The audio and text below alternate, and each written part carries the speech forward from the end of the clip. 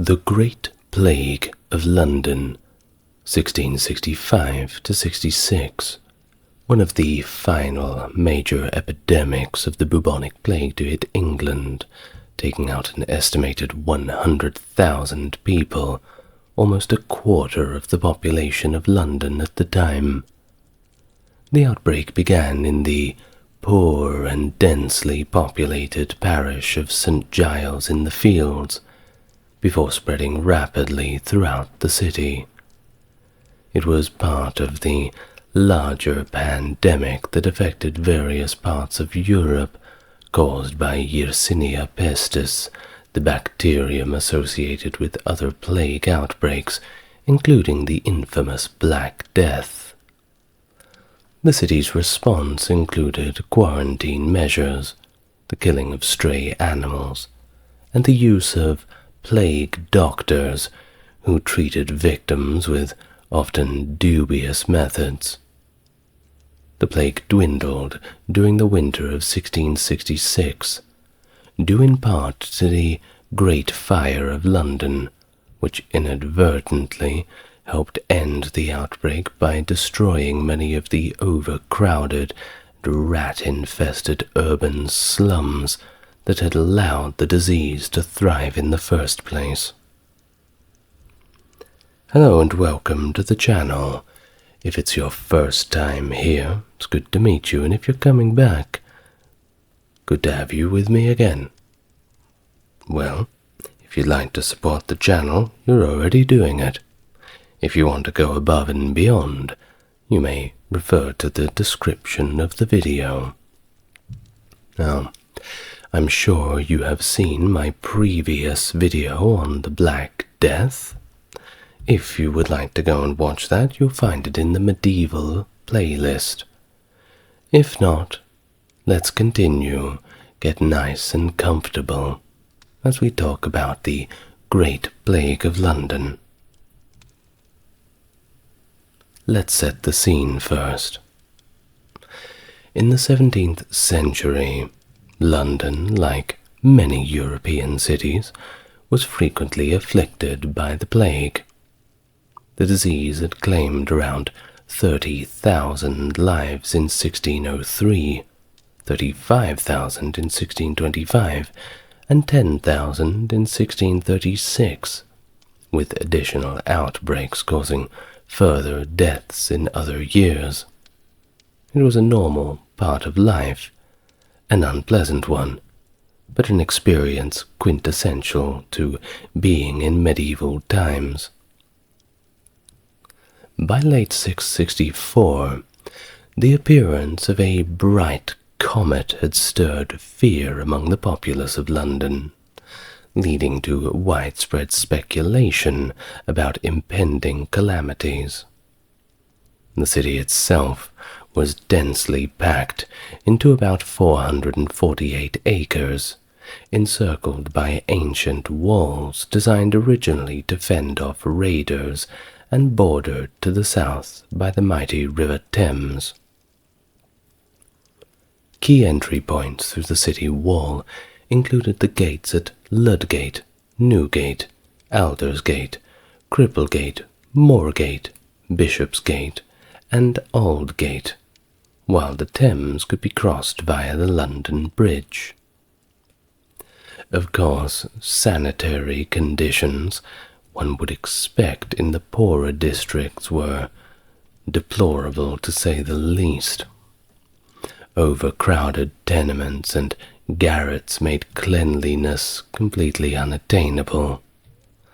Streets lacked sanitation, with open drains carrying filth along their lengths. The streets, muddied and littered with animal droppings, household waste and sewage, presented a dire public health hazard. During the summer, the refuse of course attracted swarms of flies, and in the winter the streets were awash with human waste. To mitigate the worst of this pollution, the city corporation employed rakers who would clear the filth and transported to heaps outside the city walls, where it would, of course, continue to decompose, contributing to the pervasive, overpowering stench, certainly always downwind of that. Many residents resorted to carrying handkerchiefs or nosegays to cover their nostrils, often stuffed with a few flowers to try and ease the stench. Transportation, of course, within the city was chaotic and congested, a very grim situation. While some goods like coal arrived by barge down the Thames, most supplies and traffic moved via the congested and dirty roads, and of course they moved by horses. And the more horses, well, you know. The city's gateways created bottlenecks as well, severely hampering movement, and the 19-arch London Bridge was notorious for its overcrowding. Affluent individuals often travelled in hackney carriages or sedan chairs to avoid the filth, while the less fortunate walked and risked being splashed with dirty water from the roads, slops discarded from the second stories of homes, or runoff from roofs, or perhaps even worse things being thrown out from chamber pots. Adding to the urban miasma was the choking black smoke emitted from the many factories, breweries, iron smelters, and the coal burned in approximately 15,000 dank and dingy homes. During the 17th century, London's rapid expansion pushed its boundaries beyond those ancient city walls, leading to the emergence of densely populated shanty towns. These makeshift neighborhoods, largely devoid of sanitation, were hastily constructed to accommodate the influx of artisans and tradespeople drawn to the bustling city. Despite government efforts to restrict their growth, these suburbs housed over 250,000 people. The political turmoil of the Commonwealth era saw many loyalists fleeing Britain, leaving behind numerous townhouses. These buildings were quickly occupied by newcomers, who transformed them into overcrowded tenements, where multiple families shared single rooms, leading to dilapidated conditions and rampant rat infestations. The City of London was managed by the Lord Mayor, Aldermen, and Common Councillors, but its authority did not extend to the entire metropolitan area. Surrounding the walled city were districts known as liberties, self-governing areas often linked historically to religious institutions dissolved during the earlier dissolution of the monasteries. Their secular successors retained these governance rights. By 1665, these liberties formed a protective ring known as the City and Liberties, encompassing the immediate outskirts of London. However, beyond this area lay further suburbs with their own local governance. Westminster, for example, had developed into an independent town with its own set of liberties, seamlessly connected to London through urban sprawl. Similarly, the Tower of London operated independently. Areas outside these specific jurisdictions fell under the counties of Middlesex or Surrey, depending on their location relative to the River Thames. At the time, The bubonic plague, a feared scourge, was rampant, though its origins and transmissions were mysteries still wrapped in great many layers of medieval superstition. In fact, many attributed the plague to noxious vapors from the earth, that old miasma theory, strange weather, or even unusual animal behavior. It was not until the late 19th century that Alexandre Yersin pinpointed Yersinia pestis as the bacterial culprit, with rat fleas identified as the primary vector. The definitive link between Yersinia pestis and the Great Plague of London was only established through DNA analysis in 2016, suggesting that human bodily lice may have played more significant roles in spreading the plague than previously thought. Well, to assess the impact of an epidemic accurately, it's crucial to understand the population size at risk. I mean, it's all relative. The numbers are only relative to percentages, don't you think? In the 17th century, London lacked an official census, leaving estimates based on the work of pioneering demographer John Graunt, who lived from 1620 to 74. A Fellow of the Royal Society, Graunt applied a scientific approach to demographic statistics. In 1662, he estimated London's population, encompassing the City of London, the Liberties, Westminster, and the out parishes, at approximately 384,000. This figure was derived from weekly published bills of mortality, kind of like the obituaries. By 1665, Graunt revised this estimate upwards to 460,000, though other contemporaries speculated higher numbers, such as the French ambassador who suggested 600,000, though these higher estimates lacked empirical support. In this era, there was no legal obligation to report deaths to the authorities. Instead, each parish designated 2 or more searchers of the dead, as they were called in official title, tasked with inspecting corpses to determine the cause of death. Searchers, often destitute elderly women reliant on the parish for support, charged families a small fee for each death that was reported. Their role was complicated by their frequent illiteracy and limited medical knowledge, which, paired with potential dishonesty, could skew mortality data. Typically notified by local sextons or the tolling of church bells, these searchers were excluded from official records if deaths were not reported to a church, as was often the case with non-Anglicans or Jews.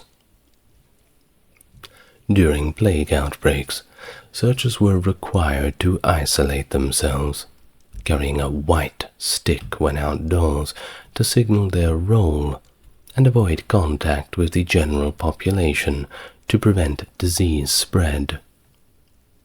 They reported their findings to the parish clerk, who then relayed the information to the company of parish clerks, the Lord Mayor, and, when the plague became a matter of more national concern, the Minister of the State.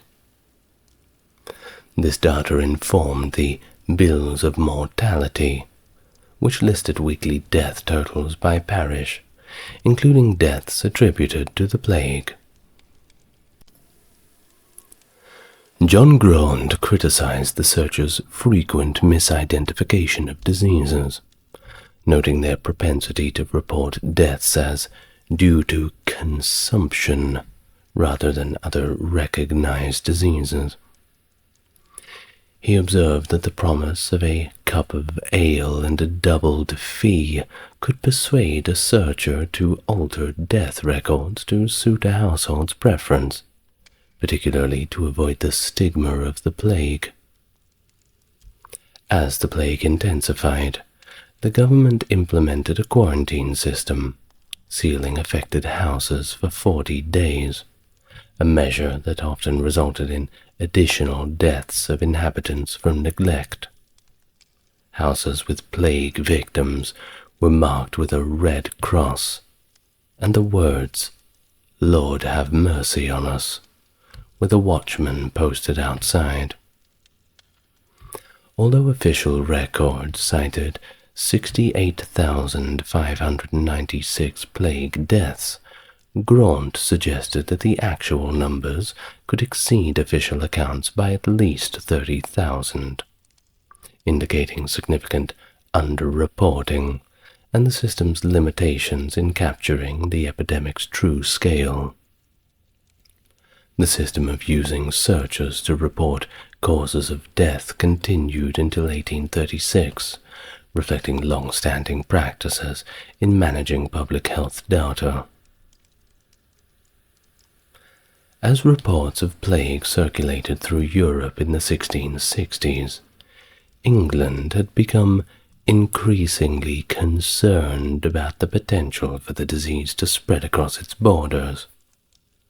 The Privy Council, recognizing the threat posed by international trade and travel, revisited historical quarantine measures that, in the past, had proven to be somewhat effective.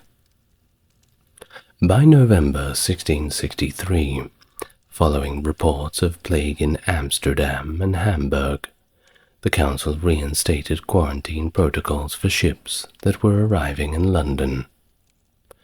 2 naval vessels were tasked with patrolling the Thames estuary to intercept any incoming ships. Those coming from ports known to be infected were required to anchor at Hole Haven on Canvey Island and undergo a Trentine, a 30-day isolation period. Only after this period could these ships proceed upriver. To ensure compliance, ships that completed their isolation or originated from ports not affected by the plague were issued with a certificate of health, allowing them to continue their journey. Additionally, a secondary inspection line was established between the forts at Tilbury on the north bank and Gravesend on the south bank of the Thames. This line served to check and pass only those ships carrying the necessary health certification. As the situation on the continent deteriorated, the quarantine period was extended in May 1664 from 30 days to 40 days. The geographical scope of the quarantine was also expanded to include ships arriving from Holland, Zeeland, and Friesland, regions within the Dutch Republic that were heavily impacted by the plague. Conversely, restrictions on ships from Hamburg were lifted in November of that year as the situation in that area improved somewhat. Starting in May, quarantine measures were similarly implemented in 29 other British ports, beginning with Great Yarmouth. These measures, though critical for public health, sparked diplomatic tensions, particularly with the Dutch Republic. The Dutch ambassador protested the severe constraints placed on trade.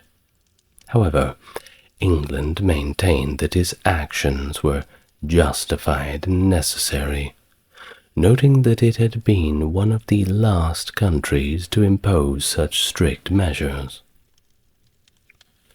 The enforcement of these regulations was rigorous. Any individual or household found to have allowed voyagers to come ashore without completing the mandatory quarantine was themselves subjected to a 40-day quarantine. This strict adherence to quarantine protocols shows the seriousness with which England approached the threat of the plague, prioritizing public health over the inconveniences to trade and international relations.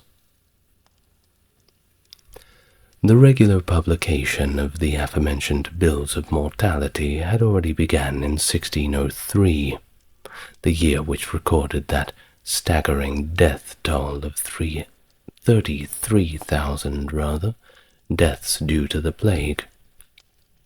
From then until 1665, there were only 4 years without any recorded cases of the plague at all. The severity of the situation was highlighted in various years. 1563 witnessed 1,000 deaths weekly in London. 1593 saw 15,000 deaths. 1625, a particularly devastating outbreak with 41,000 deaths, which was referred to at the time as the Great Plague, until the even more severe epidemic that we find ourselves speaking of now in 1665. Also, between 1640 and 46, there were 11,000 deaths, peaking in 1647 with a total of 3,597. These figures, while officially recorded, are generally considered underestimations of the actual death tolls.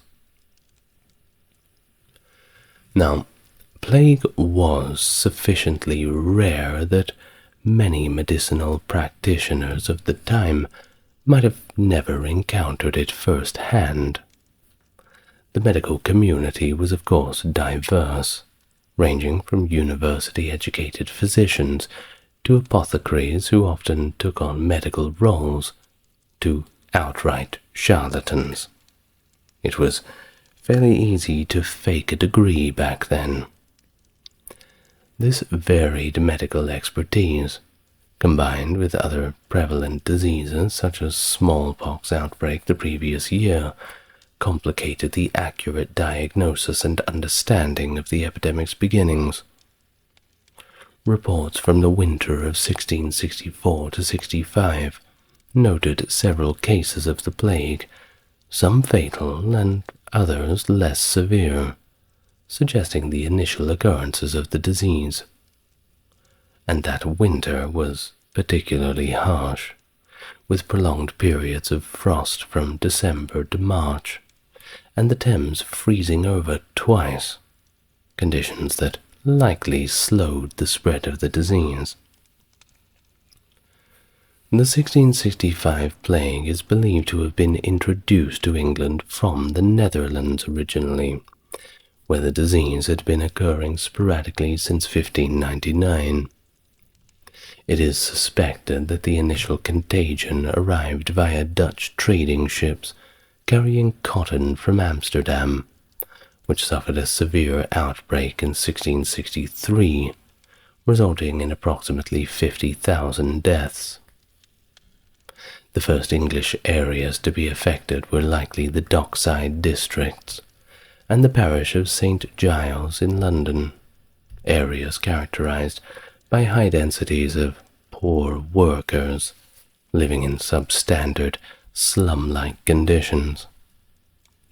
In St. Giles, 2 deaths in 1664 and 1 in February of 1665 were noted but not officially recorded as plague-related. Thus, no immediate action was taken. However, by the first 4 months of 1665, the overall mortality in London began to climb, and climb significantly.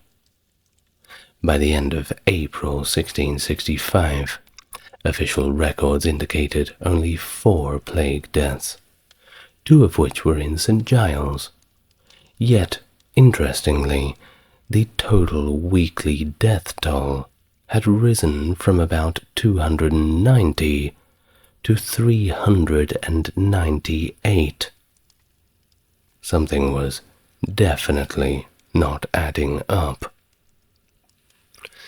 Well, despite just 3 official cases of plague in April, a number that in previous years would not have prompted significant action, the Privy Council now chose to implement household quarantines. Middlesex justices of the peace were directed to inspect suspected cases and enforce quarantine measures on confirmed ones. Similar directives were soon extended to the City and Liberties by the King's Bench. The enforcement of these measures led to unrest in St. Giles, where the community reacted violently to the sealing of the first house. A riot ensued. The door was broken down, and the quarantined inhabitants were freed. Well, the rioters, of course, faced harsh penalties for this. Additionally, instructions were issued to construct pest houses, isolated hospitals intended to treat or contain the sick.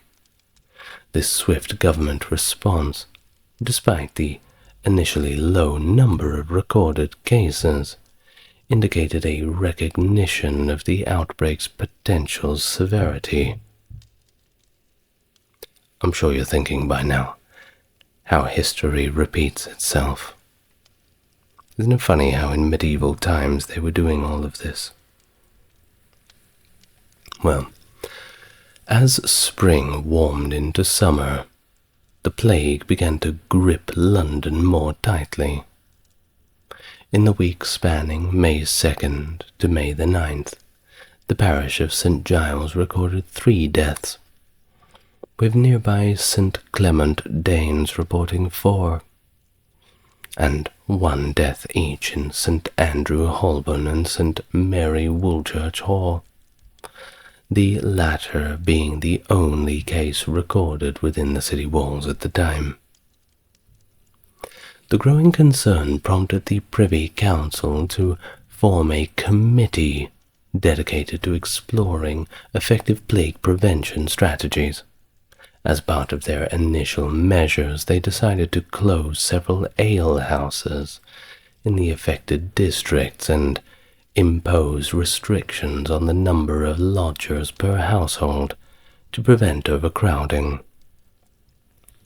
In response to the escalating situation, the Lord Mayor of London issued a proclamation mandating that all householders were responsible for keeping the streets outside their homes clean, a duty traditionally upheld by the homeowners themselves rather than the city authorities, who employed scavengers and rakers to manage only the most severe refuse issues. As the situation deteriorated, city aldermen were tasked with identifying and penalizing those who neglected this responsibility. The situation in St. Giles, where cases were particularly rising, led to more drastic measures. The area was effectively quarantined, with constables given orders to scrutinize anybody who was attempting to leave. They were to detain vagrants and anyone they suspected of carrying the plague. This period of increasing dread is captured vividly in the diaries of Samuel Pepys, a senior Admiralty official. His entries provide a crucial eyewitness to the account of the plague's impact, and on April 30th of that year, 1665, he noted the palpable fear gripping the city, writing, "Great fears of the sickness here in the city, it being said that 2 or 3 houses are already shut up. God preserve us all." Another significant literary source that offers insights into this grim period is Daniel Defoe's A Journal of the Plague Year, published almost 50 years after the event in 1722. And although Defoe was only 5 years old at the time, his narrative was enriched by the personal experience of his family members and interviews with survivors. But here is one account from a Puritan minister who was there witnessing all of this. His name was Thomas Vincent, and this is what he had wrote. It was in the month of May that the plague had first was taken notice of. Our bill of mortality did let us know but of 3 which died of the disease in the whole year before. But in the beginning of May, the bill tells us of 9. Fear quickly begins to creep upon people's hearts. Great thoughts and discourse there is in town about the plague, and they cast it in their minds whether they should go if the plague should increase. Yet, when the next week's bill signifieth to them the disease from 9 to 3, their minds are something appeased. Discourse of that subject cools, fears are hushed, and hopes take place. That the black cloud did but threaten and give a few drops, but the wind would drive it away. But when in the next bill the number of the dead by the plague is mounted from 3 to 14, and in the next to 17, and in the next to 43, the disease begins so much to increase and disperse. Now, secure sinners begin to be startled, and those who would have slept at quiet still in their nests are unwillingly awakened. End of the account from Thomas Vincent. By July 1665, the plague had engulfed the entire city of London, causing widespread panic and chaos. The affluent, including King Charles II, his family and his court, of course, hastily vacated the city. Initially retreating to Salisbury, they relocated to Oxford in September, following reports of plague cases in Salisbury. In stark contrast, many of the city's officials, including the alderman and the Lord Mayor Sir John Lawrence, chose to voluntarily remain at their posts, facing the epidemic head-on. Credit where it's due, of course. The mass exodus of the wealthy was vividly described by Daniel Defoe in later times, who recounted scenes of carts and wagons laden with goods and families, coaches filled with the gentry and horsemen in tow, all rushing away from the plague-stricken city. As businesses shuttered with the departure of merchants and professionals, the city's economic life sharply declined. But hey, with all those rich people fleeing the city, I'm sure there was opportunities for individuals to procure riches through other methods. While the crisis was further compounded by the departure of key health and spiritual leaders, Defoe lamented the absence of a significant number of clergymen, physicians, and apothecaries, who were crucial in managing the escalating crisis. However, it was of course not just the affluent who sought refuge. The poorer residents, too, were equally as terrified, and many attempted to flee. Yet, unlike the wealthy, the poorer faced considerable obstacles in leaving. The city authorities required anyone leaving to possess a health certificate signed by the Lord Mayor, which grew increasingly difficult to secure as the epidemic worsened. course, the rich always have their way of procuring certificates, but the impoverished had little choice but to leave behind their homes and means of livelihood, facing an uncertain future. As the summer progressed and the death toll rose, the situation became dire for these refugees. Villagers outside of London, initially receptive, began to resist the influx of displaced city dwellers, fearing the spread of the contagion. With or without health certificates, these individuals were often turned away at village boundaries, forced to avoid towns, and traverse the countryside. Lacking shelter or resources, many resorted to scavenging and theft to survive. Tragically, numerous refugees perished under harsh conditions of starvation and dehydration during the exceptionally hot summer, their fates marked by desperation and sorrow. Definitely backed into a corner, weren't they? Feel sorry for them. Well, by the end of July 1665, the plague had reached catastrophic levels in London. The weekly bill of mortality recorded a staggering 3,014 deaths, with 2,020 of them attributed to the plague, although these figures likely underrepresent the actual death toll. In comparison, deaths in other years during the same period typically totaled around 300, so this was pretty much 10 times as worse. As the epidemic escalated, London's traditional burial grounds were of course quickly overflowed, prompting the grim necessity for mass graves. Cart drivers roamed the streets with the chilling call of "Bring out your dead," collecting bodies to be dumped in communal pits. The sheer volume of deaths overwhelmed the city's capacity to manage the crisis discreetly.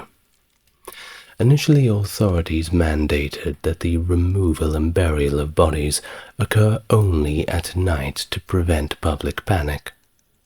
However, the death toll soon outpaced the availability of cart drivers, leading to corpses piling up against house walls. Necessity forced a return to daytime collection, and the burial pits swelled with decomposing bodies. In the parish of Aldgate, workers dug a massive grave near the churchyard, 50 feet long and 20 feet wide.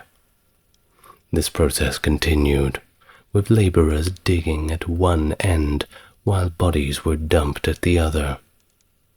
Eventually, the pit was extended downwards until it reached groundwater at 20 feet, ultimately containing 1,114 corpses.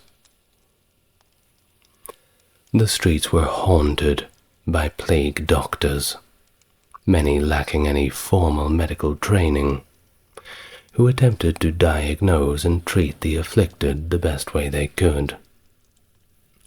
Despite organized efforts by city officials who hired physicians and structured burial operations, the rapid spread of the disease fueled widespread panic. Misunderstandings about the plague's transmission led to drastic measures. The city corporation ordered the killing of countless dogs and cats, mistakenly believing that they might carry the disease. This action inadvertently may have prolonged the outbreak by reducing the natural predators of rats that carried the plague-bearing fleas. Authorities also advocated for environmental remedies based on the miasma theory, which posited that bad air spread the disease. Giant bonfires were lit in the streets, and residents were instructed to keep their home fires burning continuously in the hopes of purifying the air.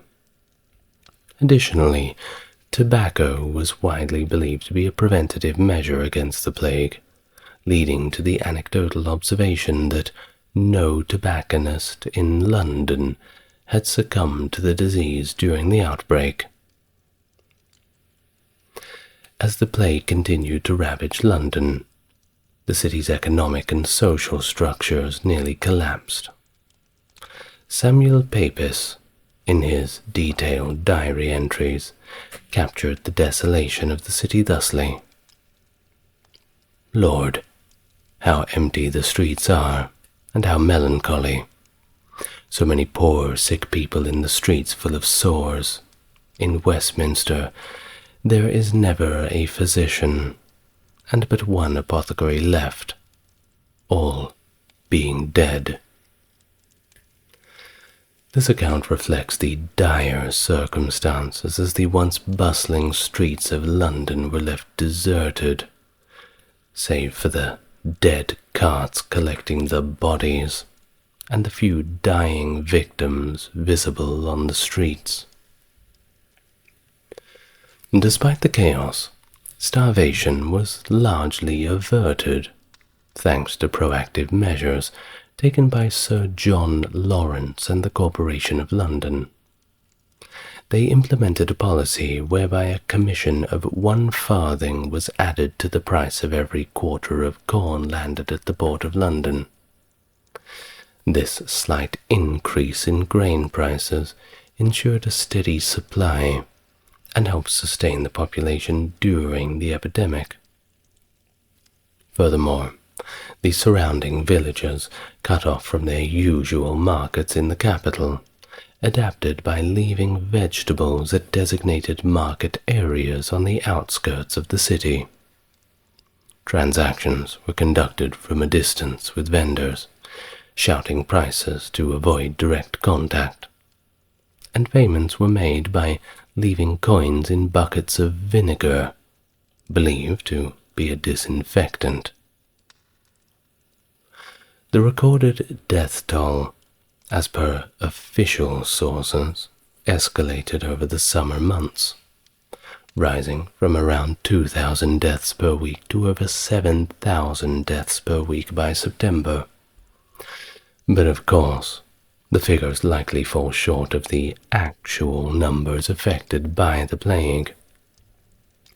The reliability of these records was compromised by the high mortality rate among sextons and parish clerks responsible for maintaining them. Additionally, certain communities like the Quakers did not cooperate with official record keeping, and many of the city's poorest residents were just thrown into mass graves without any formal record of their deaths. The scale of the epidemic is further obscured by the fact that only deaths were documented, with no records of those who contracted the plague and recovered. Moreover, the subsequent Great Fire of London in 1066 destroyed many of the remaining records. In those few districts where records were preserved, documented plague deaths range from 30% to over 50% of the population, indicating the devastating impact of the disease where it was most intensely felt. Well, we have another passage from Thomas Vincent, yes, the one aforementioned. It goes like this. It was very dismal to behold the red crosses, and read in great letters, "Lord, have mercy upon us," on the doors, and the watchmen standing before them with halberds, people passing by them so gingerly, and with such fearful looks as if they had been lined with the enemies in ambush to destroy them.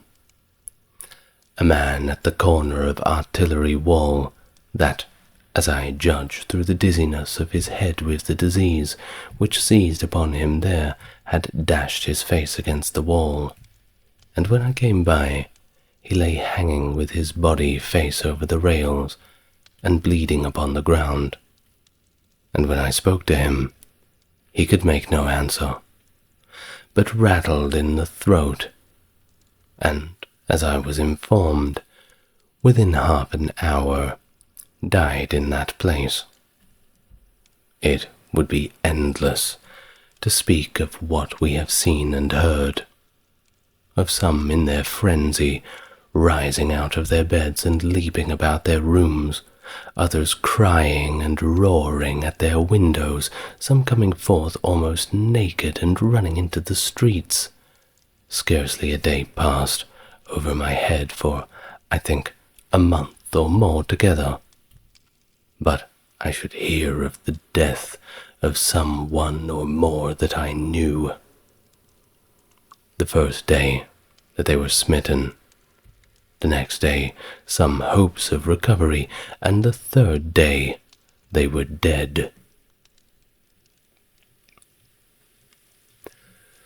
The 1665 plague outbreak, while the most devastating in London, also left its mark on various other regions of England. One of the most poignant episodes occurred in the village of Eyam in Derbyshire. It is believed that the plague was introduced to Eyam by a merchant who received a parcel of cloth from London, unknowingly contaminated with the disease. Realizing the potential danger, the villagers of Eyam took the extraordinary step of self-imposing a quarantine to prevent the spread of the plague to neighboring areas. This act of self-sacrifice had dire consequences. Approximately a third of Eyam's population succumbed to the disease over the next 14 months. The plague also significantly impacted other regions, including Derby and Norwich, which experienced severe outbreaks. In contrast, the city of Bristol managed to mitigate the worst effects of the plague through diligent efforts by its city council. During the outbreak from April to September of 1666, Bristol maintained a relatively low death rate of about 0.6%. That's pretty good. This was a remarkable achievement given the rampant spread of the plague in many other cities during the same period. These varied responses highlight the different strategies and levels of success in managing the public health crisis. The story of Eyam in particular remains a testament to the extraordinary measures that some communities took to try to halt the spread of this devastating epidemic. Well, by the late autumn of 1665, the death toll from the plague in London had begun to wane, leading to February 1666, when it was deemed safe enough for King Charles II and his court to return to the city. This return sparked a resurgence of life in London. The gentry arrived in carriages, loaded with their possessions, and key societal functions resumed. Judges returned to Windsor to convene in Westminster Hall, and Parliament, adjourned since April of the previous year, finally reconvened in September of 1666. The city's streets and marketplaces, once emptied by the plague, once again buzzed with activity, as trade rejuvenated and businesses finally reopened. London once again became a beacon for those seeking opportunity, leading Lord Clarendon to remark in March of 1666 on the city's restored vibrancy. While the plague's intensity had diminished, sporadic cases did persist into the mid-1666. The Great Fire of London, however, in September of that year, which devastated much of the city of London, was actually believed by some contemporaries to have helped extinguish the epidemic. I mean, you can't die from plague if you've died from the fire, right? Good logic. However, historical analysis, in hindsight, suggests the plague had largely receded before the fire occurred, with most post-fire plague cases reported in the suburbs and not the fire-ravaged city centre.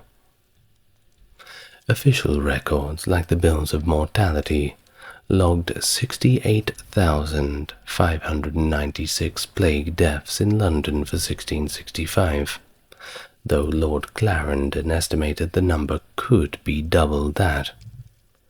The countrywide death toll for the plague in that same year and the following year of 1666 was estimated by Dr. Thomas Gumble to be around 200,000. Thus, the plague of 1665 to 66 marked the last major outbreak of bubonic plague in Great Britain, with the last recorded plague death occurring around 1679.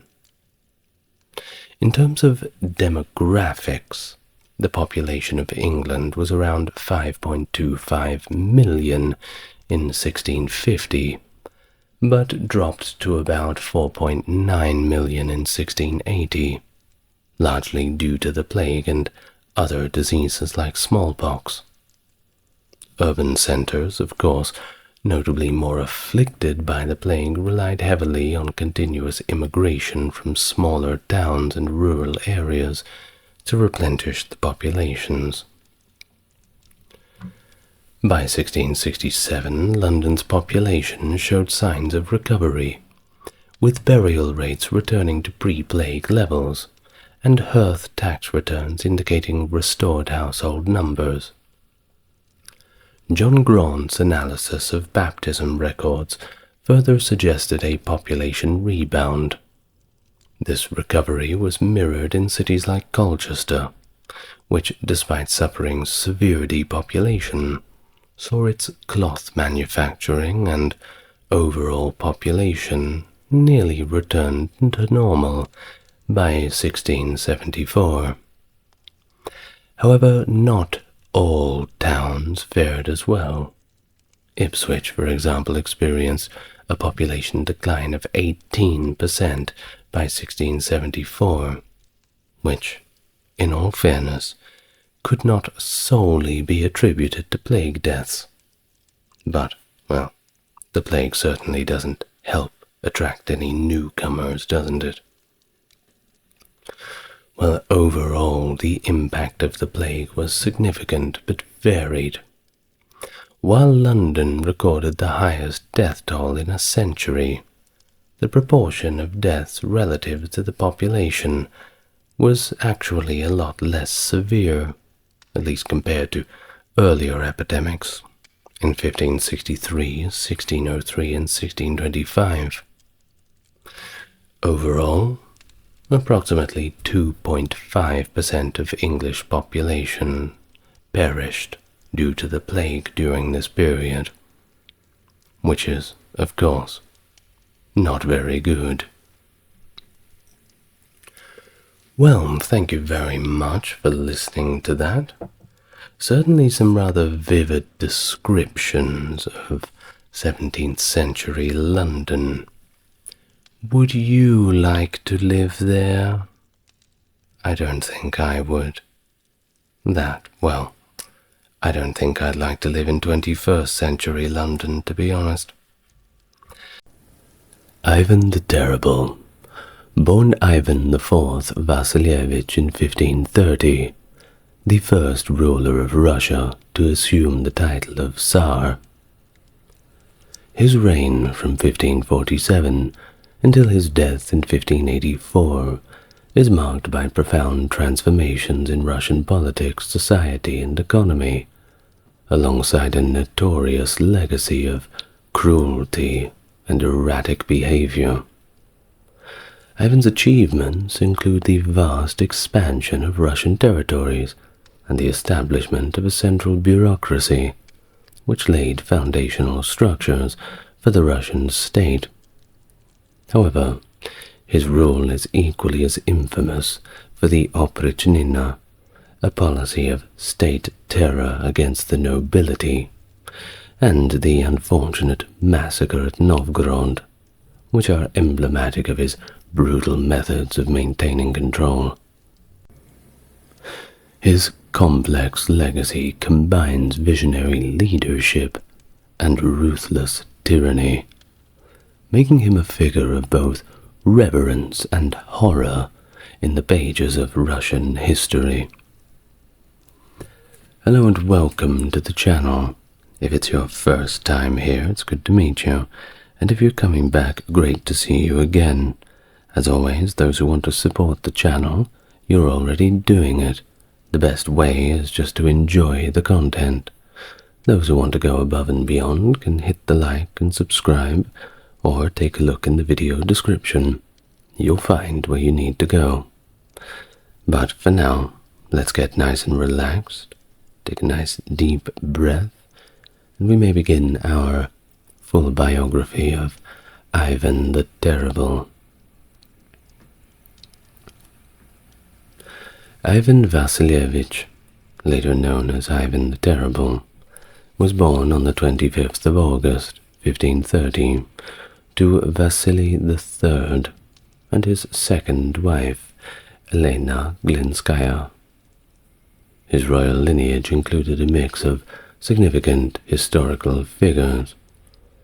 His paternal grandmother, Sophia Palaiologina, was a Byzantine princess from the Palaiologos family, which included the final Byzantine emperor Constantine XI.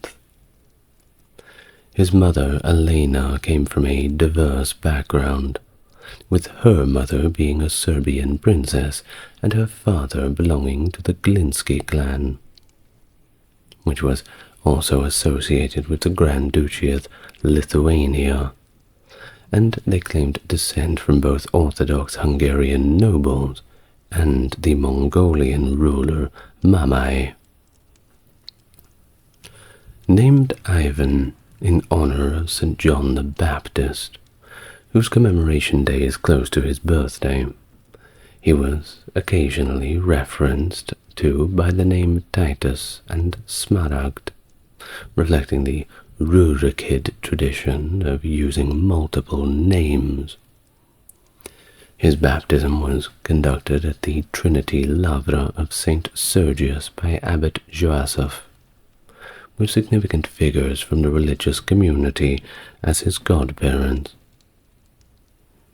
But tragedy struck in the early days of his life, when his father died from blood poisoning.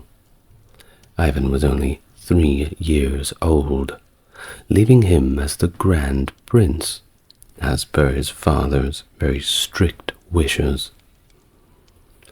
His mother, Elena, initially took on the role of regent, but her untimely death in 1538, granted under suspicious circumstances believed to be poisoning, left Ivan in the care of the feuding boyar families.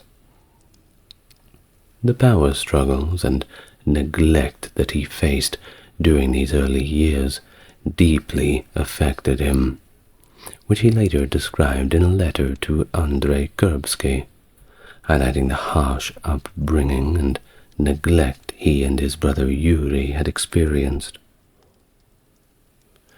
On the 16th of January, 1547, at only 16 years of age rather, Ivan was crowned the Tsar of all Russia in a grand ceremony at the Cathedral of the Dormition in the Moscow Kremlin. This event marked a significant evolution in the Russian monarchy, elevating the title from Grand Prince, which had been used by Moscow's rulers, to Tsar, reflecting his grandfather Ivan III's ambitions to affirm the sovereignty of Moscow over all of Russia. During the coronation, Metropolitan Macarius anointed Ivan and adorned him with the royal regalia, including the cross of the life-giving tree, the balmas, and the famed cap of monarch, symbolizing his new authority. This pivotal moment declared Ivan as the supreme ruler of Russia, with a divine right to rule, echoing the roles of historical Caesars and Khans. In fact, it's suggested that this new title not only solidified his political authority, but also placed him on a kind of divine pedestal, aligning him with the theological concept of God's earthly representative. Thus, Ivan's rule took on a sacred dimension, portraying him as a chosen figure destined to lead his people. Only 2 weeks after his coronation, Ivan further solidified his royal status by marrying Anastasia Romanovna from the influential Romanov family, establishing a dynastic connection that would later see the Romanovs themselves come to prominence. In an effort to place the Russian monarchy on equal footing with the royal houses of Europe, such as the Habsburgs, Ivan and his successors adopted mythologized genealogies. These linked them to ancient Roman lineage and other noble ancestors, thereby enhancing their prestige both domestically and internationally. Now, Ivan IV in particular was keen on promoting his supposed descent from the legendary Rurik, and even a fabricated brother of Emperor Augustus, aiming to underscore his Germanic roots and distinguish his heritage from that of the traditional Rus princes. This maneuver was part of a broader strategy to protect the image of a venerable and historically rooted Russian state on the grand European stage. The early years of his reign were marked by significant administrative reforms and modernization efforts that profoundly changed the structure of Russian governance and society. One of his major reforms was the revision of the law code with the Sudebnik of 1550, streamlining legal processes and laying the groundwork for a more centralized and organized state. Additionally, he established Russia's first standing army, known as the Streltsy, to strengthen his military presence. In a move to enhance the governance structure, Ivan created the Zemsky Sobor, the first Russian parliament, which was an assembly of feudal states. He also formed the Chosen Council, a body of nobles to advise the Tsar. Further bolstering the Church's position, the Council of the 100 Chapters was convened to standardize church regulations and rituals across Russia. These efforts were complemented by the introduction of local self-governance in rural areas, particularly in the northeast. However, Ivan's reign also saw moments of severe health and profound mistrust. In 1553, during a severe illness, Ivan's request for the boyars to pledge loyalty to his infant son was met with hesitation, exacerbating his distrust towards them and leading to a period of violent purges within the highest ranks of the church and nobility. Simultaneously, he embraced technological advancements by establishing the Moscow Print Yard in 1553, which of course brought the first printing press to Russia. This initiative sparked initial resistance and culminated in the arson of the facility, forcing the pioneers of Russian printing, being Ivan Fedorov and Pyotr Myslavets, to flee to Lithuania. Despite these challenges, printing did resume in 1568 under Andronik Timofeyevich Neveja and his son. One of Ivan's most famous architectural commissions was the construction of St. Basil's Cathedral in Moscow, commemorating the conquest of Kazan. Contrary to the persistent legend that Ivan blinded the architect Postnik Yakovlev to prevent him from creating anything comparable in beauty, Yakovlev's later works, including contributions to the Kazan Kremlin and other religious edifices, confirm his continued involvement in significant projects. In the latter half of his reign, Ivan faced mounting challenges, including poor harvests, devastation from his Oprichnina policies, which we'll get to, frequent Tatar raids, and ongoing, seemingly never-ending wars. These issues, combined with a growing population, led to a severe socio-economic crisis and set the stage for the eventual institution of serfdom under Tsar Boris Godunov. These laws, initially restricting peasant mobility, laid the groundwork for serfdom's formal establishment in 1597. Well, before we get to all of that, we must say that the 1560s in general were a pretty chaotic decade for Russia, marked by misfortune after misfortune that profoundly impacted both the nation and Ivan personally.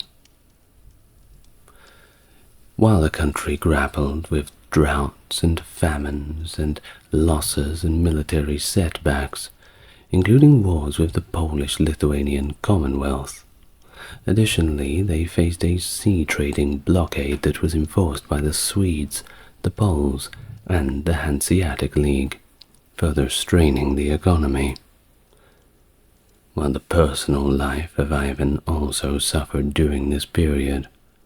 The death of his beloved wife, Anastasia Romanovna, in 1560, suspected to be from poisoning, deeply affected him, exacerbating his distrust towards the nobility. The suspicion intensified when one of his closest advisors, Prince Andrei Kurbsky, defected over to the Lithuanian side, leading attacks against Russian territories. These events likely contributed to Ivan's growing paranoia and his increased erratic behavior. In a dramatic move, on December 3, 1564, Ivan left Moscow for Alexandrova Sloboda, declaring his abdication in 2 letters where he cited the treachery and corruption of not just the aristocracy, but the clergy. While the boyar court, paralyzed in his absence and fearful of potential chaos, sent envoys to plead with Ivan to return. Ivan agreed, but only under the condition that he be granted absolute authority, including the right to execute and confiscate the estates of traitors without interference from the boyar council or the church.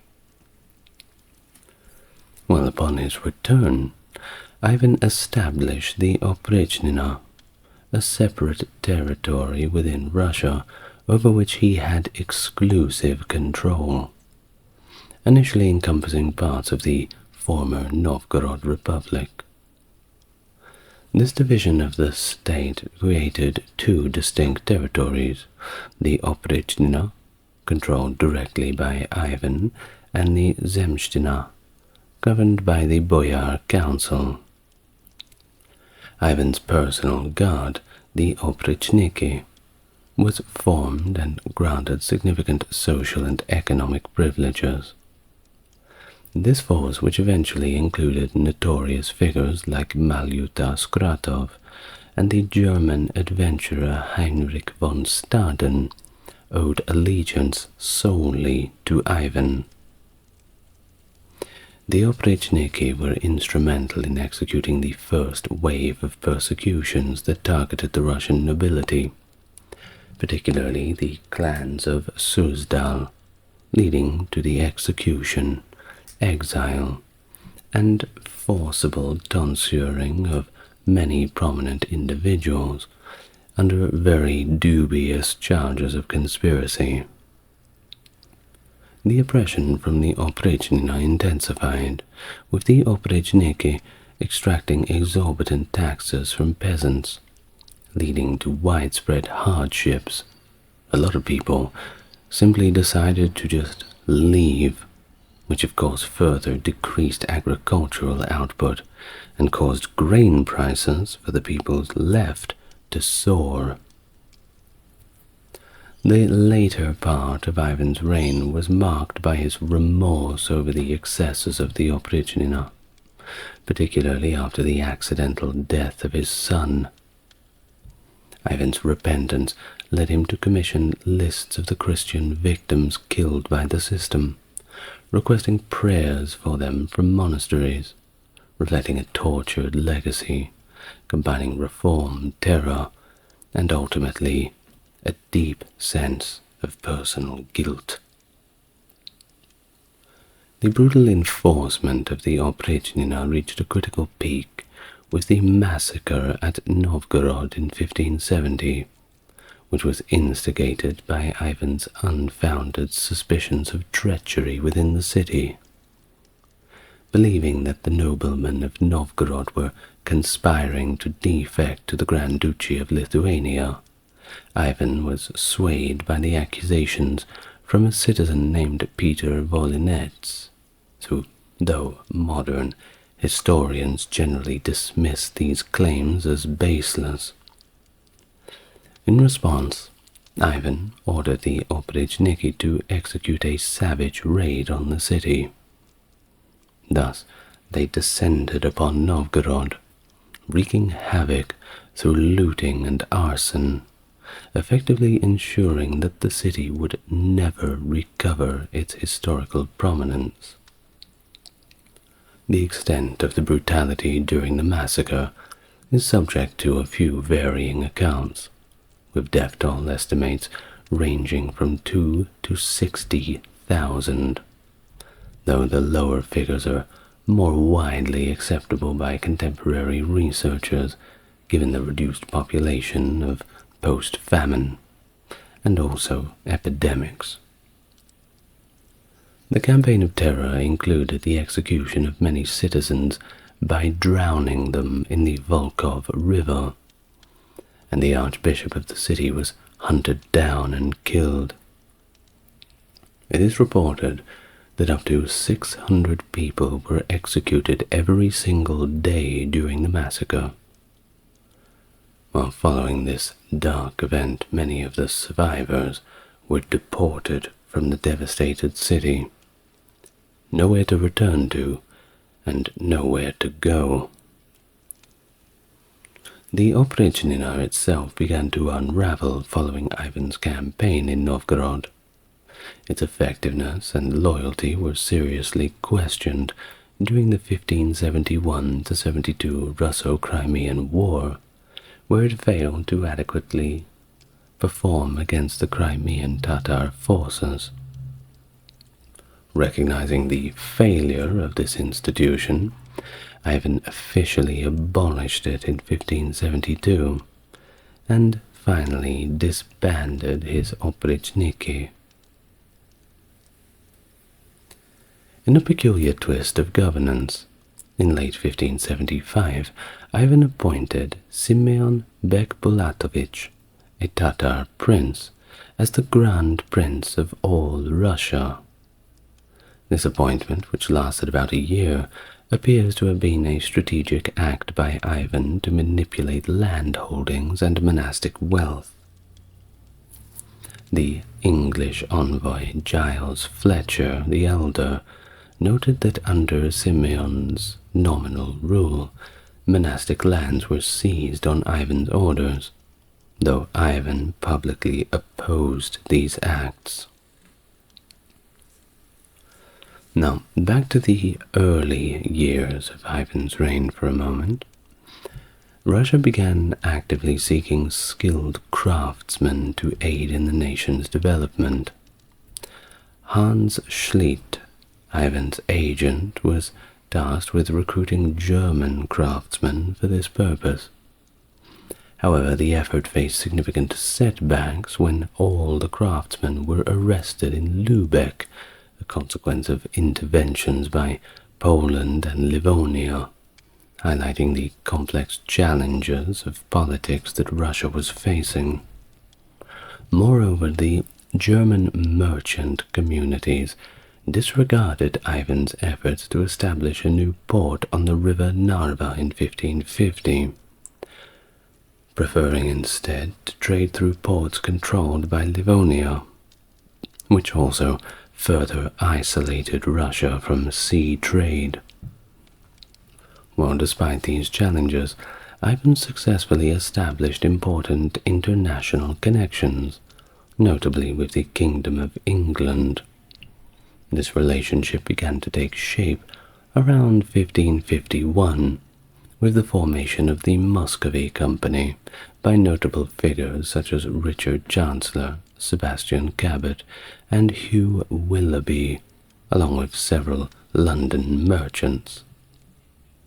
The company was granted significant privileges, including exemption from customary trading tariffs, which facilitated English access to the Russian market through the port of Arkhangelsk and the White Sea, open to them with Ivan's permission.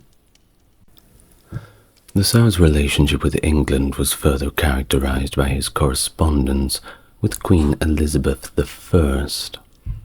These communications initially centered around commerce, but Ivan's interests also included potential military alliances.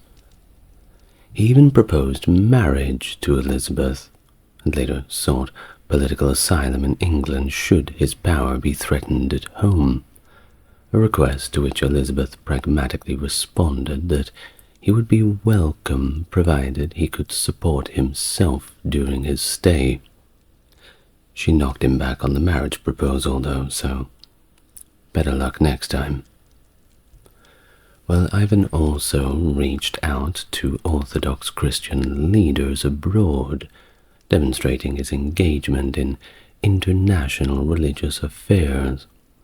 In 1558, he responded to a request from Patriarch Joachim of Alexandria for aid to the St. Catherine's monastery in Sinai, which was under threat from the Turks.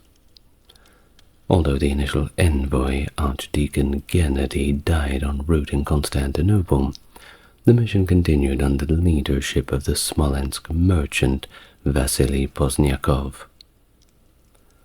This delegation not only delivered a fur coat and an icon from Ivan, but also left detailed accounts about their travels through Alexandria, Cairo, and the Sinai.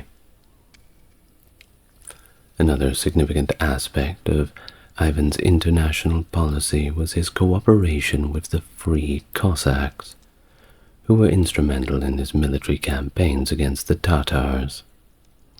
This collaboration began around 1549, when Ivan commanded the Don Cossacks to launch attacks on Crimea. The alliance with the Cossacks, facilitated through the Posolsky Prikaz, or the Foreign Affairs Department, involved Moscow providing financial and military support, while respecting the autonomy of the Cossacks, thereby strengthening Russia's military capabilities on its southern frontier. Now, during Ivan's childhood, if we can wind it back a little bit, the northeastern regions of Russia faced frequent raids from the Kazan Khanate. In response to these incursions, a strategic defensive and offensive strategy was employed against the Tatars. In 1540, the Crimean Khan, allied with Safa Girai of Kazan, launched an invasion into Russian territory. The Russian defense, aided by the Kasim Tatars, managed to halt the advance near Murom, forcing Safa Girai to retreat. Girai's failed invasion weakened his authority in Kazan, and a faction favorable to Russia led by Shagali gained significant support. By 1545, Ivan actively supported this pro-Russian group, staging a military show of force along the river Volga. The Russians continued to solidify their position in the region by negotiating neutrality with the Nogai horde in 1551, and receiving submissions from local tribes such as the Arbegs and Udmurts. The same year, the strategic fort of Sviazk was constructed from prefabricated wooden parts transported down the Volga from Uglik. This fort served as a crucial military base in the subsequent campaign against Kazan in 1552. Under the leadership of Prince Alexander Gorbaty-Shuisky, the Russian forces employed battering rams, siege towers, tunneling, and a significant artillery contingent of 150 cannons. They managed to cut off the city's water supply and breach its walls, leading to the fall of Kazan on the 2nd of October in 1552. The city was sacked thoroughly, and its defenses were destroyed.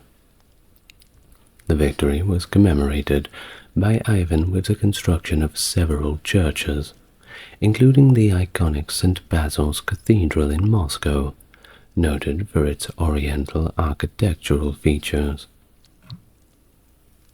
The capture of Kazan marked the beginning of further conflicts, known as the Cheremis Wars with local populations along the Middle Volga, which were quelled only after harsh military campaigns. By 1557, the First Cheremis War concluded, and the Bashkirs acknowledged Ivan's rule. Subsequent campaigns in 1554 and 56 led to the conquest of the Astrakhan Khanate, strategically located at the mouth of the Volga, securing Russian control over the entire river and access to new territories and trade markets. The newly built fortress in Astrakhan in 1558 by Ivan Virodkov replaced the former Tatar capital, solidifying Russian influence in the region even more. In 1568, under the guidance of Sokollu Mehmed Pasha, the Grand Vizier of the Ottoman Empire, and the effective administrator under Sultan Selim II, the Ottoman Empire began to engage more directly with what would become a significant northern adversary, that being, of course, the Russians. This engagement marked the onset of a tumultuous period in the history between the two empires. One of the ambitious projects envisioned by the Ottomans was to connect the Volga and Don rivers by a canal, enhancing their strategic and economic control of the region. By the summer of 1569, the Ottomans dispatched a formidable military force to the region, comprising 1,500 Janissaries, 2,000 Sipahis, and several thousand Azabs and Akinsis, under the command of Qasim Pasha. Their objectives were twofold: to lay siege to the recently conquered Russian city of Astrakhan, and to initiate the construction of the proposed canal linking the Volga and the Don. Concurrently, an Ottoman fleet was deployed to besiege Azov, aiming to cut off Russian access to the south. Despite these aggressive maneuvers, by early 1570, diplomatic efforts took a turn towards reconciliation. Ivan sent ambassadors to Constantinople to negotiate a treaty that aimed to restore amicable relations between the Tsar of Russia and the Sultan of the Ottoman Empire. The envoys were instructed to assure Sultan Selim that Tsar Ivan IV was not antagonistic towards Islam, highlighting that his service included prominent Muslim leaders such as Sain Bulat, who ruled the Khanate of Kasimov. Additionally, they named other Muslim princes under Russian dominion like Prince Kaibula in Yuriev, Embark in Suroshk, and various Nogai princes in Romanov, demonstrating a multicultural and multi-faith governmental approach under Ivan's rule. These diplomatic efforts successfully mitigated the tensions for a while, laying the groundwork for a temporary peace between the two empires. In 1558, Ivan initiated the Livonian War, aiming to secure access to the Baltic Sea and its lucrative trade routes.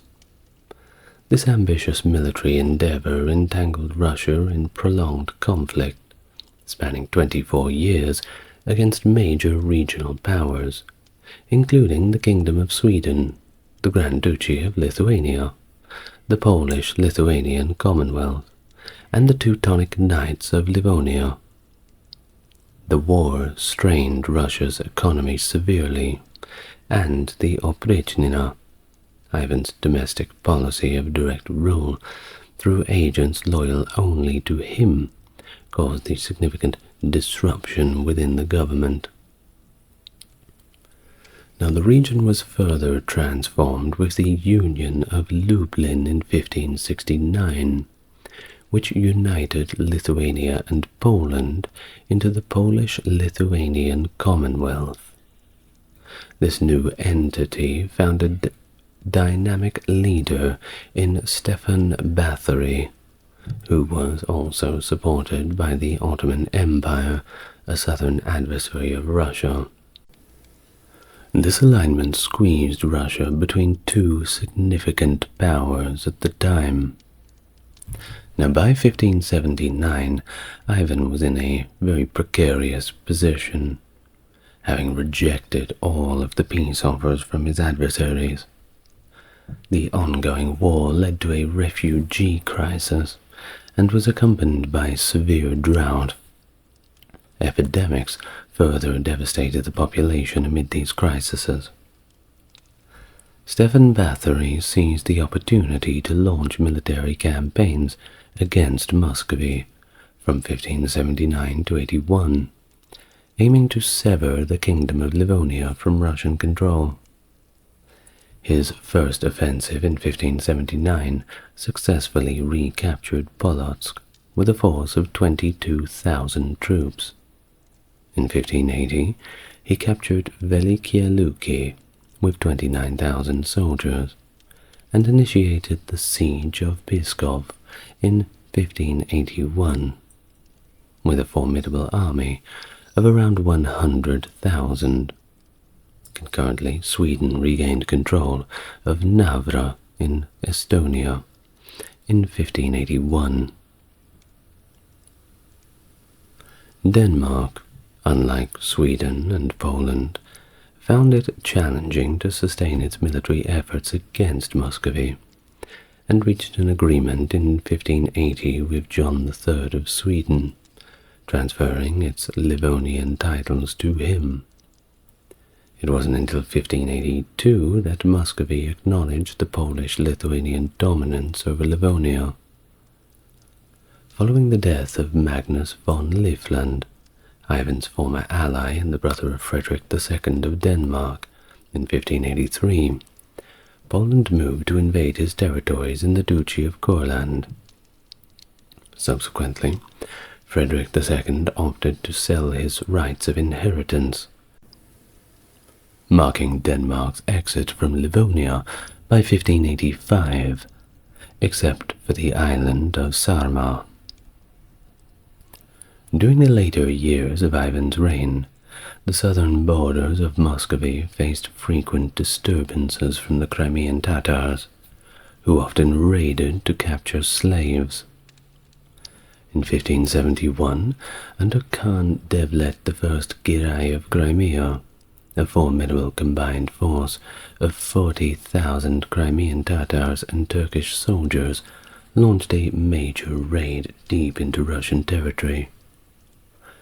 Due to the ongoing Livonian War, Moscow's defenses were severely weakened, with only about 6,000 troops available.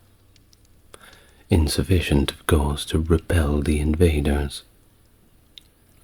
Devlet Girai, of course, exploited this vulnerability, ravaging the Moscow region, leading to widespread destruction and the devastating Fire of Moscow, which historians estimate killed between 10 and 80,000 people.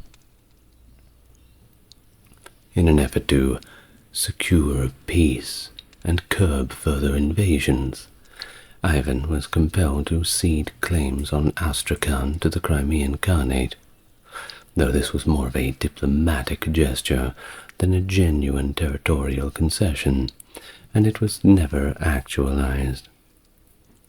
Frustrated and seeking retribution, Ivan initiated military preparations between 1571 and 72, fortifying the region between the Oka River with the innovative Zasenchnia Cherta defense line. In 1572, Devlet Girai embarked on another large-scale raid towards Moscow, bolstered by Turkish janissaries with firearms and cannons. While despite being outnumbered, the Russian forces, led by Prince Mikhail Vorotinsky, were well prepared and battle-hardened. The Russian troops, now unified and no longer divided between Oprichnina and Zemstina forces as in the previous year, managed to put up a more cohesive defense. On the 27th of July, as the Crimean horde breached the Oka River defenses and advanced towards Moscow, they were harassed from behind by Prince Khvorostinin's regiment. With the Tatars just 30 kilometers away from Moscow, a decisive engagement unfolded near the village of Molody. After several days of intense combat, on August the 2nd, Vorotinsky executed a flanking maneuver, while Khvorostinin led a sortie, collectively crushing the Tatar forces in a single victory. The battle effectively ended the Tatar threat to central Russia, but despite his military success, Vorotinsky's fate was grim. In the following year, Ivan, who had remained distant in Novgorod during the battle, controversially had Mikhail Vorotinsky killed, reflecting the Tsar's brutal and increasingly paranoid leadership style.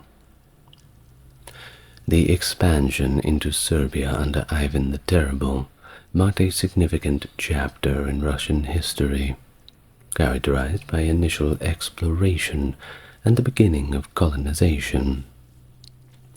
After the conquest of Kazan in 1552, Ivan's attention turned further eastward. In 1555, the Serbian Khan Yadigar, along with the Nogai horde under Khan Ismail, declared their allegiance to Ivan, hoping for his support against their adversaries. However, When Yadigar failed to deliver the promised tribute, Ivan refused to assist him, leading to Yadigar's downfall and assassination by Khan Kuchum in 1563. Kuchum then refused to pay tribute to Moscow, marking a shift in the region's allegiance and control.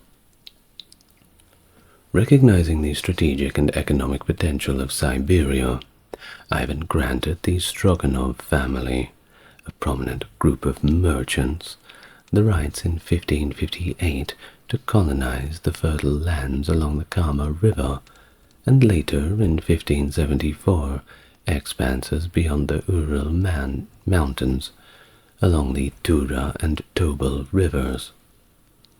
The Stroganovs were also permitted to establish fortifications along the Ob and Irtish rivers to protect their new territories. To secure their holdings against the rising threat of Khan Kuchum and to assert Russian interest in Siberia, the Stroganovs hired Yermak Timofeyevich, a Cossack leader, around 1577. Yermak embarked on an ambitious campaign in 1580 with a band of 540 Cossacks to conquer Siberia, which was under the dominion of Kuchum at the time. He strategically coerced and convinced various Siberian tribes through a mix of better allegiance terms of force to shift their loyalties from Kuchum to Moscow. Yermak's initial successes, including the pivotal victory at the Battle of Chuvash Cape, were significant, yet he soon found himself in need of reinforcements. His plea for support resulted in a formal acknowledgement from Ivan, although the promised military aid ended disastrously, with the reinforcements perishing from starvation. Thus, the conquest of Yermak was short-lived, as he met his end in a bloody battle, and his forces, demoralized and depleted, retreated from Siberia. But it wasn't until after Ivan's death in 1586 that Russian forces, recognizing the strategic importance of the region, returned and established a lasting presence in Siberia, founding the city of Tyumen. This marked the beginning of Russia's vast expansion across the Siberian region. Now, a little bit more about Ivan's religious stance. You see, he was a ruler that was deeply influenced by his understanding of Christian orthodoxy, though his interpretations were uniquely and brutally personal. For example, he believed fervently in the divine right of kings, of course, viewing himself as a sovereign with the God-given authority to wield unrestricted power, a belief that was reflected in his harsh governance and the extreme punitive measures he employed, which included drowning, roasting, and torturing people with boiling or freezing water. These actions were justified in his eyes as divine punishments, akin to the torments of hell, aligning himself with the archangel Michael, whom he saw as a symbol of righteous retribution. These religious convictions also led him to boldly interfere in church affairs, despite the typical sacrosanct nature of such positions within Orthodox Christianity.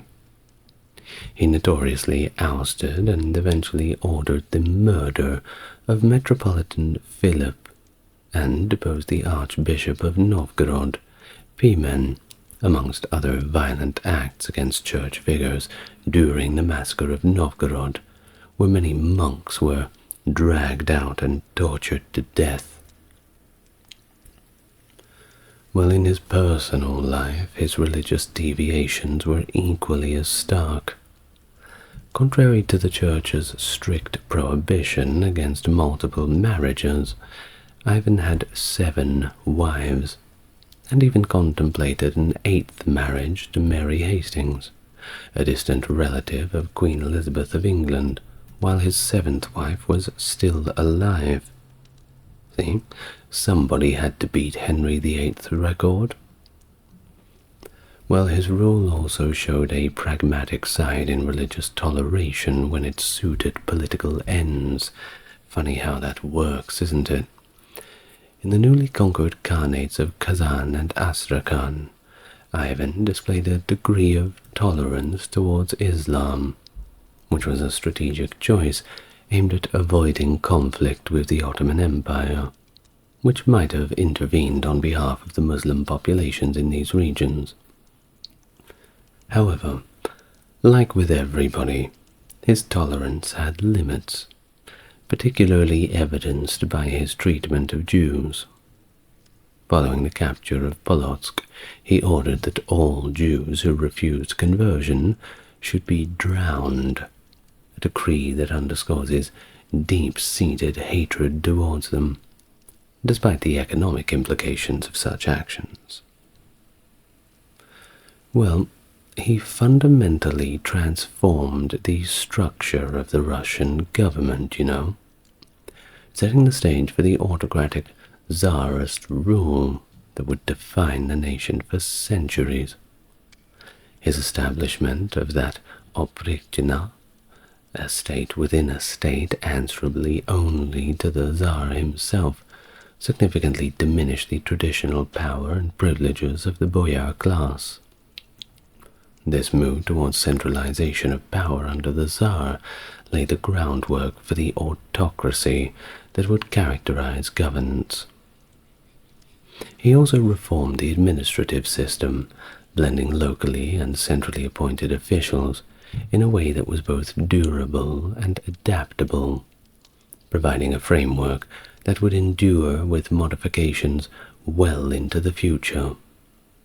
He strategically bypassed the older systems that ranked boyar families according to their seniority, and instead filled administrative positions with his own supporters from the minor gentry. This not only secured his power, but began to shift the political culture of Russia towards a more merit-based system.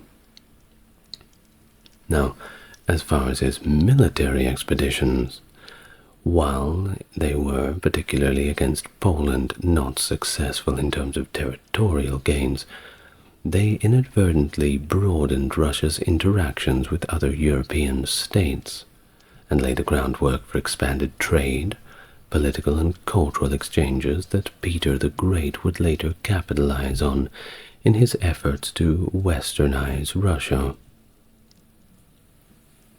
However, his domestic policies, especially his economic management, were less successful. Inheriting a government already burdened with debt, Ivan implemented a series of heavy taxes to fund his military campaigns. These were unpopular and exacerbated economic difficulties at home. His incessant wars depleted the nation's resources and manpower, pushing the economy to the brink of collapse. The resultant economic instability,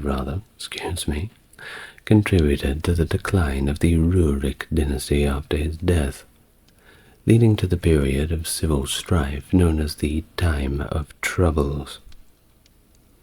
His legacy, therefore, is somewhat of a mixed one, marked by significant political and administrative reorganization, but also by economic ruin and instability that cast a shadow over Russia for quite a long time after his death. And speaking of his death, on March 28, 1584, while playing chess with one Bogdan Belsky, he suddenly had a stroke. That's right, and passed away. His death left the throne to his less capable middle son, Fyodor. Feodor, who lacked strong leadership qualities and died without heirs in 1598, marked the onset of more turbulent times. Cold, cold days in a cold, cold country. Well, thank you very much for listening. Ivan the Terrible, Certainly, I can think of more terrible people than him. Mary I of England, also known as Bloody Mary, remembered for her vigorous attempts to reverse the Protestant Reformation initiated by her father, Henry VIII. She restored Roman Catholicism as the state religion, a move that led to the Marian persecutions, in which hundreds of Protestant leaders and followers were executed, earning her famous nickname. But despite the harsh religious policies, Mary also made significant contributions to English administrative and naval development, continuing the consolidation of royal power and enhancing the kingdom's naval capabilities. Her marriage to Philip II of Spain aimed to strengthen Catholic alliances, but proved to be unpopular among her subjects, and had no lasting political impact due to their failure to produce an heir. Mary's reign, though brief and chaotic, significantly impacted the religious landscape of England, and is a tale that I believe that is worth telling. So welcome to the channel.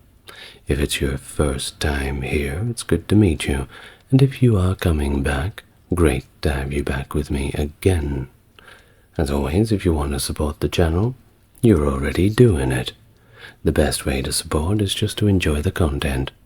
But if you really want to support the channel, a like and subscribe and looking in the video description may get you to where you need to go.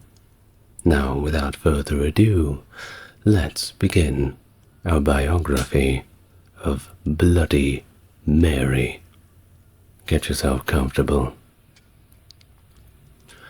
Mary was born on February the 18th, 1516, at the Palace of Placentia in Greenwich, England, as the only child of King Henry VIII and Catherine of Aragon, who survived past infancy. Oh, by the way, her father was notorious for having 6 wives.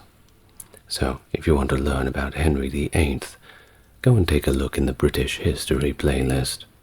Quite an interesting character.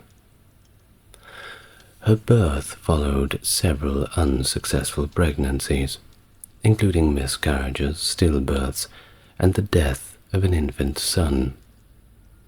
She was baptized into the Catholic faith 3 days after her birth at the Church of the Observant Friars in Greenwich, and this was a baptism that was attended by prominent figures, including Lord Chancellor Thomas Wolsey and Agnes Howard, the Duchess of Norfolk. Margaret Pole, Countess of Salisbury, a relative and key figure in her life, sponsored her confirmation, which occurred immediately following her baptism. From a young age, Mary held significant ceremonial roles. In fact, by the young age of 4, she was a godmother to her cousin Frances Brandon. In 1520, the Countess of Salisbury was appointed as her governess, a role indicating Mary's high status and importance of her upbringing. Sir John Hussey took on the role of her chamberlain in 1530, with his wife, Lady Anne Grey, serving as one of Mary's attendants, further illustrating the nobility embedded in her early life. Thus, from a very, very young age, she exhibited signs of keen intelligence and talent. At just 4.5 years old, around the July of 1520, she demonstrated her musical abilities by performing on the virginals, which was a kind of harpsichord. She did this for a French delegation that was visiting England, and they were all extremely impressed, not just by her playing, but the fact that she was 4.5 years old. It's quite a feat. And in fact, not many 4-year-olds have that kind of dexterity in the hands to play a harpsichord. Well, her education in general was closely overseen by her mother, Catherin of Aragon, who engaged the Spanish humanist Juan Luis Vives to advise on and contribute, to her educational curriculum. Vives wrote De Institutione Feminae Christianae, a seminal work on the education of young girls, which was commissioned by Catherine. By the age of 9, Mary had become proficient in Latin, and she had also undertaken studies in French, Spanish, music, dance, and possibly Greek. Her father, Henry VIII, took immense pride in her accomplishments and her temperament, often boasting to the Venetian ambassador Sebastian Giustiniani that Mary was so well behaved that she never even cried. Now, physically, Mary bore a strong resemblance to her parents. A fair complexion, pale blue eyes, and red or reddish golden hair, ruddy cheeks characteristic of her father. Despite his affection and pride in her talents and composure, Henry VIII was deeply frustrated by the lack of a male heir, as Mary was his only surviving child from his marriage to Catherine. By the time that she was 9 years old, it seemed evidently clear that no more children would be forthcoming from the union. Now, in the same year of 1525, yes, she was still 9 years old at this time when Henry had made the rather significant decision to send her to preside over the Council of Wales and the Marches. This effectively positioned her as the head of her own court at Ludlow Castle in the border region of Wales. While she held many royal prerogatives typically reserved for a Prince of Wales and was often referred to as the Princess of Wales by contemporaries like Vives, she was never formally invested with the title. Mary's tenure in the Welsh Marches lasted about 3 years, during which time she made frequent visits back to her father's court.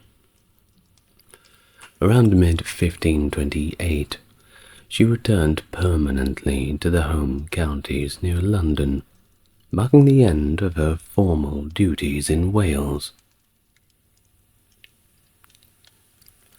Throughout her childhood, Mary's future was a subject of various diplomatic negotiations concerning her marriage, a common practice for royal offspring, used to forge alliances between nations. Well, at the tender age of 2, Mary was already entangled in these political maneuvers when she was betrothed to Francis, the Dauphin of France, who was merely an infant at the time, the son of King Francis I. Talk about traditional marriage. Well, this contract, however, was short-lived, and it was dissolved merely 3 years later. In 1522, when she was 6 years old, her marriage was negotiated with a much older suitor, her 22-year-old cousin Charles V, who is the Holy Roman Emperor of the time. This arrangement, too, fell through within a few years, as Charles dissolved the engagement, a decision that was agreed upon by Henry VIII. Following this, Cardinal Wolsey, Henry's chief advisor, initiated negotiations with the French. Henry thus proposed that Mary could marry Francis I of France, who was significantly older, or his second son, Henry, the Duke of Orleans. A marriage treaty was eventually signed to this effect, although it did allow for flexibility in the choice of the groom, whether it be Francis I and his son. Now, the alliance with France was secured by Wolsey without necessitating Mary's marriage as part of the treaty. The possibility of Mary's marriage continued to be a diplomatic tool, however. In 1528, discussions were held about marrying her off to the cousin James V of Scotland. These discussions were conducted by Wolsey's agent, being Thomas Magnus, with the Scottish diplomat Adam Otterburn. By this period, according to the Venetian ambassador Mario Savorgano, Mary had grown into a pretty and well-mannered young lady, noted for her fine complexion, reflecting her burgeoning potential as a diplomatic asset in the eyes of the various European courts. These ongoing negotiations reflect the constant use of royal marriages as a means to secure political alliances, with Mary's personal preferences and agencies largely sidelined in favor of the strategic calculations of her father and his advisors.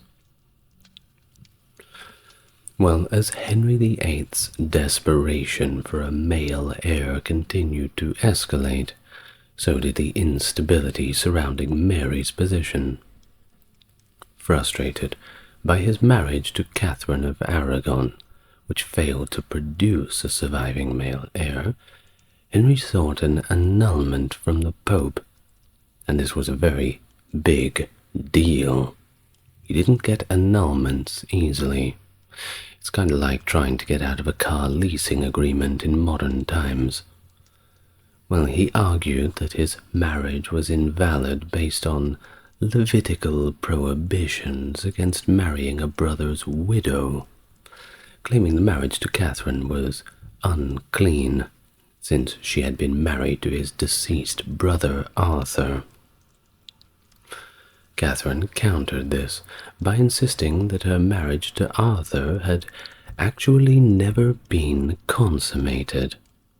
Thus, it was invalid from its inception, an assertion supported by a previous dispensation issued by Julius II. However, Pope Clement VII, influenced by political pressures, including the military presence of Charles V, Catherine's nephew and Mary's one-time fiancé, by the way, in Rome, denied Henry's request for the annulment. Well, and amid all of these tensions, from 1531 onwards, Mary's health had begun to decline, marked by irregular menstruation and episodes of depression, possibly exacerbated by the stress of her father's public and fractious dispute. In 1533, the situation precipitated when Henry married Anne Boleyn, and Thomas Cranmer, the Archbishop of Canterbury, subsequently declared Henry's marriage to Catherine null and void, and his marriage to Anne as legitimate. Rejecting papal authority, Henry proclaimed himself as the supreme head of the Church of England. Consequently, Catherine was demoted to Dowager Princess of Wales, and Mary was declared illegitimate, stripped of her princess title, and replaced in the line of succession by her newborn half-sister, Elizabeth. Following these events, Mary's household was disbanded. Her servants, including the loyal Countess of Salisbury, were dismissed, and Mary was relegated to this lesser status, residing with her infant half-sister and under strict supervision. Despite significant personal risk, Mary remained defiant, refusing to acknowledge Anne as queen or Elizabeth as a legitimate heir, which of course further strained her relationship with her father. Their communication broke down entirely, and they didn't speak to each other for 3 years. While during this period, Mary's health had continued to suffer, a condition her physician attributed to her mistreatment. All of the stress, it's just a little bit too much. She found a semblance of support from the imperial ambassador, Eustace Chapuis, who acted as an unsuccessful intercessor on her behalf. The death of her mother, however, in 1536, left Mary completely inconsolable, deepening her isolation as she moved away from court, continuing to face severe restrictions and personal grief. Following the execution of Queen Anne Boleyn in 1536, and the subsequent declaration of Elizabeth's illegitimacy, Henry V married Jane Seymour.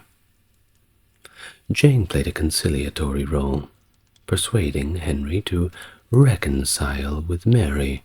After all, she is your own daughter, Henry. While to regain favor with her father, Mary was somewhat coerced into accepting several conditions. She had to recognize Henry as the supreme head of the Church of England, reject the Pope's authority, and acknowledge the illegitimacy of her mother's marriage to Henry, as well as her own illegitimacy.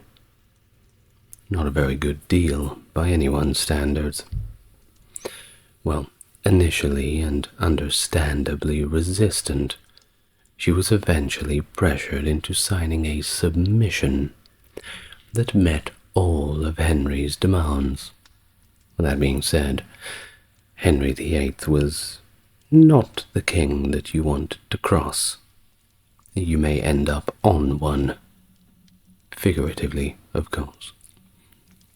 Well, reinstated at court, Mary was granted a household and resumed a public role. She frequented royal residences, including Hatfield House, the Paris of Beaulieu, Richmond, and Hunsdon, and also spent time at Henry's palaces such as Greenwich, Westminster, and Hampton Court. Her expenditures during this period reflected a lifestyle of luxury and included items such as fine clothing and card games, a favored leisure activity. The Pilgrimage of Grace, a significant uprising that occurred in northern England in response to Henry's religious reforms, included demands for Mary's restoration to legitimacy.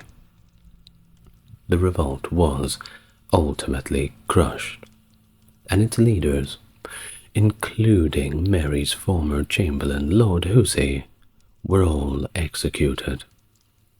However, just in case you were wondering and before you ask, there is no evidence implicating Mary in the rebellion. Thus, no evidence found. She lived another day. Perhaps she did, but we don't have any proof that she had any involvement.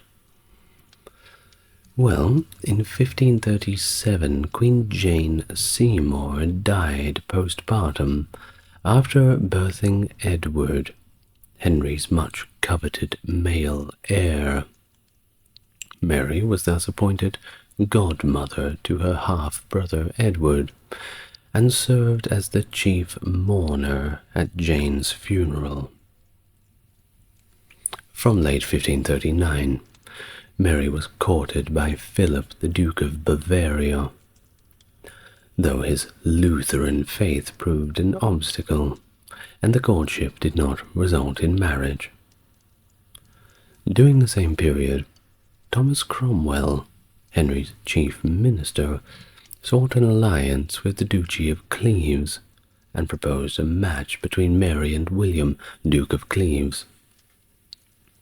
This suggestion did not progress, but Cromwell did arrange a marriage between Henry and Anne of Cleves, which did not go very well. Henry found Anne unattractive upon meeting her. You see, they sent someone out to paint a picture of her, and when the picture was presented to Henry, he thought, well, she looks pretty good. Let's bring her back. I'll marry this one. She looks nice. But when she showed up, it was not like the picture. It seems that we have some modern problems that have their roots in medieval times. Well, he was not happy with this, but he was politically trapped into proceeding with the marriage, and it was annulled 6 months later as unconsummated. Now you may wonder, why was it unconsummated? Well, apparently on the wedding night, meant to be filled with fireworks and romance, it was not as expected. The next morning Henry had remarked to a close friend whose name escapes me that unfortunately Anne, let's just say, had some hygiene issues, and he was very turned off by this. Thus, the wedding night was not as romantic as it should have been. Well, back to Cromwell, who faced numerous charges, including a ludicrous, frankly, accusation of intending to marry Mary himself, was also executed following the political fallout from the failed Cleves marriage. Which leads us to the year of 1541. Amidst suspicions of a Catholic conspiracy involving her former governess's son, Reginald Pole, Henry VIII ordered the execution of the Countess of Salisbury, Mary's godmother. However, the execution was gruesomely botched, and it left the Countess horrifically mutilated. The following year, after executing his fifth wife, Catherine Howard, Henry invited Mary to the royal Christmas celebrations. During this period, when Henry was without consort, Mary often assumed the role of hostess at the court events. In 1453, Henry married again, Catherine Parr, his sixth and final wife, who played a key role in reconciling him with his daughters, thereby improving the family dynamic. Under Catherine's influence, Henry restored Mary and her half-sister Elizabeth to the line of succession through the Third Succession Act of 1544, after their half-brother Edward, though they were still considered illegitimate. Well, upon Henry's death in 1547, Edward VI ascended the throne, and Mary inherited significant estates. During Edward's reign, England saw an intensified push for Protestantism, including the mandatory use of the Book of Common Prayer, introduced by the Act of Uniformity in 1549. Mary, however, staunchly adhered to her Catholic faith, defying the Protestant practices and even celebrating Mass in her private chapel. She sought the intervention of her cousin, Emperor Charles V, to pressure the English government to allow her to practice her faith without interference. Mary stayed mostly secluded on her estates during Edward's rule, and seldom appeared at court. A failed plan in 1550 aimed to smuggle her to safety on the European mainland due to the religious pressures she faced. Despite a temporary reconciliation during the Christmas of 1550, tensions between Mary and Edward over religious matters persisted. At one point, a teenage Edward publicly chastised Mary for her Catholicism, causing a scene that reportedly left both of the siblings in tears. Well, despite the ongoing pressure from Edward to conform to Protestantism, Mary remained resolute in her Catholic faith, consistently rejecting Edward's demands to convert. But Edward VI, at 15 years old, died on July 6, 1553. Most people agree that it was most likely tuberculosis. Not a good survival rate from the TB back then. Well aware that his half-sister Mary would potentially reverse the Protestant reforms that he and his father had instituted, Edward sought to exclude her from succeeding him. His advisors, including John Dudley, the first Duke of Northumberland, informed him that legally he could not disinherit just one sister. He would have to disinherit Elizabeth as well, despite Elizabeth being Protestant. Well, consequently, Edward's will bypassed both Mary and Elizabeth in favor of one Lady Jane Grey, the granddaughter of Henry VIII's younger sister, and a Protestant. That was the most important bit. Well, this decision directly contradicted the Act of Succession in 1544. As Edward's health deteriorated, Mary was summoned to London. However, Mary wasn't stupid. Sensing a trap that would facilitate Lady Jane Grey's accession, Mary instead fled to East Anglia. This region was a stronghold of Catholic support and opposition to Northumberland, who had brutally suppressed Kett's rebellion there. From her base in Kenninghall, Norfolk, on the 9th of July, Mary simply declared herself as the rightful successor, and of course began gathering forces. Lady Jane Grey was proclaimed Queen on July the 10th, but Mary's decisive actions quickly eroded Jane's support. By July the 12th, Mary had mobilized a formidable army at Framlingham Castle, Suffolk. Within days, support for Northumberland crumbled, and Lady Jane Grey was deposed by July the 19th, ending her brief reign. How brief? Well, she only lasted 9 days. You thought Liz Truss was short. Well, both she and Northumberland were subsequently imprisoned in the Tower of London. Mary entered London in triumph on the 3rd of August 1553, greeted by massive public support. She was accompanied by her half-sister Elizabeth, and a grand procession of over 800 nobles and gentlemen, marking a significant turning point in English history, as she began her reign. Upon ascending to the throne, her initial acts, or one of them, was to orchestrate the release of prominent Roman Catholics who had been imprisoned, including Thomas Howard, the 3rd Duke of Norfolk, and Stephen Gardiner. She also saw to the release of her cousin Edward Courtenay. Recognizing that Lady Jane Grey had merely been a pawn in Northumberland's scheme to control the throne, Mary chose not to execute her. Yet.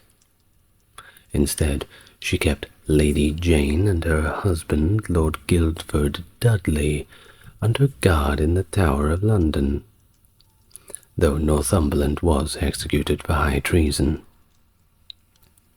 This period was marked by the challenging situation of a Privy Council complicit in the coup, leading Mary to appoint new members, such as Gardiner, who was named Bishop of Winchester and Lord Councillor. Focused on securing her rule and the Catholic succession, Mary, who was then 37 years of age, considered marriage prospects to produce an heir, and of course prevent the Protestant Elizabeth from ascending the throne. Among potential suitors were Edward Courtenay and Reginald Pole, but Charles V, the Holy Roman Emperor, suggested his son, Philip of Spain. Negotiations included sending of Philip's portrait to Mary, signaling serious matrimonial intentions. Despite opposition from the English Parliament and populace who feared Habsburg dominance, Mary remained resolute, leading to Wyatt's rebellion, aimed at placing Elizabeth on the throne. The rebellion failed, and its leaders, including Thomas Wyatt and Lady Jane Grey, were executed. In an effort to mitigate the power Philip would wield as her consort, the terms of Queen Mary's Marriage Act were established. Philip was to be styled King of England, but his authority was significantly restricted, i.e., official documents were to bear both names, but he could not appoint foreigners to office or act without Mary's consent, and England was not to be compelled into war to support his family's interests abroad. Philip agreed, seeing the marriage as a political strategy to strengthen his position in Europe. The union, though politically motivated, positioned England within the broader Habsburg dominions, as Philip also received crowns from his father, making Mary Queen of Naples and titular Queen of Jerusalem. Their marriage, marked by language barriers and a reported absence of romantic affection, was solemnized at Winchester Cathedral on July 25, 1554, just days after they met. Mary and Philip conversed in a mix of Spanish, French, and Latin, given Philip's apparent lack of English proficiency. In September of 1554, the court was abuzz with the news that Mary had ceased menstruating, was gaining weight, and suffering from morning sickness, leading everybody, including her physicians, to excitedly jump to the conclusion that she was pregnant. Parliament swiftly passed the Treason Act of 1554, designating Philip as regent should Mary die in childbirth.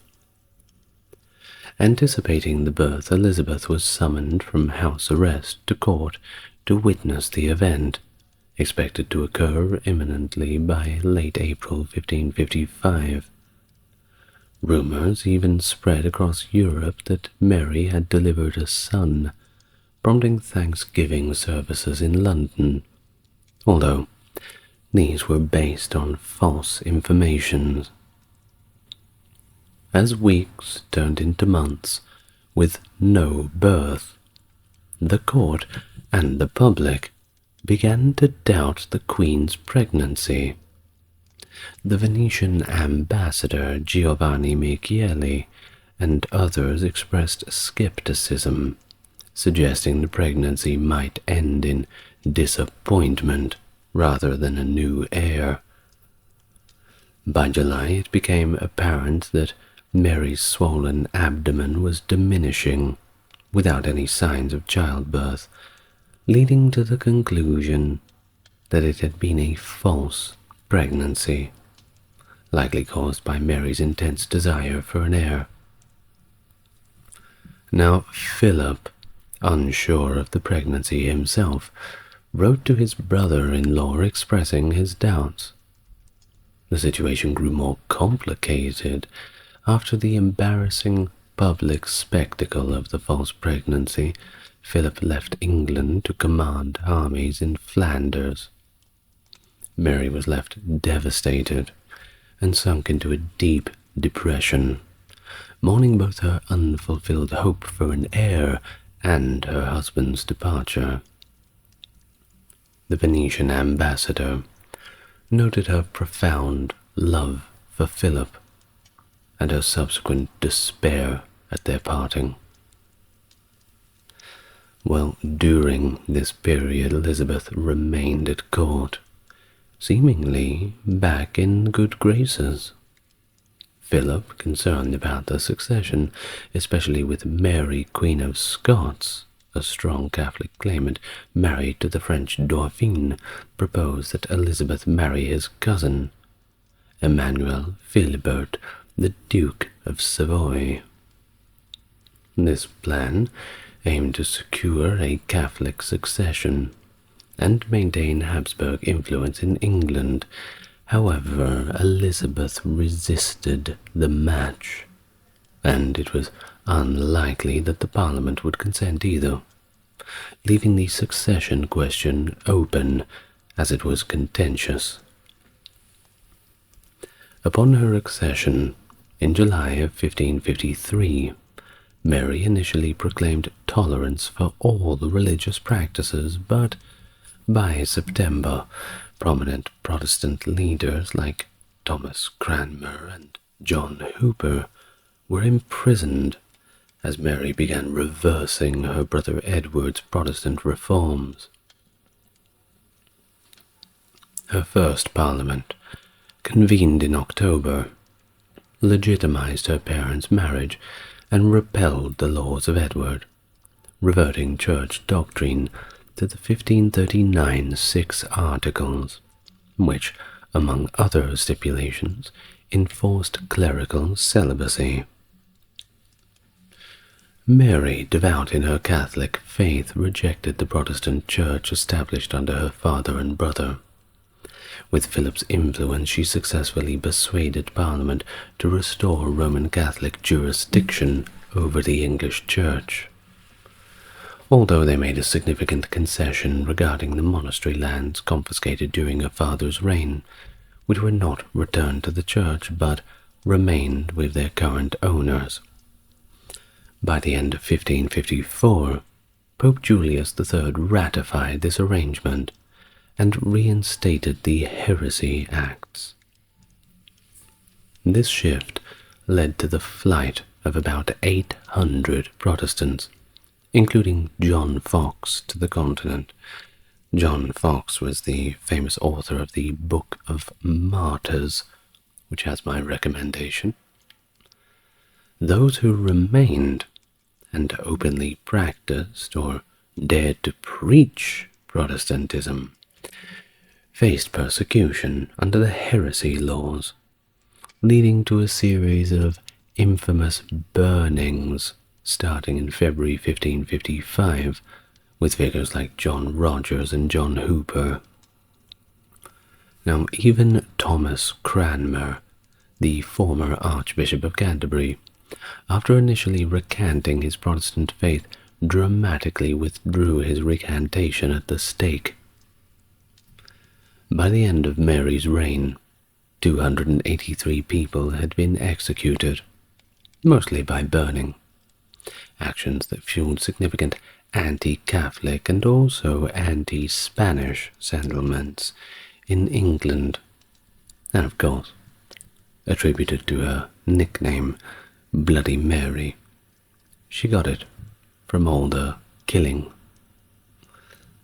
Well, in the wake of these events, Reginald Pole, Mary's late governess's son, arrived as the papal legate in November of 1554.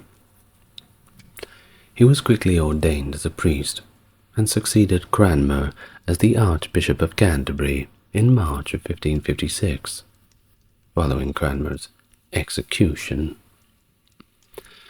Despite some opposition, even from within Philip's ecclesiastical circle, like Alfonso de Castro, who condemned the burnings, Mary maintained these religious policies throughout her reign, further contributing to the historical epithet of Bloody Mary.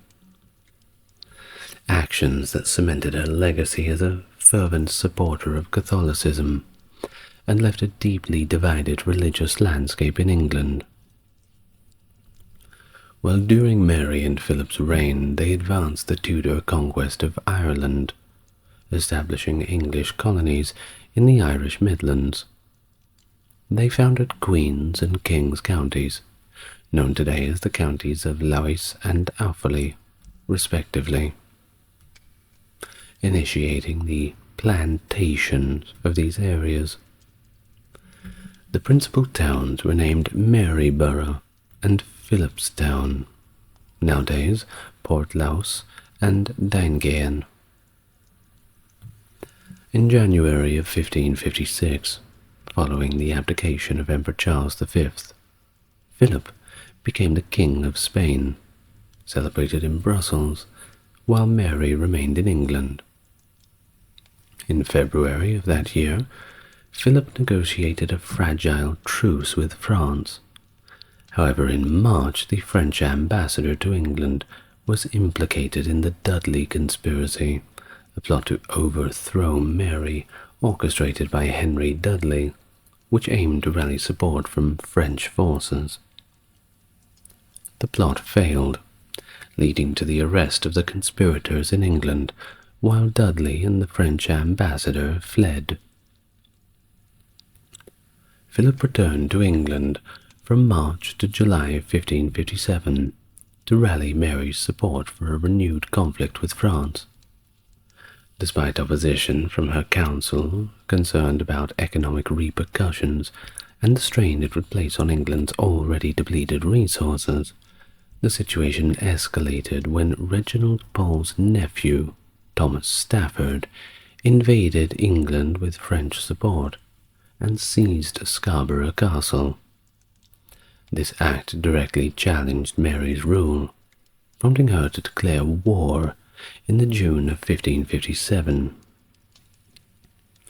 Thus, the war strained relations between England and the papacy, as Pope Paul I had aligned with Henry II of France.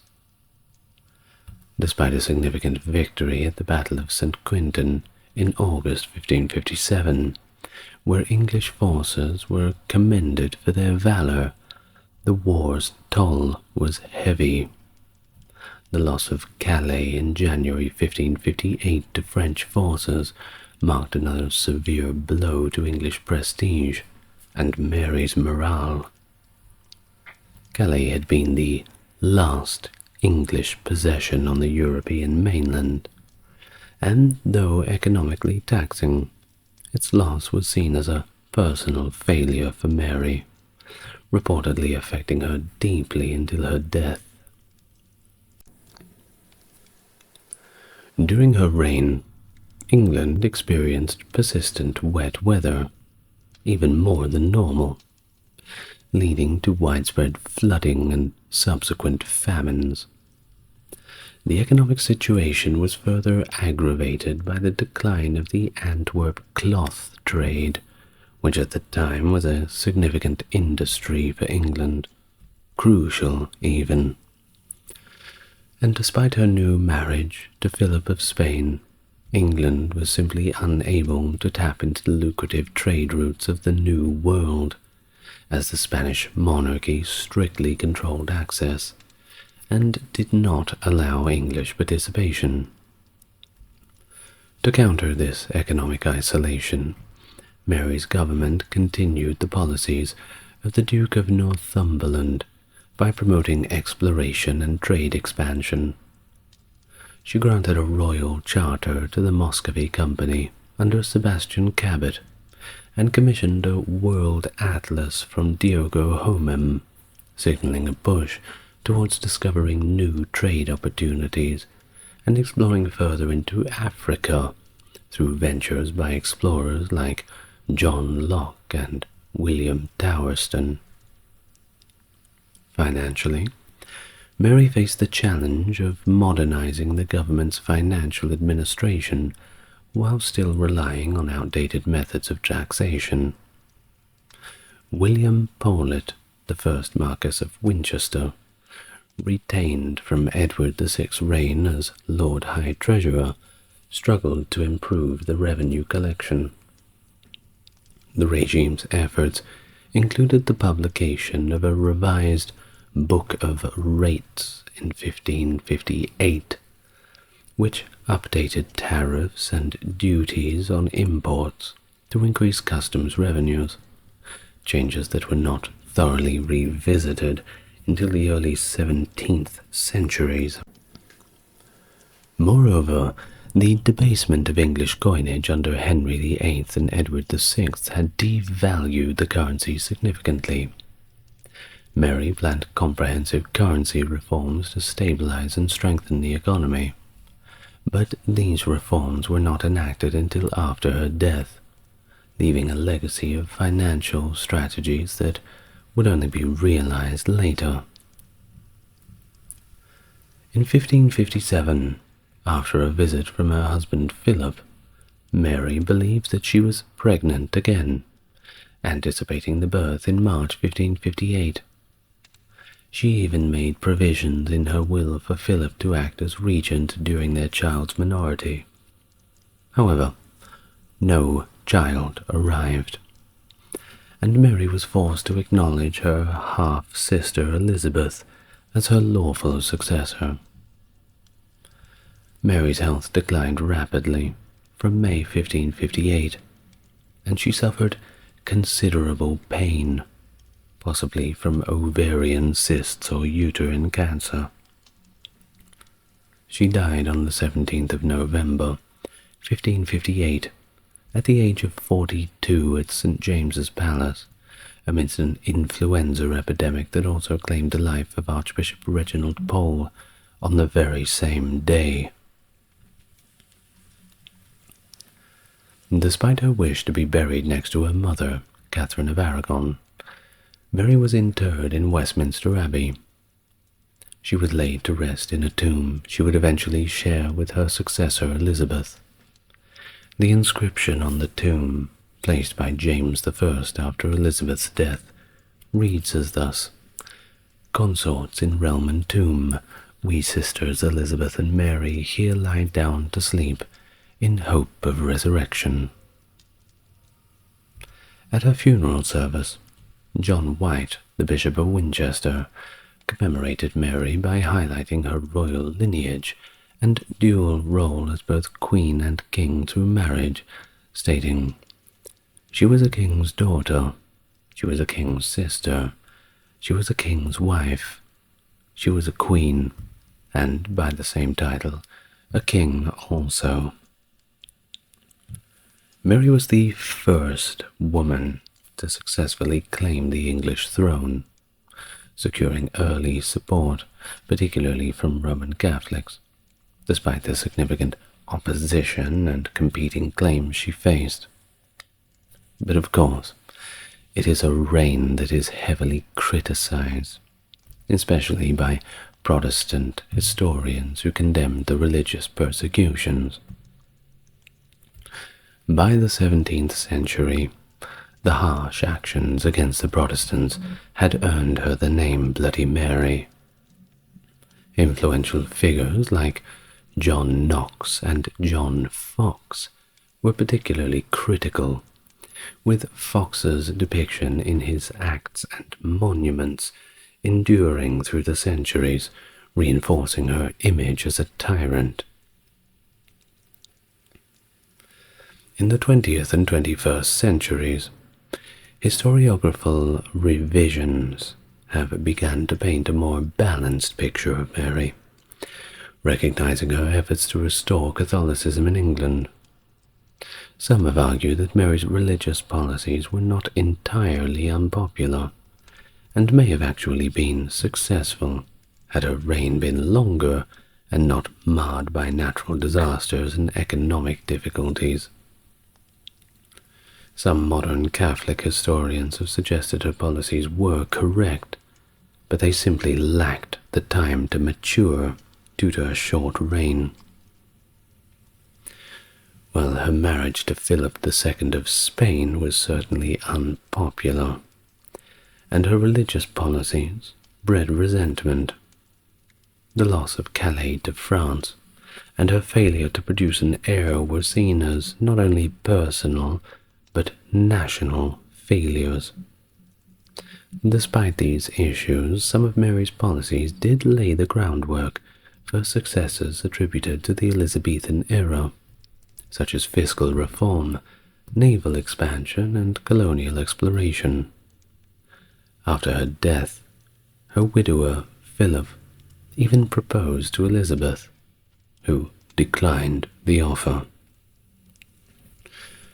Well, all in all, while the reign is sometimes viewed negatively and continues to be a topic of debate, I think that recent scholarly assessments suggest a more nuanced legacy. Perhaps it's up to your own interpretation. The Black Death, also known as the bubonic plague, it was one of the most devastating pandemics in human history, peaking in Europe between 1347 and 1351. It's believed to have originated in Asia, traveling along the Silk Road, and finally reaching Europe via the fleas living on the backs of rats that so frequently traveled on merchant ships. The plague mercilessly swept through towns and cities, decimating populations and causing widespread panic and chaos. Estimates suggest the Black Death killed perhaps between 30 and 60% of Europe's total population, leaving a drastically different world in its wake. Hello and welcome to the channel. Well, if you are new here, it's good to meet you, and if you're coming back, you must know what you're in for. As always, if you'd want to support the channel, link to the Patreon is in the description if you like what I do. Otherwise, let us continue on to 10,000 subscribers. Help me out with that with a like and subscribe. Well, with all of that out of the way, let's get on to the real unpleasantries. I'm sure you already know from the introduction perhaps what you're in for. We're going to go on a little bit of a deep dive into the origins of the Black Death, or the bubonic plague, or the Black Plague, or whatever you wish to refer to it as. And then we're going to talk extensively about the consequences. What kind of world was left behind after so much suffering? In fact, it's the world that we live in now. So, I suppose we better understand it. First we'll begin.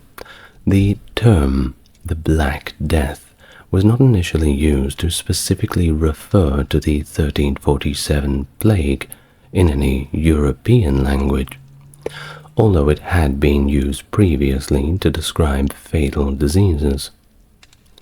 This term, Black Death, started to be associated with this plague in English only in the 1750s. It first appeared to translate the Danish term den sort død, the Black Death. This label was popularized by Swedish and Danish chroniclers in the 15th and into the early 16th centuries, and was later translated into other languages, including Icelandic and German.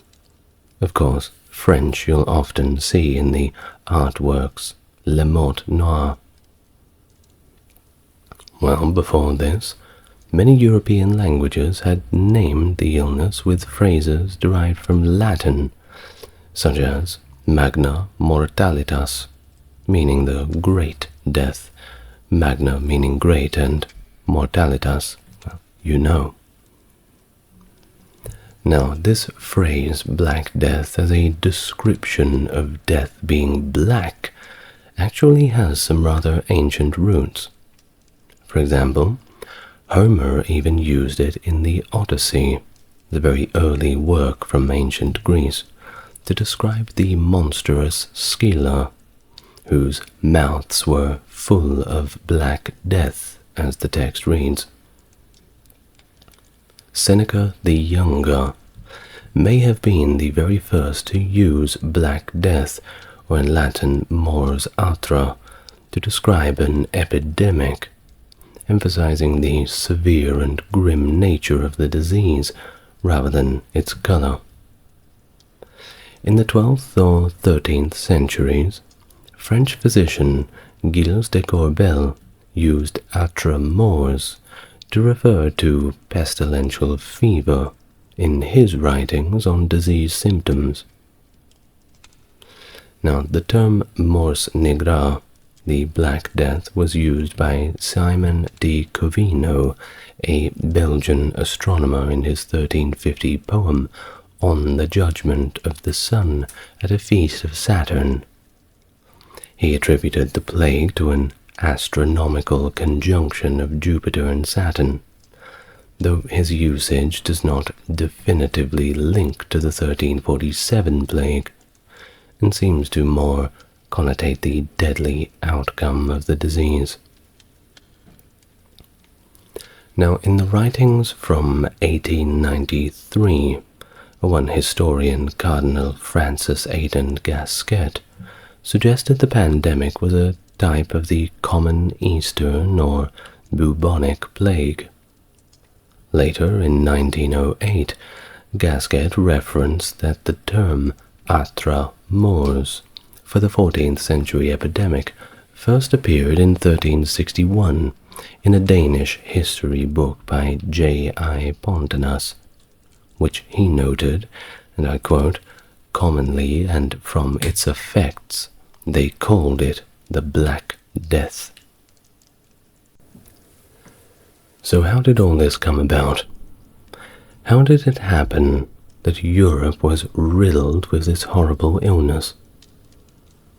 Well, we'll try to trace it back to Genoa. Plague was reportedly first introduced to Europe through the Genoese traders from their port city of Kaffa in Crimea in 1347.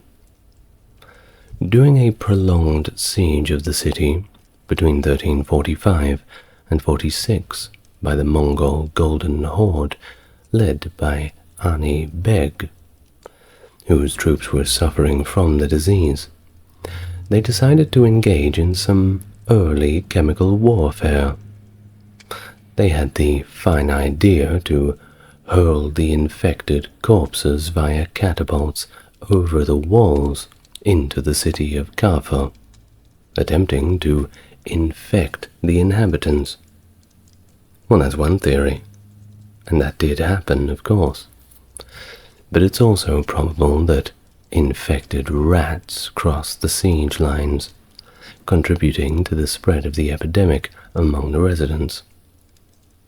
Either way, as the plague began to take hold, the Genoese traders fled across the Black Sea to the large city of Constantinople, marking the arrival of the disease in Europe in the summer of 1347.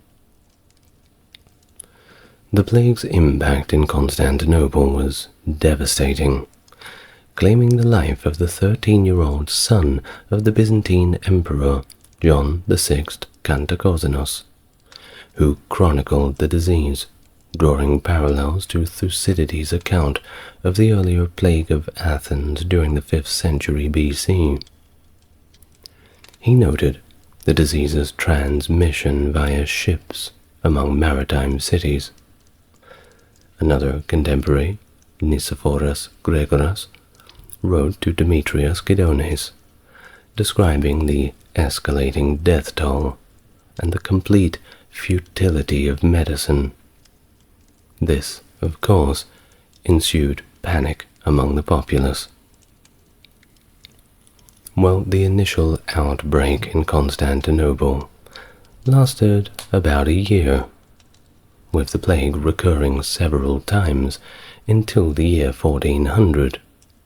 Of course, each year everybody had to simply wait for that dreaded plague season, and most years it came in varying intensities.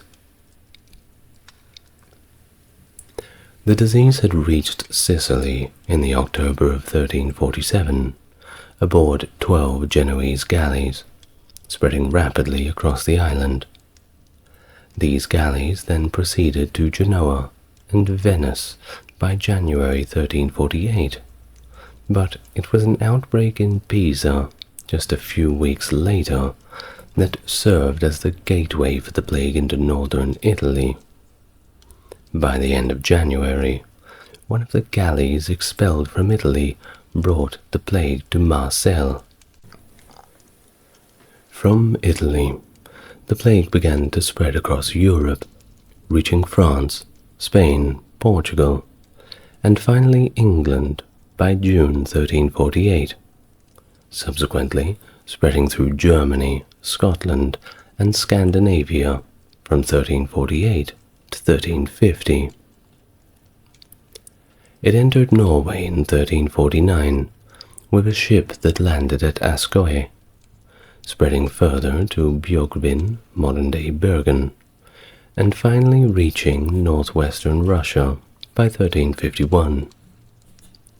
Regions with less established trade networks, such as most of the Basque County, isolated parts of Belgium and the Netherlands, and secluded alpine villages, did experience the plague, yes, but to quite a lesser extent. Epidemiologists suggest that periods of unfavorable weather could have decimated plague-infected rodent populations, pushing their fleas to seek other hosts, which of course led to outbreaks. These outbreaks often peaked during the hot summers of the Mediterranean and the cool autumn months of the southern Baltic regions. Additionally, prevailing malnutrition weakened immune responses, significantly contributing to the vast decline in the European population during this period. Oh, and we have a passage from a contemporary source, by the way, Geoffrey the Baker, in his work Chronicon Angliae, who wrote about the plague thusly. The 7th year after it began, it came to England, and first began in the towns and ports, joining on the sea coast, in Dorsetshire, where, as in other counties, it made the country quite void of inhabitants, so that there were almost none left alive. But at length it came to Gloucester, yea, even to Oxford and to London, and finally it spread all over England, and so wasted the people that scarce the 10th person of any sort was left alive. So you can see from that, not a good situation, Well, by autumn of 1347, the plague had reached Alexandria in Egypt, and that was a huge city, having been transmitted by sea from Constantinople via a merchant ship that was carrying slaves. This marked the beginning of the pandemic's spread through Middle East and North Africa, regions that would see significant depopulation and lasting changes in their economic and social structures. By the late summer of 1348, the plague had reached Cairo, the capital of the Mamluk Sultanate, and also a major cultural hub of the Islamic world. Cairo was the largest city in the Mediterranean basin at the time, and the outbreak, of course, had devastating effects, with more than a third of its 600,000 inhabitants dying. Of course, this was indiscriminate. Those numbers included women and children, everybody. Nobody was safe. The child sultan, however, and Nasir Hassan, did manage to flee the city. Despite Cairo's advanced medical facilities, at least for the time, including the medieval hospital of the Calawun complex, the Nile River was practically choked with corpses. The historian Al-Makrizi noted the plague's dramatic impact on Cairo, with an increase in demand for grave diggers and those to perform funeral rites. He reported that the plague recurred in Cairo more than 50 times over the subsequent 150 years. In 1347, the plague spread eastward and reached Gaza, modern-day Palestine, by April, Damascus, modern-day Syria, by July, and Aleppo, also in Syria, by October. Throughout that year, it affected several cities across what is now Lebanon, Syria, Israel, and Palestine, including Ascalon, Acre, Jerusalem, Sidon, and Homs. By 1348 to 1349, the disease had reached Antioch, leading to significant population flight northward, with most fleeing residents dying on the journey. Within 2 years, the plague had permeated the entire Islamic world, from Arabia to North Africa, and anybody who fled, who managed to not die on the journey, simply brought plague with them. Simultaneously, the pandemic spread westward from Alexandria along the African coast. By April of 1348, Tunis, modern-day Tunisia, was infected by a ship from Sicily.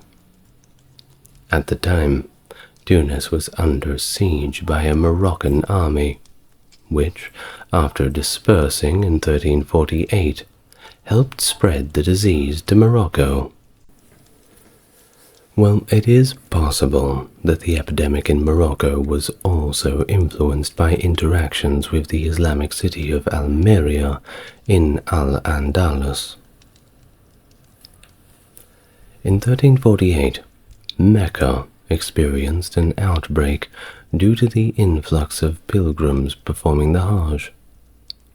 The Rasulid Sultan of Yemen, Al-Mujahid Ali, was released from Mamluk captivity in Egypt in 1351 and carried the plague back to Yemen upon his return. Throughout 1349, there are records of a massive epidemic in Mosul and a second significant outbreak in Baghdad, both of these cities being extremely large population centers. So what happens when you get the plague? How do you know? How does it feel? Well, it doesn't feel great. Let's have a look at that. The plague, often characterized by high fever, ranging from 38 to 41 degrees Celsius, about 100 degrees to 106 degrees Fahrenheit. Headaches, painful joints, nausea, vomiting, and just a general feeling of illness. Well, all of this came together to prove fatal for approximately 80% of the untreated individuals, and within only 8 days of the symptom onset. 8 very miserable days, by the way.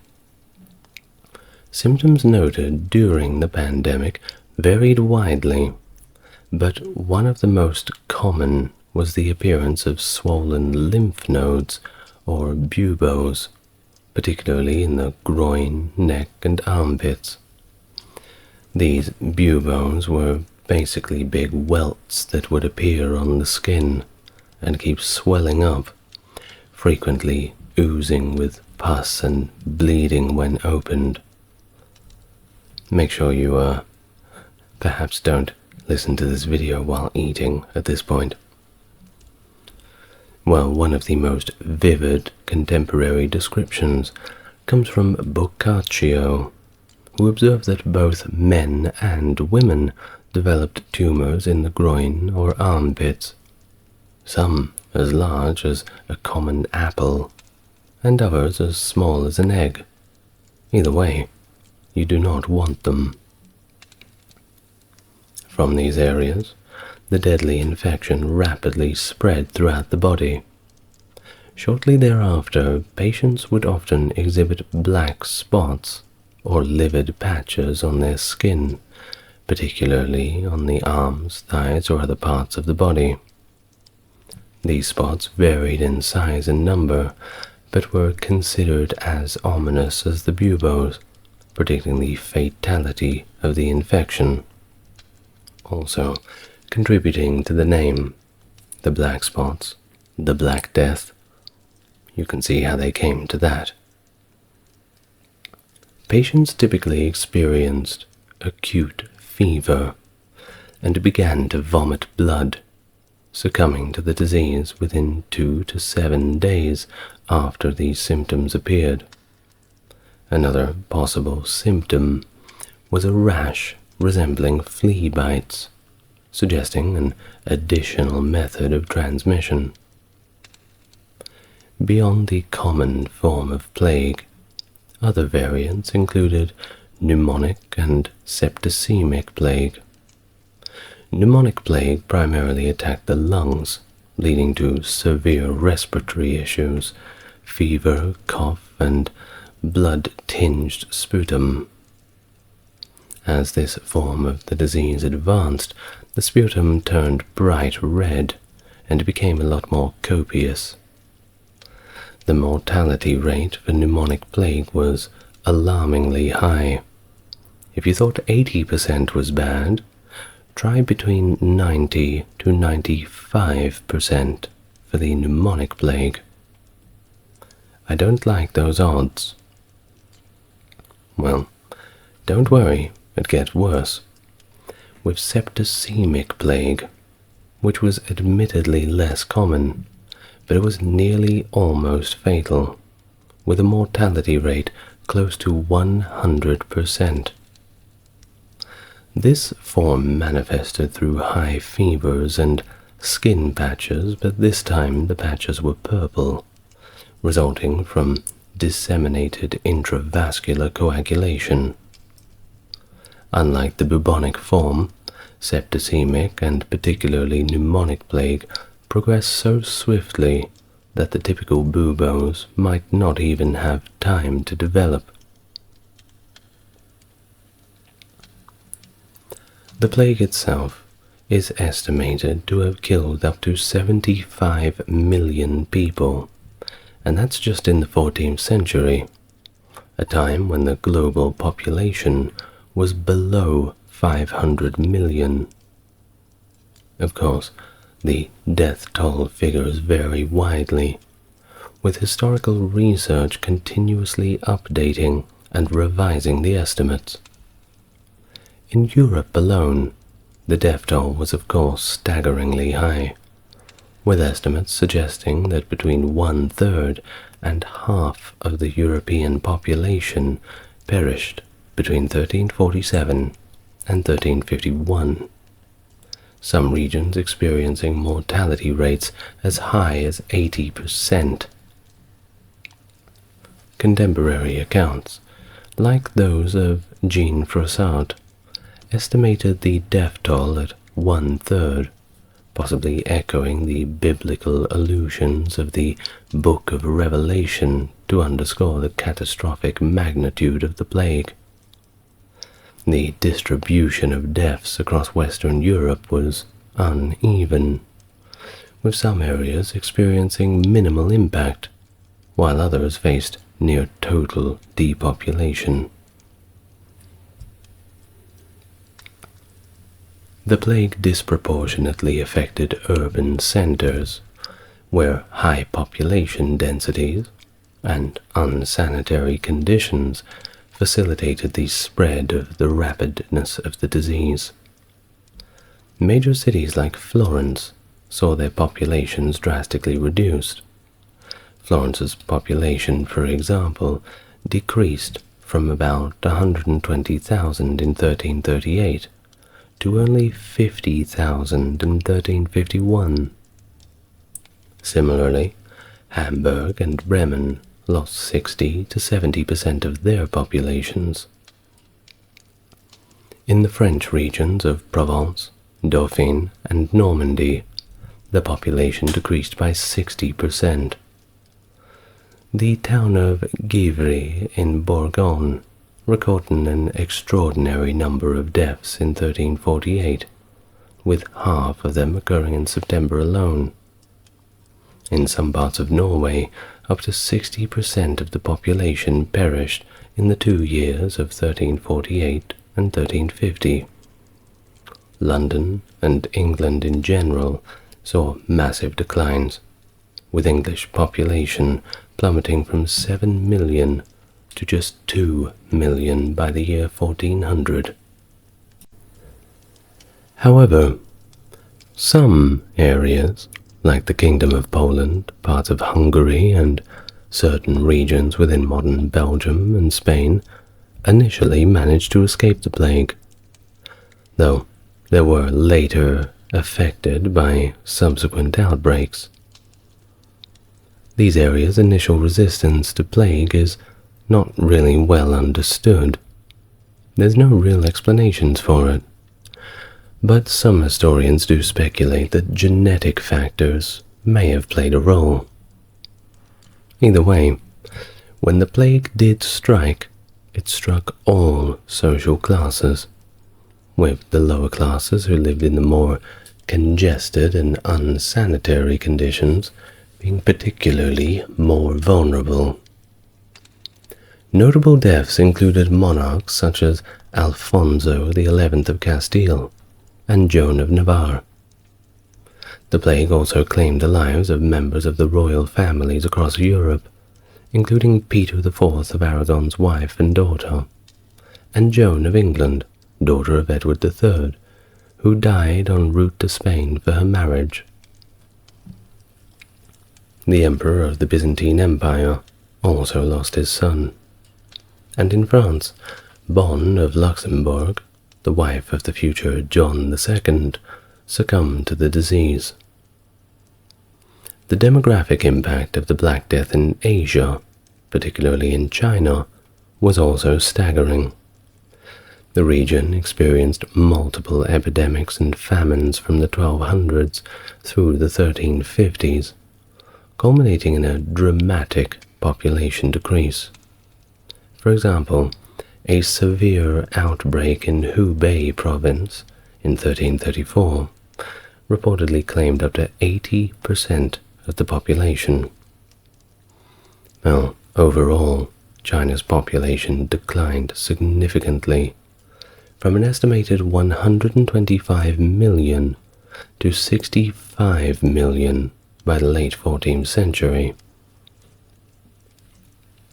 Well, back to Europe, I want to read an account that we have from an Italian chronicler who had the unfortunate experience of experiencing the plague firsthand in Siena in 1348. So here is an account from Agnolo di Tura. Father, abandoned child. Wife, husband, one brother, another. For this illness seemed to strike through the breath and sight. And so they died, and none could be found to bury the dead for money or friendship. Members of a household brought their dead to a ditch as best they could, without priest, without divine officers. Great pits were dug and piled beneath with the multitude of the dead. And they died by the hundreds, both day and night. And as soon as those ditches were filled, more were dug, and I, Agnolo di Tura, buried my 5 children with my own hands. And there was also those who were sparsely covered with earth, that the dogs dragged them forth, and devoured many bodies throughout the city. There was no one who wept for any death, for all awaited death, and so many died that all believed that it was the end of the world. End of the passage from Agnolo di Tura. In the Middle East, quantifying the exact demographic effects of the plague is a bit of a challenge, mainly due to the scarcity and variability of historical records. Rural areas were particularly hard hit. Many rural inhabitants simply abandoned their homes and livelihoods, leading some regions to being completely depopulated. Urban centers also suffered profound losses. In Gaza, the 1348 outbreak resulted in approximately 10,000 deaths. Aleppo saw death rates as high as 500 people per day during the outbreak, and in Damascus, daily deaths reached a peak of 1,000 during September and October of 1348. By the time the epidemic subsided in the March of 1349, Syria had lost an estimated 400,000 people. Despite these grim figures, the overall mortality rate in the Middle East might have been lower than in some parts of Asia and Europe, potentially less than 1/3 of the total population, according to some scholars. However, this rate varied across different areas, with some locations experiencing much higher mortality rates. In the 14th century, explanations for the causes of the Black Death ranged from the supernatural to the astrological. People were, of course, bewildered and unable to explain what was going on through natural causes. Many believed that such a devastating pandemic simply must be the result of divine wrath, or perhaps the influence of the stars. Giovanni Boccaccio, a contemporary Italian writer, speculated whether the plague was simply a punishment from God, or perhaps the result of some celestial force. Amid all this uncertainty and fear, scapegoating flourished. European Christians concocted all sorts of conspiracy theories, including accusing Jews of poisoning wells and plotting to destroy Christian civilization. These accusations, of course, led to widespread massacres of Jewish communities. The ones that weren't massacred simply got kicked out of whatever city they were in. In one of the most horrific incidents, about 2,000 Jews were massacred in Strasbourg in February of 1349, and later in that year, Large Jewish communities in Mainz and Cologne were also completely wiped out. Authorities responded to the crisis in various ineffective, or sometimes even counterproductive ways. Governments enacted measures like banning the export of foodstuffs, instituting price controls on grain, and outlawing large-scale fishing to stabilize prices and maintain supplies. However, these regulations were difficult to enforce, and were, more often than not, just flat-out ignored. Additionally, the prohibition on food exports, combined with widespread crop failures due to a labor shortage caused by the plague, meant that countries like England could neither produce enough grain nor even import it. Consequently, any available grain was often seized by pirates or just sold on the black market. England and France, already depleted by the ongoing Hundred Years' War, which began in around 1337, faced additional strain from inflation, malnutrition, and poverty, marking the continent particularly susceptible to the tragedy of the plague. It's been argued that the Black Death initially had a leveling effect on society.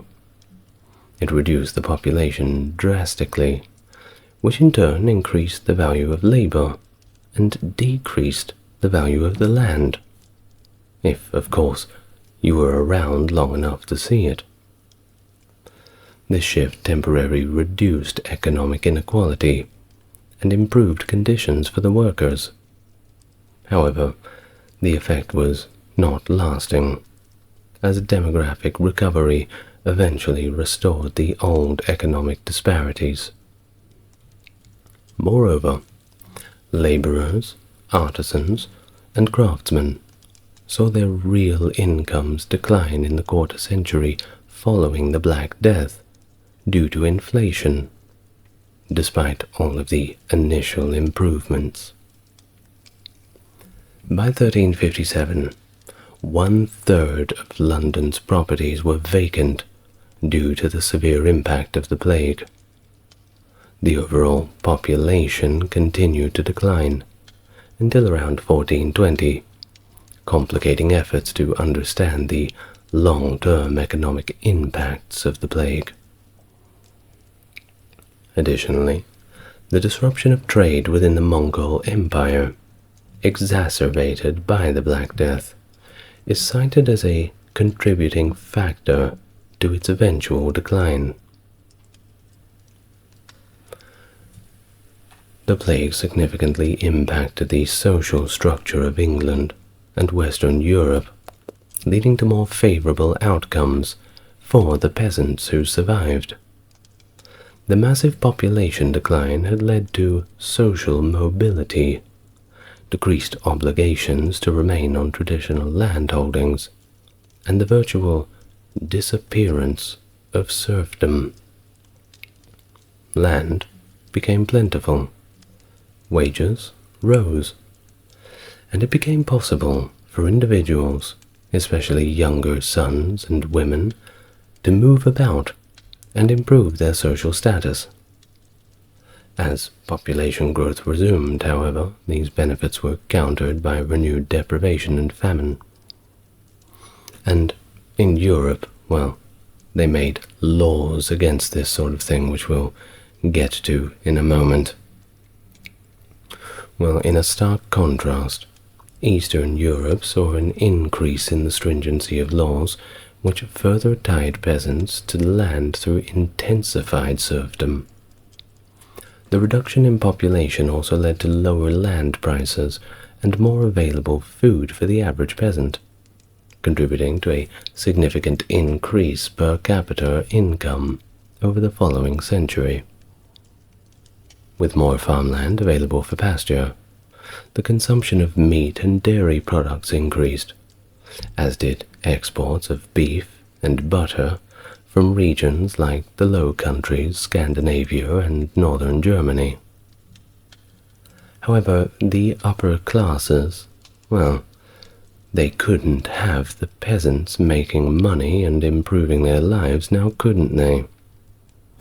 They attempted to resist these social changes by implementing sumptuary laws to prevent peasants from adopting the lifestyles or indeed the appearances of higher social classes with their newfound wealth.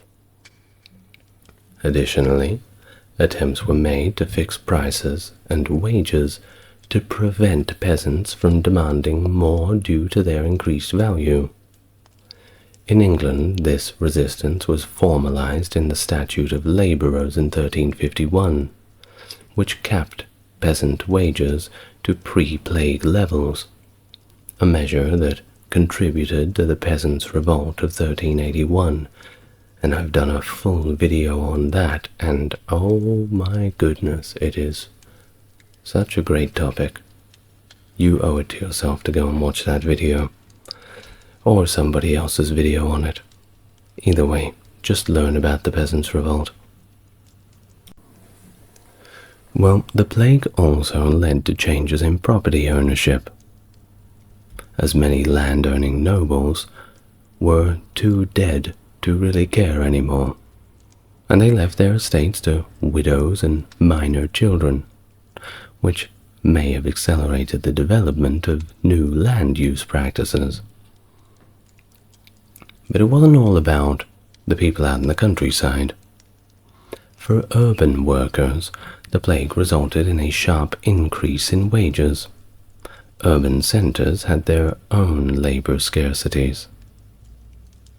Authorities in Western Europe, including England, attempted to control this through the Ordinance of Labourers Edict in 1349 and the Statute of Labourers in 1351, which of course was one of the laws that froze wages at pre-plague levels, but it also restricted workers' mobility. No more moving around trying to find a better job. No, you have to stay on the plantation. You have to be a good peasant. Well, despite all these efforts, it was simply too hard to enforce. And farm wages in England eventually doubled between 1350 and 1450, although they did remain static until the 19th century.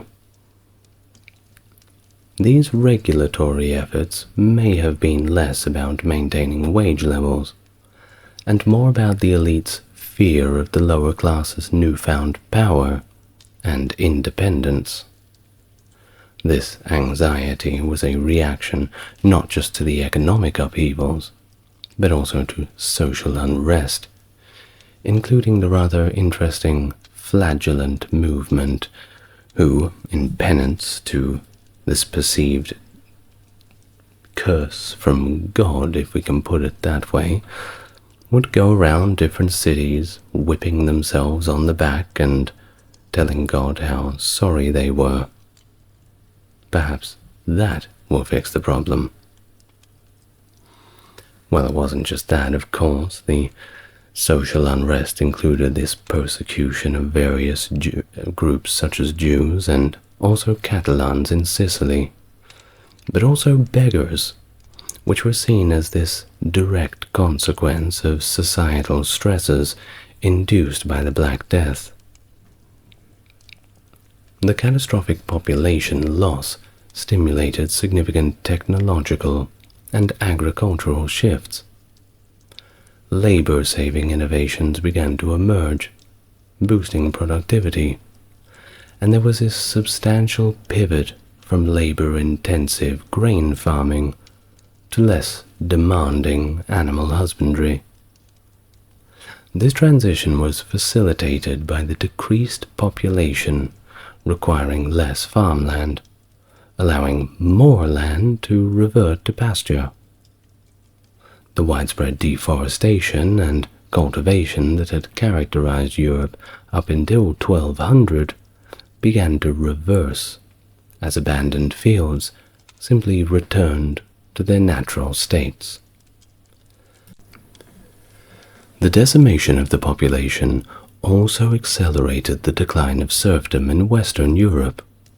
The manorial system, already weakening, was effectively ended in many parts of Western and Central Europe by 1500, simply due to that critical shortage of agricultural laborers caused by the plague.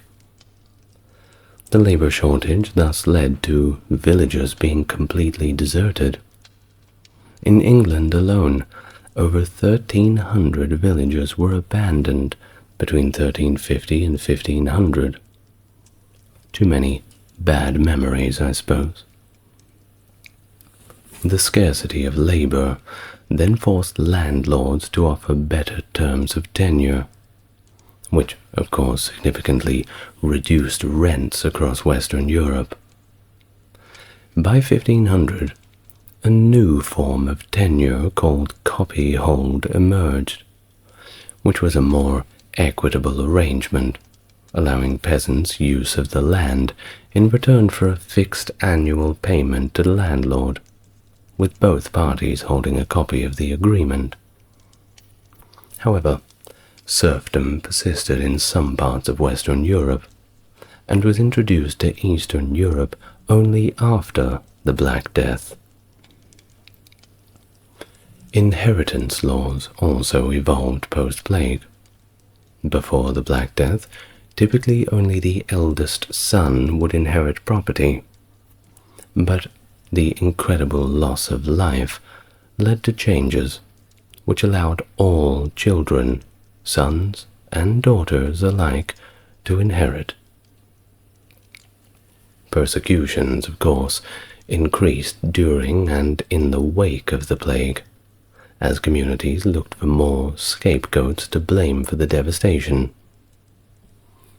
And, as was the style at the time, Jews were often targeted due to their lower infection rates, which some attributed to them being the ones who were putting the poison into the wells.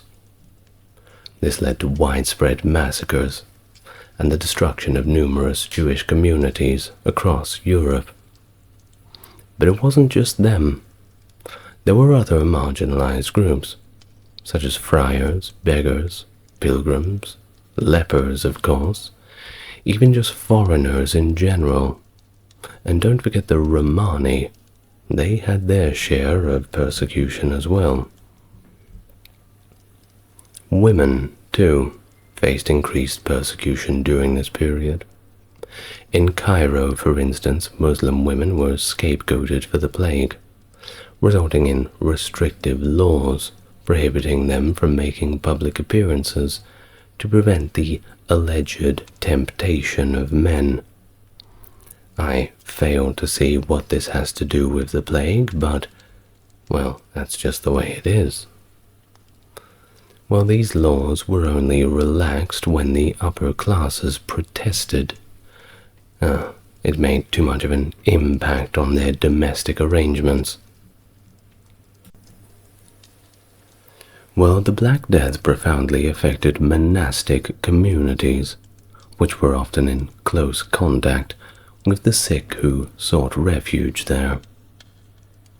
The disease led to a severe shortage of clergy, as many were simply lost to the epidemic. In response, the process for training clergy was expedited, and new colleges were established at universities to cope with the demand. This often meant that the clergy were hastily trained and lacked the depth of knowledge of their predecessors. Additionally, the shortage of priests opened up new opportunities for lay women, who began to play more significant roles in church services. The period also saw the rise of the flagellants, which I mentioned, groups who engaged in self-flogging as a form of penance, believing that it could atone for the sins and end the plague by showing God how sorry they all were. This movement gained popularity, but faced criticism later for its extreme practices, and the eventual hedonism that some members adopted. Despite all the chaos, one group that never really got any criticism was the Church. They very rarely got questioned about their handling of the situation. Instead, the societal focus shifted to arts and literature, which took on a more distinctly morbid tone post-1350. Artworks that have shown up through this video, like the Dance Macabre, emerged, depicting skeletons dancing with people from various social classes, symbolizing the universality of death. These images showed the idea that wealth could not prevent the inevitable, a theme that also reflected in the literature of the time.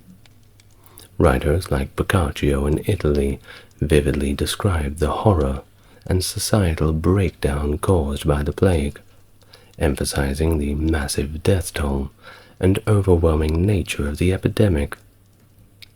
But among this, a lot of people simply thought, well, we're all going to die. It's the end of the world. Let's all get drunk and party. And that's exactly what they did. In fact, I have a skull that is sitting, not a real one, a skull that is sitting on my bookshelf, which we term a memento mori, remember death. It serves as this reminder of our own mortality, and perhaps if we look at death in this way and have it close by, then we'll utilize our life a little more wisely.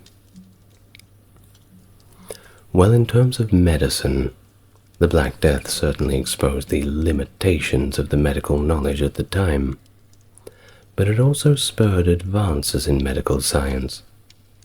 There was indeed increased emphasis on anatomical investigations, and the role of surgeons became a lot more prominent. These changes marked a shift towards a more direct engagement with the human body in various states of health. Also, they began to try to move a little bit away from the miasma theory. It took them a while, but there were a few people who were advocating for more modern techniques. See, the miasma theory was essentially linked to bad smells, things like this. You would walk into this cloud and that would not be good for you. Kind of a precursor to bacterial theories, and I don't know much about medicine, but it was kind of on the right track, but not really there yet. Well, another intriguing aspect of the Black Death's impact is its possible influence on genetics. Now, the plague may have played a role in the high frequency of the CCR532 genetic mutation that is among people of European descent, a trait that provides resistance to diseases like HIV and smallpox. While initially thought to be associated with plague resistance, this theory has been challenged by findings that the mutation was just as common in Bronze Age populations. Empress Matilda, born in 1102, the central figure in the civil conflict known as the Anarchy, which erupted after her father, King Henry I of England, died without an heir. Named his successor, Matilda's ascension was thwarted by her cousin Stephen, who claimed the throne for himself, igniting a prolonged battle for control. Throughout her struggle, she managed to assert her authority in parts of England and came close to being crowned, though she never fully secured the monarchy. A resolution came when Stephen agreed to name Matilda's son, Henry II, as his successor, effectively establishing the Plantagenet dynasty. But there is so much more to her story, and you're about to learn all about it. Hello and welcome to the channel. If it's your first time here, good to meet you, and if you're coming back, great to see you again. As always, if you want to support the channel, you're already doing it. The best way to support is just by enjoying the content. Those who want to go above and beyond can like, subscribe, or take a look in the description. You'll find where you want to go. Now, without further ado, please get nice and relaxed and comfortable, and we can begin our biography of Empress Matilda. Matilda, the daughter of Henry I of England and Matilda of Scotland, was likely born on February the 7th, 1102, at Sutton Courtenay in Berkshire. Her birth linked her to significant royal lineages, as her father was the youngest son of William the Conqueror, who established an Anglo-Norman elite across England and Wales after his 1066 invasion. Her mother, Matilda of Scotland, descended from the West Saxon royal family, which included Alfred the Great, enhancing Henry I's legitimacy as king. Raised in a court connected deeply with the Kingdom of France's political sphere, Matilda had one legitimate brother, William Adeline, and approximately 22 illegitimate siblings, a resultant of her father's multiple liaisons. Her early life details, of course, are sparse, but she likely received her education from her mother, focusing on literacy and religious principles. Among the notable figures at court were her uncle, David, who would later become the King of Scotland, and her cousin, Stephen of Blois, as well as influential nobles like her half-brother Robert of Gloucester and Brian Viscount. In 1108, during one of Henry's trips to Normandy, he entrusted Matilda and William Adeline to the care of Anselm, the Archbishop of Canterbury, a close confidant of her mother. Contemporary accounts are vague about Matilda's physical appearance, often generically describing her as beautiful, which was a pretty common practice, a default among chroniclers to reflect nobility rather than personal observation. Of course, no one was very rushed or keen to describe a royal as not beautiful, could perhaps invite some unwelcome circumstances. Well, in late 1108, or perhaps 1109, Henry V of Germany proposed marriage to Matilda through envoys sent to Normandy and a direct letter to her mother. The alliance was advantageous for King Henry I of England, providing his daughter with a prestigious connection and securing an ally against France. Henry V would gain a substantial dowry to fund his coronation as Holy Roman Emperor.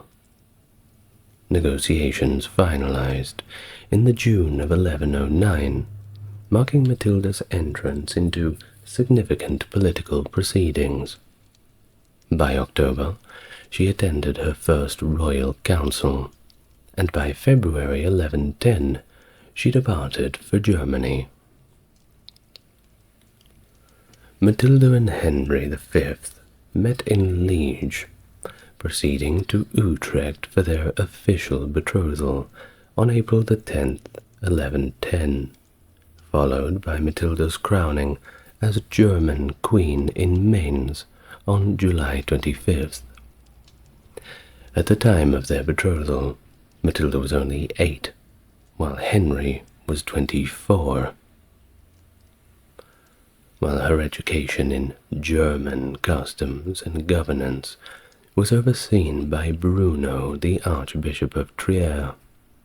Thus their official marriage took place in January of 1114 in Worms, amidst grand celebrations, after which Matilda became actively involved in German imperial affairs. Henry's arrest of Archbishop Adalbert of Mainz, among others soon after their marriage, precipitated political unrest and rebellions, culminating in his excommunication by Pope Pascal II. In 1116, the imperial couple crossed the Alps to confront the Pope in Italy, asserting control over northern Italy by early 1117 and advancing on Rome. The Pope fled, and in his absence, the papal envoy Maurice Bodin, later the anti-pope Gregory VIII, crowned them in St. Peter's Basilica during Easter and again at Pentecost. These ceremonies were contentious, primarily formal, crown-wearing rather than true imperial coronations, and complicated by Bodin's excommunication and subsequent deposition. Despite these ambiguities, Matilda claimed and was likely recognized as Empress from 1117 onward. Her title was generally accepted by chanceries and chroniclers, and she used the epithet Empress consistently throughout her remaining life. In 1118, as Henry V ventured back to Germany to quell renewed uprisings, he appointed Matilda as his regent in Italy, marking her first significant experience in governance, although specific records from this period are sparse. By 1119, she rejoined Henry in Lotharingia, as he negotiated a resolution to his excommunication by the Church. Their presence at the Council of Worms in 1122 highlighted another pivotal moment, where Henry relinquished his rights to invest bishops with their religious symbols, settling a long-standing ecclesiastical dispute. Matilda's attempt to visit England in 1122 to potentially discuss her succession was thwarted by Charles I of Flanders, blocking her route. This journey, suggested by historian Marjorie Chibnall, may have been intended to solidify her claims on the English crown, excuse me. Well, the imperial couple at this time had remained childless, a situation attributed by contemporaries to Henry's sins rather than a question of fertility. Of course, science had not quite caught up to superstition. Well, Henry's health declined quite early, actually, by 1122, reportedly afflicted with cancer, and he died in May 1125 in Utrecht. His death left Matilda under the protection of her nephew Frederick, the heir to Henry's estates, and Matilda still held the imperial insignia. However, Archbishop Adalbert persuaded her to hand over these symbols, and he facilitated the election of Lothair of Supplinburg as the new king, a choice that signaled a significant shift away from Henry's allies. Facing limited prospects at the age of 23, and without children to claim a regency, Matilda was presented with the choice of joining a convent or remarrying. Opting against further political entanglements in Germany, she decided to return to Normandy, relinquishing her German estates. She left with personal treasures, including her imperial regalia and significant relics, signaling a definitive end to her political life in the Holy Roman Empire and a return to her roots in Normandy. The tragic White Ship disaster in 1120 drastically altered English succession landscape. You see, the ship carrying around 300 people, including Matilda's brother William Adelin and many nobles, sank near Barfleur, Normandy. It was likely due to overcrowding, but apparently the crew's intoxication did not help things. Indeed, they had all gotten way too drunk, including the captain. The disaster claimed nearly all on board, including William, leaving the succession uncertain. Probably best that the drunken crew had went down with the ship. One can hardly imagine the fate in store for them if they had have survived. They would have wished they were certainly dead. Well, in Western Europe, succession rules varied, with male primogeniture gaining favor in parts of France, where the eldest son typically inherited titles.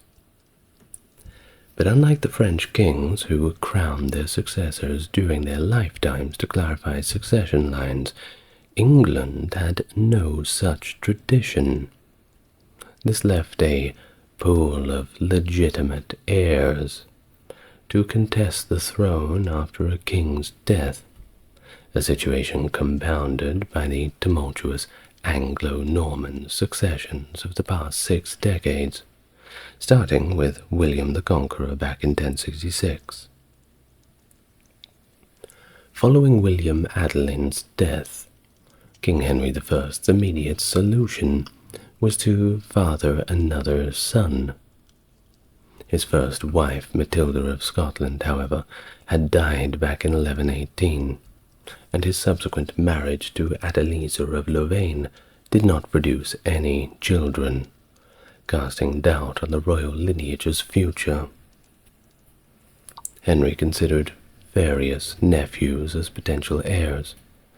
Stephen of Blois, son of Henry's sister Adela, emerged as a contender, especially after Henry arranged Stephen's marriage to Matilda I of Boulogne, Empress Matilda's affluent cousin. Another nephew, Theobald IV of Blois, also seemed a likely candidate. However, William Clito, son of Robert Curthose and favored by King Louis VI of France, was unsuitable due to his rebellion against Henry.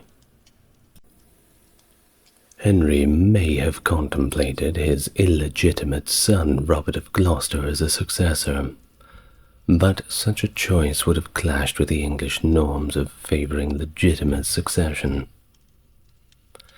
Thus, the emperor's death in 1125, Empress Matilda's husband, reshaped Henry's plans, bringing Matilda into the line of potential heirs as she returned to Normandy, possibly to assert her claim and stabilize the royal succession. After returning to Normandy in 1125, she spent about a year at the royal court, where her father, Henry I, hoped his second marriage would produce the male heir required. However, in preparation for the possibility that it may not, Henry designated Matilda as his successor, provided he had no other legitimate sons.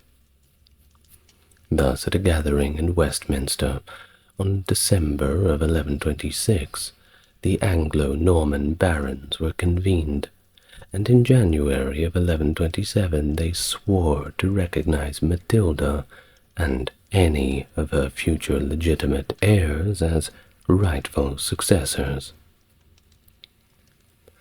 In early 1127, Henry started seeking a new husband for Matilda, considering various European princes.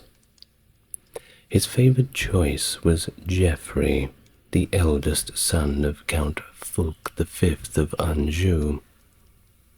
The strategic alliance aimed to secure Normandy's southern borders, particularly as Henry faced threats from his nephew William Clito, supported by the French king from the east.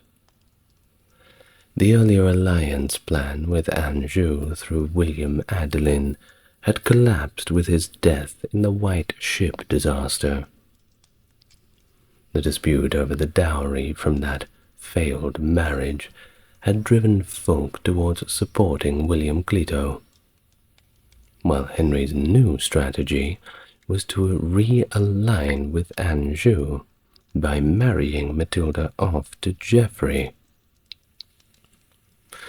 As far as Matilda, though, she was initially reluctant to be so quick to marry Geoffrey, feeling that it demeaned her imperial status, given that Geoffrey was merely a count's son, and also much younger than she was, Matilda being 25 and Geoffrey being 13 at the time. However, after persuasion by Hildebert, the Archbishop of Tours, Matilda consented to the engagement. She travelled to Rouen in May of 1127, accompanied by her half-brother Robert of Gloucester and her supporter Brian Fitzcount, where she was formally betrothed to Geoffrey. Thus the marriage took place on the 17th of June 1128 in Le Mans, conducted by the bishops of Le Mans and Serres. Shortly thereafter, Fulk set off for Jerusalem, aiming to secure a kingship there, and officially left Geoffrey as the Count of Anjou and Maine in 1129.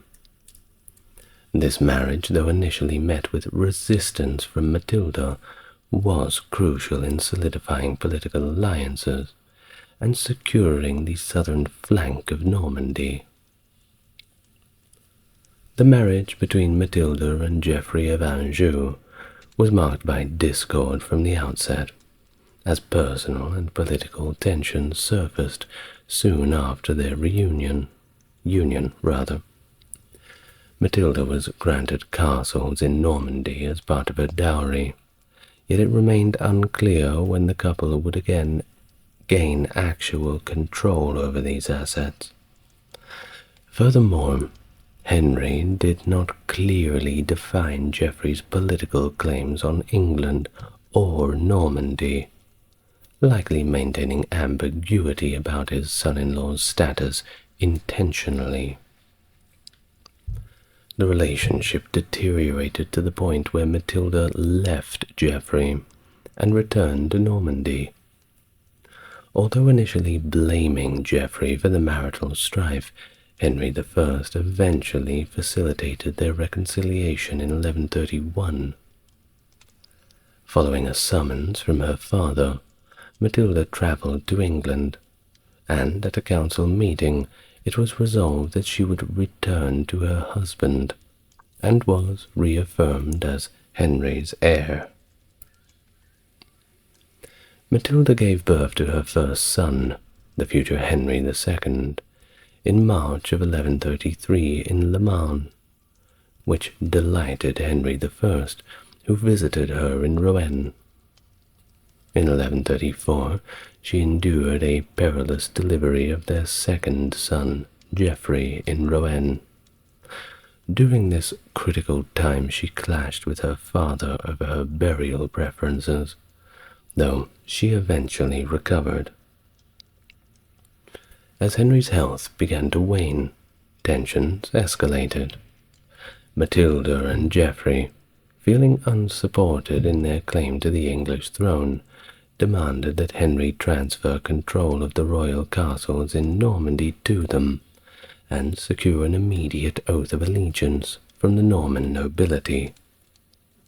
Henry's refusal, fueled by fears of Geoffrey's ambitions in Normandy, led to a rebellion in the region, which the couple supported militarily. Henry I's unexpected illness and subsequent death in 1135 near Lyon-à-Forêt threw the succession into uncertainty. The exact details of his final wishes remain unclear, with conflicting accounts from contemporary sources. Some suggested that Henry reaffirmed his intention to bequeath all his lands to Matilda, while others contended that he expressed regret over coercing the baron's allegiance to her. This ambiguity set the stage for the ensuing succession crisis and a period of civil war in England known as the Anarchy. As news of Henry's death spread, Matilda and Geoffrey were actively engaged in military campaigns in Anjou, supporting rebels against royal forces.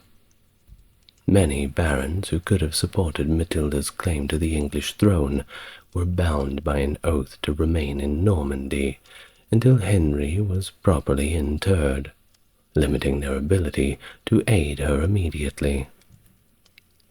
Matilda and Geoffrey capitalized on the situation by seizing key castles in southern Normandy, part of Matilda's contested dowry, but were halted by robust resistance from Norman nobles and faced a rebellion back in Anjou. Meanwhile, Stephen of Blois, positioned in Boulogne and a contender for the English throne, raced back to England. Despite initial resistance at key ports, he managed to reach London by the 8th of December.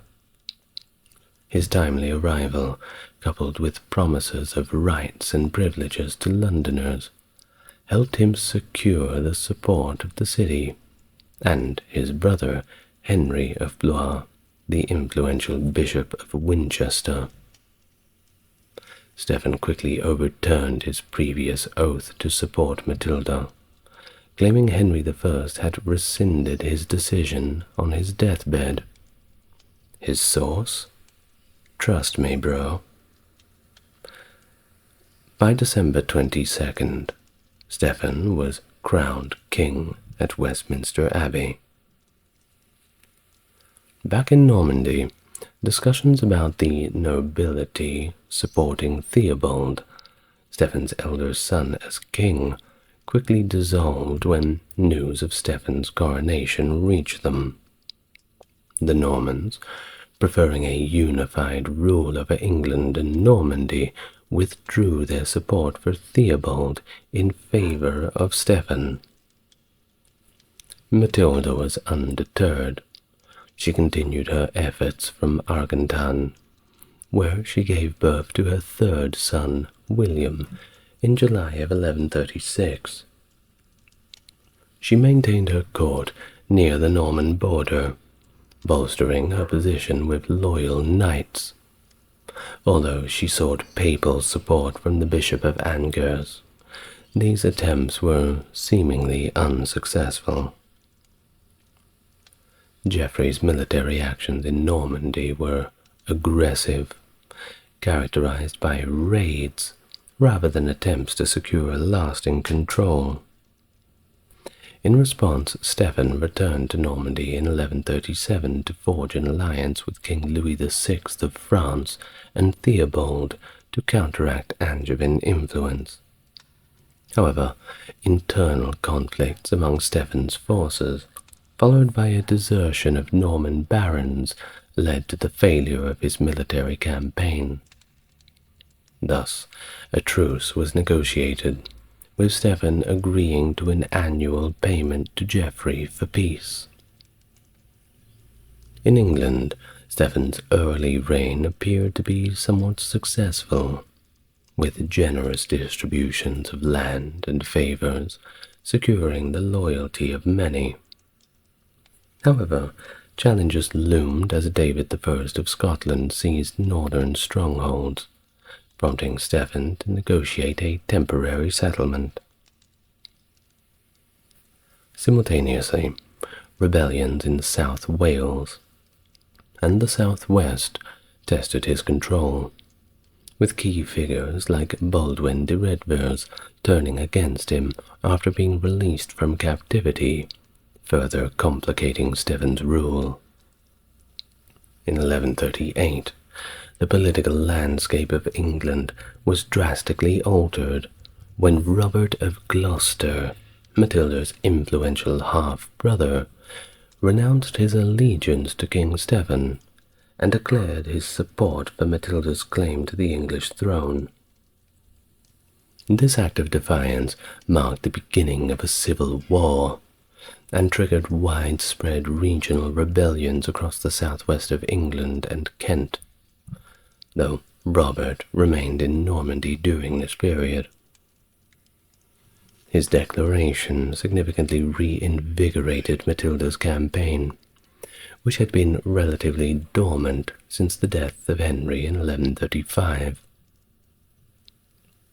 Geoffrey of Anjou, seizing the opportunity presented by the destabilization in England, launched invasions into Normandy to expand his influence. Simultaneously, David of Scotland, asserting his support for Matilda, invaded northern England, pushing his forces into Yorkshire with the aim of cementing Matilda's claim. In response to these threats, Stephen concentrated his efforts on England rather than Normandy. He dispatched his wife, who was also named Matilda, to Kent with substantial resources to reclaim the strategic port of Dover from rebel control. Additionally, Stephen sent a small contingent of his household knights to the north to confront the Scots, culminating in their defeat at the Battle of the Standard. Despite this victory, David of Scotland maintained control over much of the north. Stephen then focused his military efforts on the west to regain control of Gloucestershire. His campaigns led him through the Welsh Marches, where he successfully took Hereford and Shrewsbury, and then southward to Bath. However, Bristol, the key rebel stronghold, resisted his efforts, and Stephen was forced to settle for raiding the surrounding area. The rebels had hoped for Robert of Gloucester's intervention, but he remained in Normandy, working to persuade Matilda to launch an invasion of England herself. Dover eventually capitulated to Queen Matilda's forces later in that year. By 1139, the preparations for an invasion by Matilda and Robert became more pronounced. Having secured much of Normandy, Geoffrey and Matilda began mobilizing forces for a cross-channel expedition to England. Earlier in the year, Matilda also sought to bolster her claim through the papacy. Bishop Ulger presented her legal argument for the throne, emphasizing her hereditary rights and the oaths previously sworn by the barons to support her succession. However, Arnulf of Lisieux, representing Stephen, contested her claim by questioning the legitimacy of Matilda's parentage, alleging that her mother had been a nun.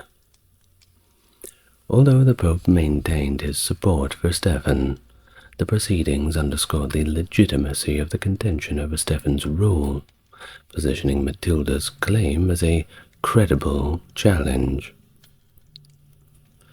Empress Matilda's long-awaited invasion of England commenced in the late summer of 1139, marking a critical escalation in her campaign to claim the English throne.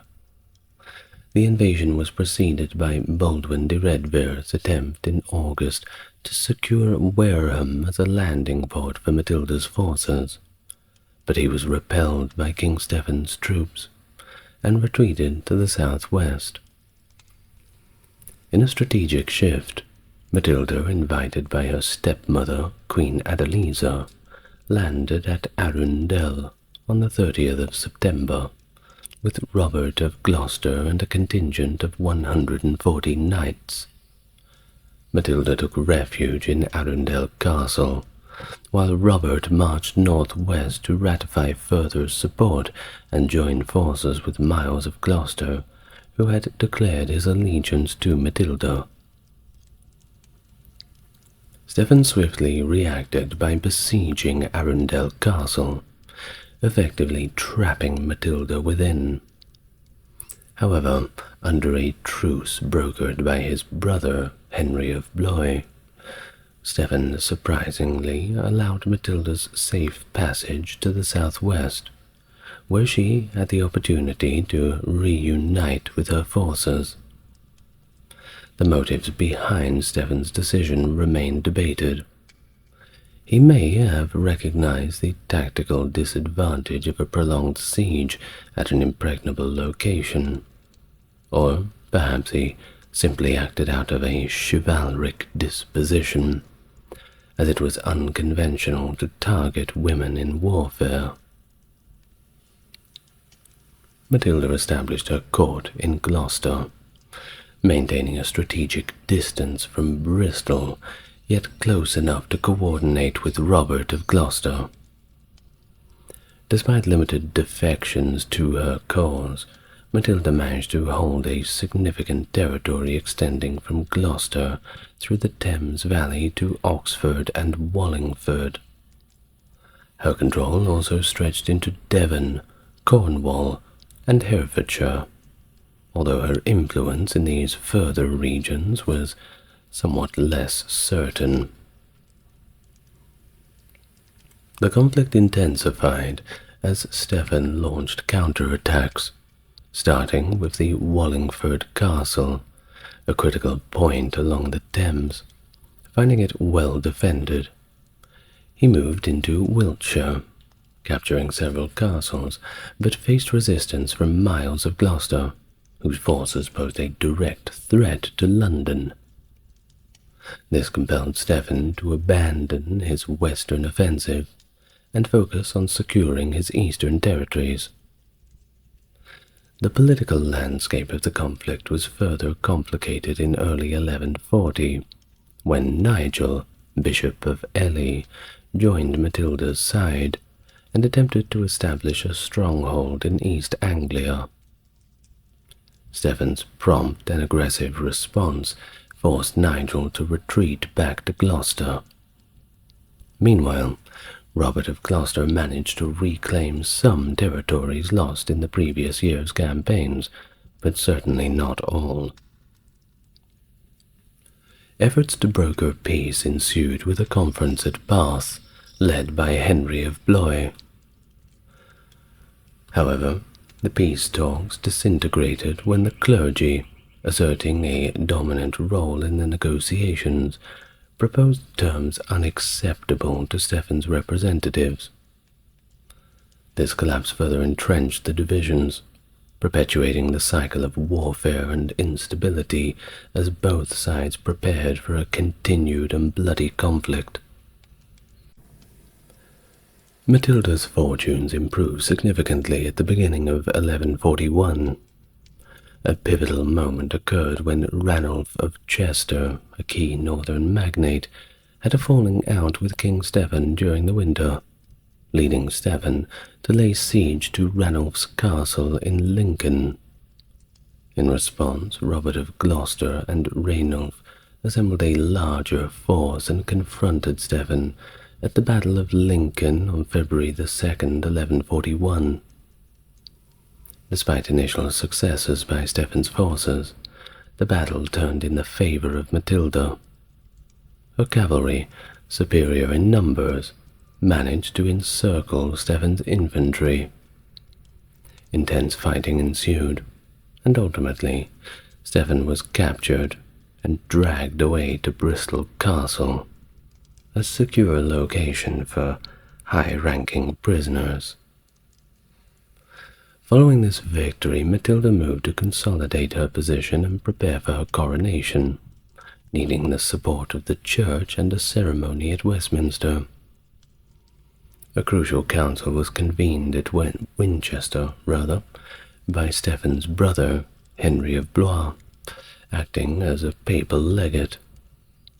Matilda struck a deal with Henry, securing the church's backing in exchange for control over ecclesiastical matters. Theobald of Canterbury, however, hesitated to endorse her as queen so hastily.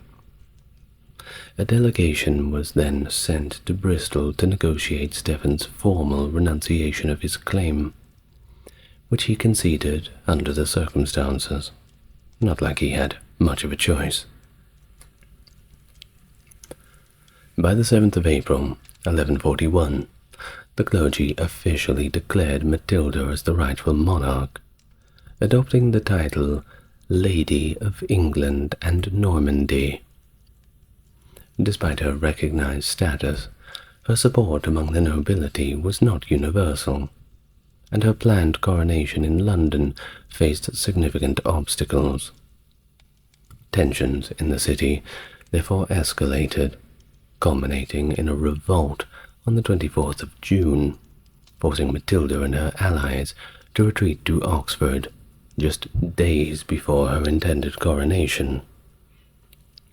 Meanwhile, Geoffrey of Anjou took advantage of the situation by launching yet another invasion of Normandy, capturing significant territories and weakening Stephen's position even further. The ongoing conflict in England and Geoffrey's successors in Normandy began to sway many Anglo-Norman barons who feared the loss of their lands. The shift in loyalty was evident when Waleran of Beaumont defected to the Angevins to protect his interests in Normandy, bringing additional regions under Matilda's control. The breakdown of royal authority was also reflected in the minting of coins, which decentralized to local barons and bishops across England.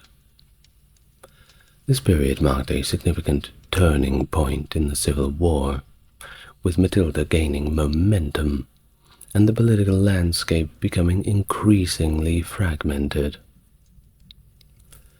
After the devastating rout of Winchester in 1141, Empress Matilda's fortunes dwindled, largely due to the collapse of her political alliance with Henry of Blois, Stephen's brother and the Bishop of Winchester. This alliance had been crucial, but it was fragile, breaking down over disagreements about the distribution of ecclesiastical positions and some broader governance issues. Just politics. You know what it's like. Well, the breakdown led Matilda and her loyal supporter Robert of Gloucester to initiate a siege at Winchester, aiming to consolidate their power by capturing the bishopric stronghold. However, Queen Matilda, Stephen's wife, yes, that's right, the other Matilda, mobilized a force with her key lieutenant William of Ypres and troops from London to counter the siege. And this time, they managed to encircle Matilda's forces, putting them in a dire situation. In a critical turn of events during the siege, Matilda decided to flee Winchester with a few close allies like Reginald of Cornwall, while the remainder of her forces stayed behind to cover her escape. And you know what that means. Well, unfortunately, in the ensuing chaos, Robert of Gloucester was also captured, severely weakening Matilda's military position. And although she managed to escape to the relative safety of Devizes Castle, the loss of Gloucester, her principal military commander, was a significant blow. The capture of key figures on both sides, Stephen and Robert, led to negotiations for a swap. The exchange thus took place in November of 1141. But there was no peace agreement. Queen Matilda rather refused any compromise that might legitimize the Empress Matilda's claim. Consequently, Stephen was reinstated as king, and Robert returned to Matilda's side. This period also saw a reaffirmation of Stephen's rule by a church council convened by Henry of Blois, which culminated in Stephen's re-coronation over the Christmas of 1141. Stephen, feeling revitalized by his release, then worked to consolidate his position. He successfully persuaded Rainulf of Chester, a critical regional magnate, to rejoin his cause, thereby gaining additional military support. Stephen sent much of the summer of 1142 retaking Angevin-held fortresses such as Cirencester, Bampton, and Wareham, which had been built or expanded during the previous year's Angevin advances. While Stephen was regaining ground, Matilda faced mounting pressure. In the fall of 1142, she was besieged by Stephen at Oxford Castle. The castle was robust, to say the least, surrounded by city walls and the river Isis, compelling Stephen to opt for a siege rather than a direct assault. However, just before Christmas, in a daring and desperate move, Matilda, dressed in white for camouflage against the snow, made a stealthy escape from the castle.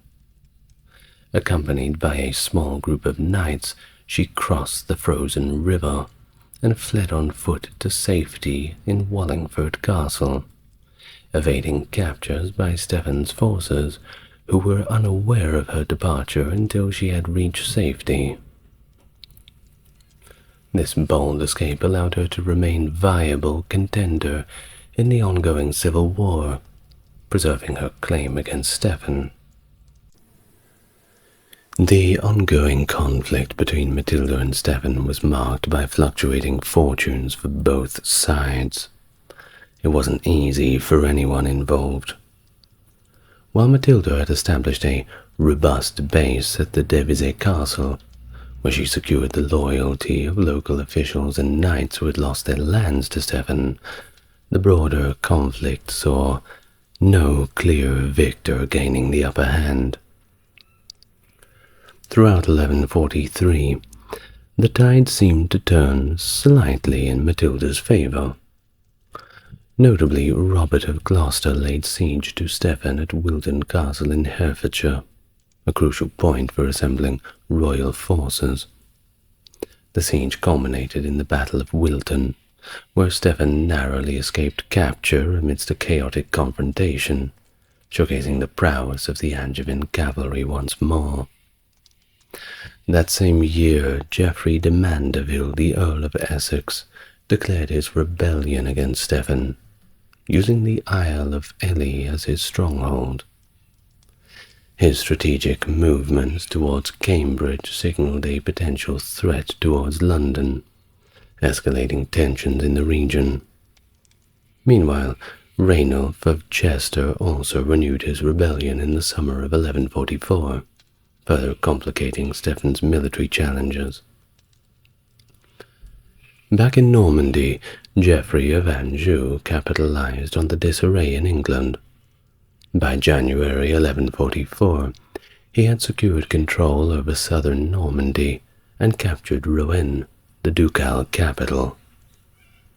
His successful campaign concluded with recognition from Louis VII of France, who formally acknowledged him as the Duke of Normandy.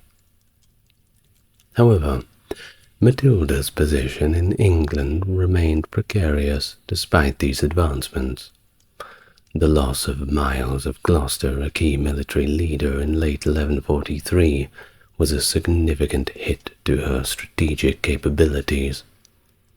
Furthermore, Geoffrey de Mandeville's insurgency faltered when he was killed in September of 1144 during a skirmish at Burwell Castle, diminishing the threat to Stephen's eastern flank. Stephen did manage to regain some momentum in 1145, notably recapturing Farringdon Castle in Oxfordshire, which was a strategic loss for Matilda. The ongoing stalemate led Matilda to authorize Reginald, Earl of Cornwall, to open peace negotiations in 1145. But the deep-seated enmity and mutual distrust between the factions meant that neither side was willing to make significant concessions. The protracted war continued to drain resources and destabilize regions, with both leaders unable to deliver a decisive blow to end the conflict conclusively. As each side managed to secure minor victories and suffer setbacks, the broader landscape of the Civil War remained one of devastation and deadlock. By the late 1140s, the civil war in England between Matilda and Stephen had largely ground into a stalemate, characterized more by politics and sporadic skirmishes rather than large-scale battles that had marked the earlier stages of the conflict. In fact, many of Matilda's staunchest supporters, like Robert of Gloucester and Brian Fitzcourt, passed away during this period, which further weakened her position. Additionally, the announcement of the Second Crusade drew several key followers away from the region, further depleting her resources and capabilities. During this time, Matilda's eldest son, Henry, began to take a more prominent role in the conflict. Initially remaining in France, Henry ventured into England in 1147 with a small but skilled mercenary force. However, this expedition failed, not due to the skill of the fighters, but financial difficulties. And here's one for you. Stephen actually ended up paying off Henry's mercenaries, allowing him to return safely to France, though his motivations for doing so remain unclear. But one can't blame the mercenaries. I mean, take the money where you can get it, right? In 1148, Matilda chose to return to Normandy, partly due to the ongoing disputes with the church. She had been occupying Devizes Castle, which was legally owned by Jocelyn de Beaune, the Bishop of Salisbury. Pope Eugene III intervened on the bishop's behalf, threatening Matilda with excommunication if she did not immediately relinquish control of the castle. Matilda delayed her response as much as she could, but eventually she packed her things and left for Normandy, leaving the castle under Henry's control, who then continued to stall its return for as long as possible. Once back in Normandy, Matilda re-established her court in Rouen and shifted her focus primarily to the administration of her Norman territories, rather than continuing her fight in England. She settled into a life of relative quiet in the priory of Notre-Dame-du-Pré, engaging in the local affairs and preparing her son's future endeavors. Geoffrey of Anjou, Matilda's husband, died unexpectedly in 1151, leading Henry to claim his inheritance of the family lands in Anjou. Henry's subsequent return to England in 1153 marked another turning point, with support from significant barons and minimal appetite for further conflict from both sides. The church-brokered truce was finally established. This peace agreement recognized Stephen as king, but named Henry as his adopted son and successor. Stephen's death in 1154 allowed Henry to ascend to the English throne, marking the end of the prolonged civil strife. Henry's coronation, which used the grandeur of the two imperial crowns Matilda had retained from her time as empress, symbolized not only his legitimate succession, but also the eventual resolution of the conflicts that had plagued Matilda's later years in Normandy. With Henry's succession, the instability and challenges Matilda faced in Normandy diminished, bringing a degree of peace and stability that had been elusive during her time as a claimant on the English throne. Throughout her later years, Matilda continued to play a significant role in the governance of Normandy, often acting on behalf of her son, Henry II. She was instrumental in managing and resolving the various land claims that emerged during the period of conflict and instability that had marked her earlier attempts to claim the English throne. Together with Henry, she issued numerous charters that helped stabilize governance in both England and Normandy, underscoring her continued influence in political affairs. She also took an active role in diplomatic and ecclesiastical matters. She intervened in the dispute between Henry and his Chancellor Thomas Becket over the codification of the English customs and church administration, offering measured advice that reflected her deep engagement with the issues at stake. Her diplomatic acumen was further demonstrated in her handling of international issues, such as the dispute over the hands of St. James' relic with the Holy Roman Emperor Frederick I.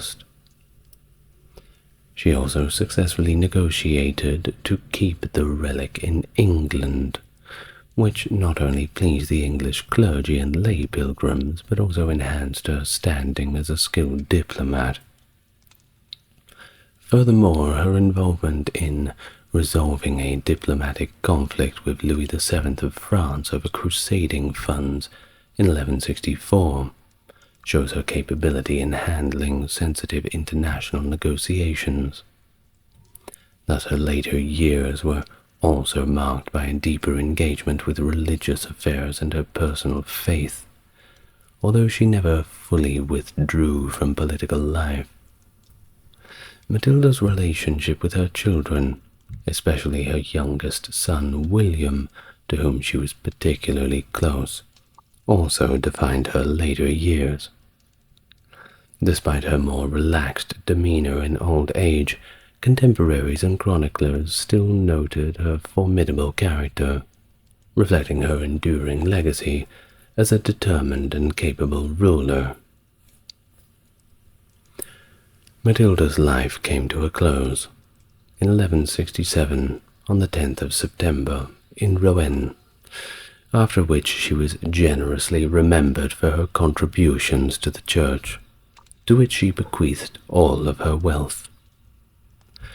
Her final resting place was initially the Abbey of Bec-Hellouin, where she was buried under the high altar in a ceremony led by Rotrou, the Archbishop of Rouen. Her tomb bore an epitaph that eloquently captured her significance, and it read thusly: "Great by birth, greater by marriage, greatest in her offspring. Here lies Matilda, the daughter, the wife, and the mother of Henry."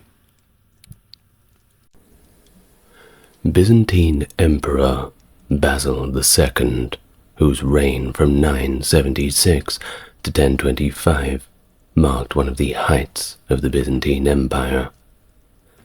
But you may know him better as Basil the Bulgar Slayer. This moniker was earned through his relentless and effective military campaigns against the nearby Bulgarian Empire, culminating in the Battle of Cladion in 1014, where his forces decisively crushed the Bulgarians. a victory that was so complete that Basil blinded thousands of captured soldiers, leaving 1 in every 100 with a single eye, forming a chain to lead the others back home. A brutal act that cemented his fearsome reputation, and one that, no doubt, brings you here. Hello and welcome to the channel. If it is your first time here, it's good to meet you, and if you're coming back, great to see you again. Surely you know what you're in for. As always, if you'd like to support the channel, there is a link in the description. Otherwise, the best thing you can do for me is like, comment, and subscribe, as this tells YouTube to push the video out further. So, with that being said, let us begin. Please get yourself relaxed and close your eyes, and we may continue our life of Basil the Bulgar Slayer. Born in 958, Basil was the eldest son of Romanos II and Theophano, a woman who was of Laconian Greek origin. Theophano, his mother, was actually the daughter of Catherin, who was reportedly a poor tavern keeper, and was possibly from the city of Sparta, which at that point was quite different to what you think it to be in the ancient times. Now Basil possibly had an elder sister, Helena, who was born 3 years before him, around the year 955. He was what the Greeks call a porphyrogenitos, which means born into the purple. The significance of the purple being the royal color. This poorly pronounced title was given to children born during their father's reign, a distinction which he shared with his own father, Romanos II, and grandfather Constantine VII. Romanos II, his father, who took the throne after the death of Constantine VII in 959, crowned Basil as co-emperor on April the 22nd, 960. Basil's younger brother, Constantine, born in 960 or 61, was crowned in 962 or 63, and later ruled as Constantine VIII from 1025 to 1028. Romanos unfortunately died unexpectedly in the March of 963, at the age of 24, just 2 days after the birth of his youngest child, Anna. His death was, of course, widely suspected to be due to poisoning by hemlock, which is, by the way, the same poison that Socrates ingested, and I believe a Hungarian prime minister a few years ago. Look up that video if you dare. Well, chroniclers like Leo the Deacon and John Scilezes suggest that Theophano was actually involved in this poisoning, also noting her possible role in earlier plots against Constantine VII. Well, I suppose perhaps we will never really know. Well, following their father's death, Basil and his brother Constantine were still way too young to rule. The Byzantine Senate confirmed their positions as emperors, with Theophano as the nominal regent, but actual power shifted to Joseph Bringas. Theophano was distrustful of Bringas, and found an ally in Basil Lecapenos, an illegitimate son of Emperor Romanos I, not the second, the first, and he was also a eunuch, who had previously served under Constantine VII and Romanos II. Well, another opponent of Bringas was the celebrated general Nikephoros Phocas, fresh from victories in Crete and a raid into Cilicia and Syria, which culminated in the sack of Aleppo. In July, Phocas was declared emperor by his troops and advanced on Constantinople. With the populace's support, Phocas forced Bringas to flee, and Basil Lekepenos took over his position. Nikephoros Phocas was crowned on August the 16th, 963. In the same year, on September 20th, Phocas married Theophano, despite it being each spouse's second marriage, and also rather malicious rumors that he was the godfather to Basil or his brother. Well, despite Patriarch Polyectus of Constantinople's objections, the marriage was eventually declared valid. This legitimized Nikephoros' rule, and also his guardianship over Romanos' sons. Well, he did not last that long. He was assassinated in December 969 by, guess who? Theophano, and also his own nephew, John Zimisces, who then became Emperor John I. John I then moved to exile Theophano and married Theodora, Romanos II's sister. Upon John's death on January the 10th, 976, Basil became the effective and senior emperor. He immediately recalled his mother from her convent, marking the beginning of his direct rule. Thus Basil II emerged as a skilled soldier and horseman, and his military prowess proved him to be a capable general and decisive ruler. In the initial phase of his reign, Basil chose to, rather than act, just observe and learn, allowing administration to be managed by Basil Lekepenos, the president of the Byzantine Senate. Lekepenos was a cunning and talented politician who intended to use the young emperors as puppets for his own ends. During this period, Basil focused on mastering the intricacies of administration and military strategy. Now the emperors preceding Basil, Nikephoros II and John I, were indeed exceptional military leaders, but they lacked administrative skills. Toward the end of his reign, John I attempted to limit the power of the major landowners, a move that prompted speculation that he was poisoned by Lekepenos, who himself had amassed large estates, illegally, and of course feared repercussions because of it. The failures of Nikephoros and John left Basil facing significant challenges, particularly from Bardas Skleros and Bardas Phocas. These members of the influential military aristocracy of Anatolia possessed the resources and ambition to challenge his authority openly. Skleros and Phocas, both experienced generals, aspired to the imperial power held by Nikephoros and John, and aimed to reduce Basil to a mere figurehead.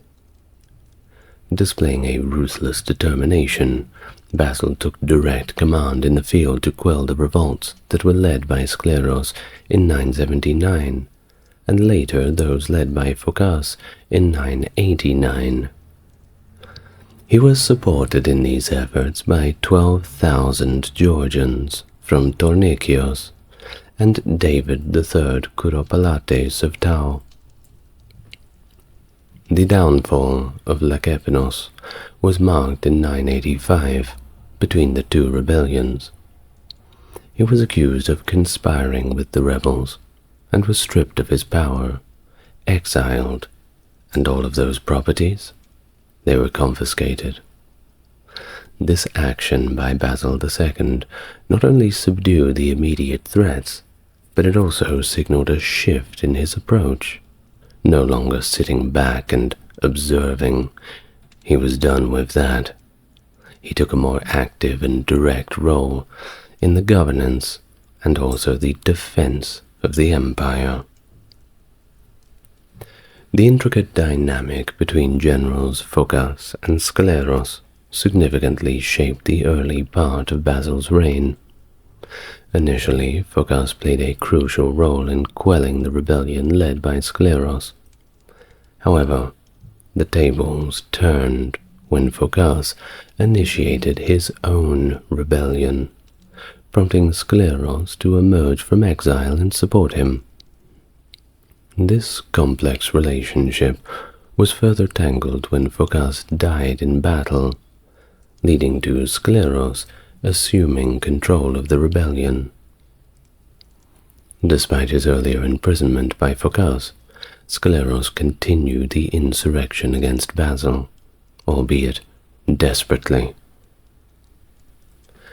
During this period, Basil's brother, Constantine, participated in only one military campaign, and displayed very little interest in politics, statecraft, or military affairs. The campaign concluded without combat when Skeleros finally surrendered to Basil in 989. Although Skeleros was allowed to live, he eventually died blind, a condition caused either by disease or more likely as a punitive measure for his role in the uprisings. It was these events that profoundly influenced Basil's governance approach.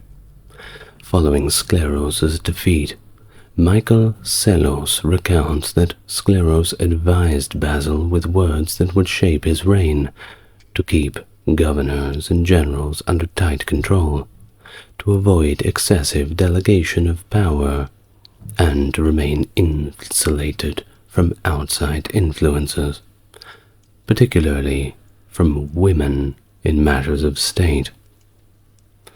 Basil adopted these strategies, focusing on centralizing power and maintaining direct control over military and administrative matters. To strengthen his position and suppress the revolts effectively, Basil formed a strategic alliance with Prince Vladimir I of Kiev.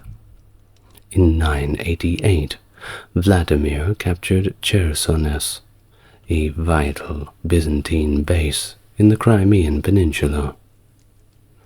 In exchange for military support, Vladimir demanded the hand of Basil's younger sister, Anna. Initially hesitant due to the prevailing Byzantine view of the northern European peoples as barbarians, and of course Anna's personal objection to being married to a non-Byzantine ruler, Basil was eventually swayed by the broader implications of the alliance. Now, Vladimir's interest in Christianity, explored through delegations sent to various nations, was not merely for marital alliance, but it was actually a genuine shift in the religious orientation for his people. Basil agreed to the marriage when Vladimir promised that he would convert to Christianity and baptize all of his subjects. The marriage of Vladimir and Anna thus took place in Crimea in the year 989, and the 6,000 Rus warriors Vladimir provided were instrumental in ending the rebellion.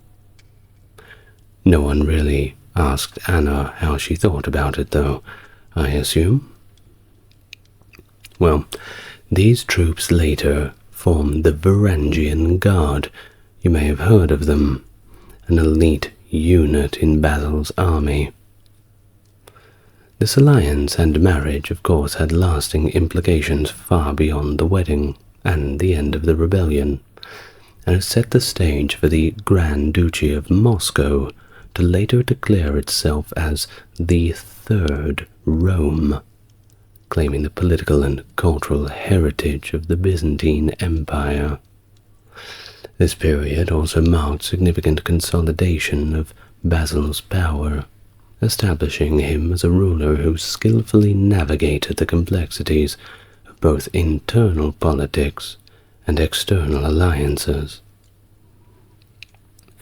Once Basil had successfully suppressed the internal rebellions that plagued his early reign, he redirected his focus towards the external adversaries. The civil wars had significantly weakened the empire's stance in the east, almost reversing entirely the territorial gains that were made by his predecessors, being Nikephoros II and John I, gains against the Fatimid Caliphate. In the years 987 to 988, Basil managed to negotiate a 7-year truce with the Fatimids, which facilitated a prisoner exchange and established mutual recognition of protection for Christians and Muslims under the rule of the opposing side. Additionally, the agreement led to the Fatimid Caliph's name being recited in the Friday prayers in Constantinople, replacing that of the Abbasid Caliph. This truce held until the death of the influential Fatimid vizier Yaqub ibn Kilis in 991. The new Fatimid Caliph, Al-Aziz Billah, adopted a more aggressive policy, appointing Manjut Takin as the governor of Damascus and signaling a shift in the caliphate's approach towards the Byzantine territories. Manjut Takin began his aggressive campaigns by attacking the Hamdanid Emirate of Aleppo, which at the time was still a Byzantine protectorate. His forces defeated a Byzantine army under Michael Bortzes in June of 992 and laid siege to Aleppo, but the city held firm. By 993, after 13 long and grueling months, Manjut Takin's campaign stalled due to supply issues, and ultimately he was forced to retreat back to Damascus. But you know what they say, you can't keep a good man down. In 994, Manjut Takin resumed his offensive, achieving a significant victory too at the Battle of the Orontes in September. This defeat necessitated Basil's direct intervention. The next year, 995, in the month of April, Basil rapidly moved his army across Asia Minor to Aleppo in a march of just 16 days. The exaggerated reports of his army's size caused more than a little bit of panic among the Fatimid forces. Manjut Takin, caught off guard with his cavalry dispersed, chose to retreat to Damascus again, without engaging in battle. The Byzantines then made unsuccessful attempts to besiege Tripoli, and successfully occupied and fortified Tartus with Armenian troops. The warfare persisted, as the Byzantines backed an anti-Fatimid uprising in Tyre. In 998, under the new leadership of Damian Dalasenos, the Byzantines attacked Apamea, but were defeated by the Fatimid general Jaish ibn al-Samsama on the 19th of July, 998. This setback drew Basil back into the conflict. He arrived in Syria in October of 999 and stayed for 3 months, with his forces raiding as far as Heliopolis. Despite placing a garrison at Larissa and burning minor forts near Abu Kubais, Mayas, and Arka, his campaign achieved limited strategic success, failing again at Tripoli and ultimately not threatening Emesa. Basil's plans were disrupted by developments in Georgia following the assassination of David III Kuropalates, which prompted his departure to Cilicia in January. Another round of diplomacy led to a 10-year truce in 1000 between the Byzantines and the Fatimids. During the reign of Al-Hakim bi Amir Allah, who was more focused on internal affairs, relations remained generally peaceful. Funny how things remain peaceful when you have a policy of minding your own damn business. Well, even events like the acknowledgement of Fatimid suzerainty by Abu Muhammad Lulu al-Kabir of Aleppo in 1004, and the Fatimid-backed installation of Aziz al-Dawla as emir in 1017, didn't manage to reignite hostilities. Al-Hakim's persecution of Christians and the destruction of the Church of the Holy Sepulchre in 1009, well, that certainly strained relations, but once again did not lead to immediate military conflict. These developments showed the complexity of military action, diplomacy, and shifting alliances that characterized Basil's approach to handling these challenges and threats posed by the Fatimid Caliphate, not only in wartime, but this somewhat peacetime that balanced on the edge of a knife. The conquest of Bulgaria. That's what you're all here for, isn't it? Well, we're finally there. Of course, if you can't fight the Fatimids, you've got to fight somebody. Well, Basil II aimed to reassert Byzantine control over those lost territories, particularly focusing on Bulgaria, which was under the rule of King Samuel, one of his most formidable opponents.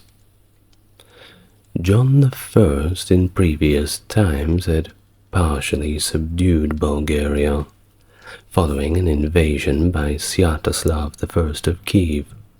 But Samuel and his brothers, well, they maintained their own independent control over certain smaller parts of the country, and Basil did not like that. Since 976, the Bulgarians had conducted raids into Byzantine territories. In an effort to destabilize the Bulgarians, the Byzantine government facilitated the escape of the captive Bulgarian emperor Boris II. This strategy, however, failed to create the desired dissension among the Bulgarians, prompting Basil to take direct military action. Around 986, he led a formidable army, reportedly around 30,000 men, into Bulgaria and besieged the modern city of Sofia. I believe that's the capital of Bulgaria. Do correct me if I'm wrong. However, facing losses and doubting the loyalty of some of his governors, Basil decided to lift the siege. On his return to Thrace, he fell into an ambush, and thusly suffered a significant defeat at the Battle of the Gates of Trajan. Basil, however, did manage to escape, thanks to his Varangian guard, remember them? And he sought to weaken Samuel by attempting to turn his brother Aaron against him through a marriage proposal involving Basil's sister Anna. Well, this plan fell apart when Aaron realized that the woman sent to him was an impostor and not the real Anna. By 987, Samuel had eliminated Aaron as a potential rival. Another of Samuel's brothers, David, was killed in 976 by the Vlachs, who were guarding caravans between Prespa and Castoria. Despite capturing the titular Bulgarian Emperor Roman in 991, Basil lost control of Moesia to the Bulgarians. While Basil was preoccupied with internal rebellions and stabilizing the eastern frontier, Samuel expanded his territory from the Adriatic to the Black Sea, effectively recovering most of the lands held by Bulgaria before Sviatoslav's invasion. He also launched damaging raids deep into Byzantine territory, reaching as far as central Greece. In 996, Byzantine general Nikephoros Oranos countered with a victory over a Bulgarian raiding party at the Battle of Spercheios in Thessaly, with Samuel and his son Gabriel narrowly escaping capture. Well, by 1000, Basil was back, and he was ready to focus on a comprehensive war of conquest against Bulgaria. That year, the Byzantine generals Nikephoros, Xiphias, and Theodorokanos captured the former Bulgarian capital, Great Preslav, along with Lesser Preslav and Pliskova. The following year, 1001, operating from Thessalonica, Basil regained control of Vodena, Veroia, and Servia. That following year, he stationed his army in the Philippopolis and seized control of the military road from the western Hamios Mountains to the Danube, effectively severing the connection between Samuel's Macedonian heartland and Paristrion. After this, Basil laid siege to Vidin, which eventually capitulated, but they put out a pretty lengthy resistance. In response to the Byzantine campaign, Samuel launched a large-scale raid of his own into the heart of Byzantine Thrace and unexpectedly captured the major city of Adrianople. After turning homeward, laden with extensive plunder, Samuel was intercepted near Skopje by a Byzantine army commanded by Basil himself, whose forces stormed the Bulgarian camp, defeating the Bulgarians and recovering the plunder from Adrianople. Skopje surrendered shortly after the battle, and Basil treated its governor, Romanos, with overt kindness. In 1005, the governor of Dyrrhachium, Ashot Taronites, surrendered his city to the Byzantines as well. The defection of Dyrrhachium completed the isolation of Samuel's core territories in the western highlands of western Macedonia. Samuel was forced into an almost entirely defensive stance. He fortified the passes and routes from the coastline and valleys held by the Byzantines to the territory remaining under his control. Over the next few years, the Byzantine offensive began to slow, and after no significant gains were made, although an attempt by the Bulgarians to counterattack in 1009 was defeated at the Battle of Creta, east of Thessalonica. In 1014, Basil was ready to launch a campaign aimed at destroying Bulgarian resistance once and for all.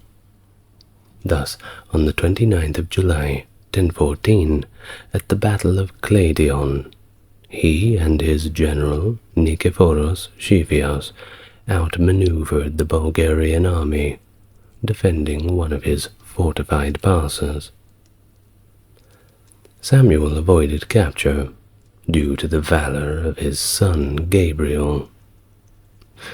But after crushing the Bulgarians, Basil was not quite satisfied with a normal victory.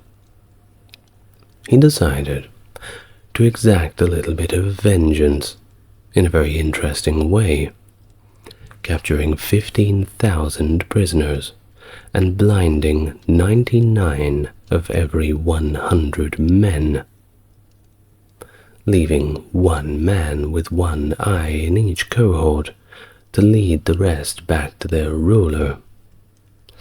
This act of cruelty was partly because in Byzantine eyes the Bulgarians were rebels, and blinding was the usual punishment for being a rebel. Well, the other reason is too kind of multifaceted. You see, it's like this. First of all, you get rid of all of the soldiers. Instead of taking them prisoner, well, you send them back, but they can never fight again. But through blinding all of them in this way, well, they're not just a burden upon themselves, but think of almost 15,000 blinded men being sent back to their home city. Someone has to take care of them. I mean, the Bulgarians aren't going to kill all of their own soldiers, aren't they? What an interesting way to cripple an enemy. A very cruel way, but hey, credit where it's due. I bet the soldiers did not see that coming.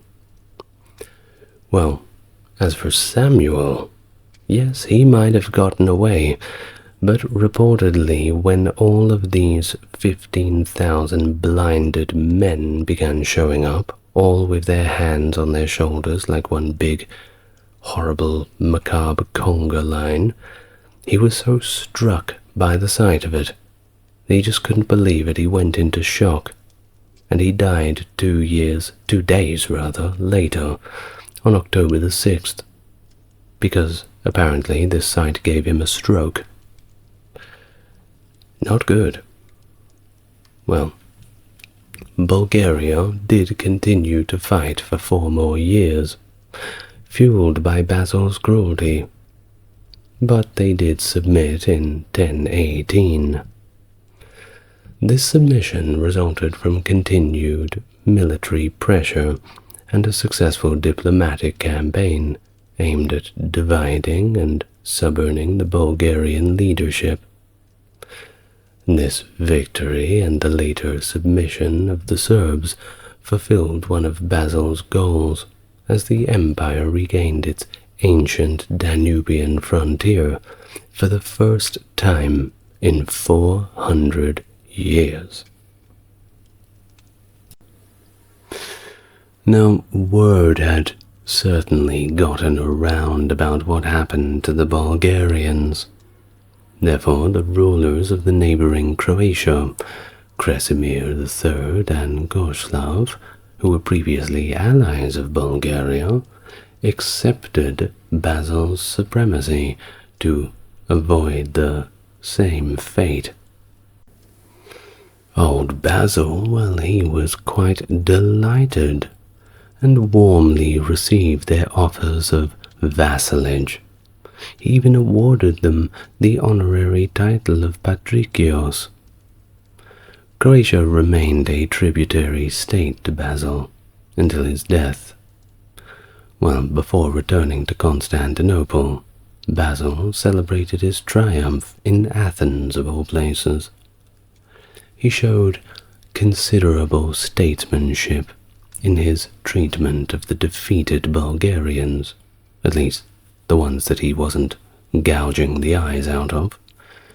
He gave many former Bulgarian leaders court titles, actually, positions in provincial administration, and high commands in the army. He sought to absorb the Bulgarian elite into Byzantine society, and that was exactly what happened. Well, because Bulgaria did not have a monetary economy, at least in the same extent as Byzantium, Basil decided to accept Bulgarian taxes in kind. However, this policy was reversed by his successors, leading to significant Bulgarian discontent and rebellion later in the 11th century. Campaigns against the Khazar successor states. Though the Kievan Rus had significantly diminished the power of the Khazar Khaganate in the 960s, the Byzantines had not fully capitalized on the resulting power vacuum to reassert their dominion over Crimea and the Black Sea regions. By 1016, Byzantine ambitions turned towards these areas. Basil, in a combined effort with Mstislav of Chernigov, launched a military campaign against Crimea, much of which was under the control of the Khazar successor kingdom, led by George Zul, based in Kerch. According to Kedrenos, this campaign was successful.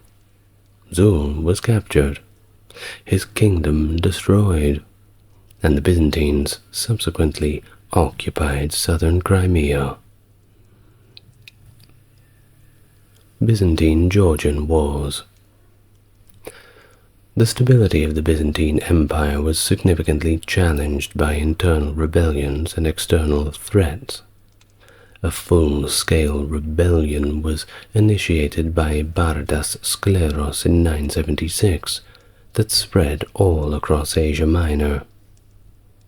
It was during this period that Basil was supported by the Georgian prince David III of Tau, who played a crucial role in the loyalist victory at the Battle of Pankaleia.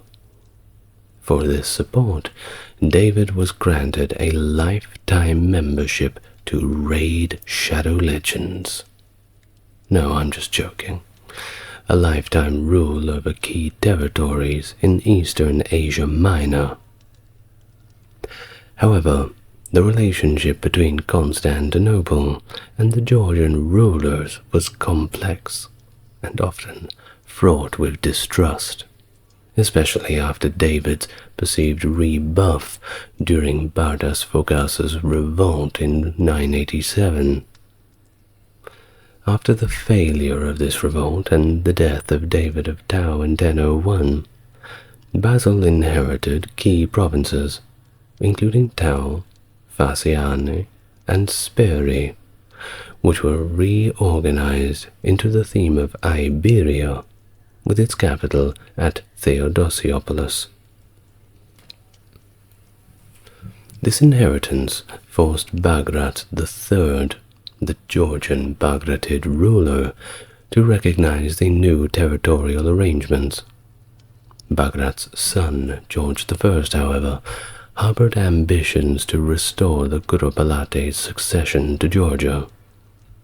In 1015 to 1016, amidst the campaigns in Tau and alliances with external powers like the Fatimid Caliph al-Hakim, George posed a challenge to Byzantine authority.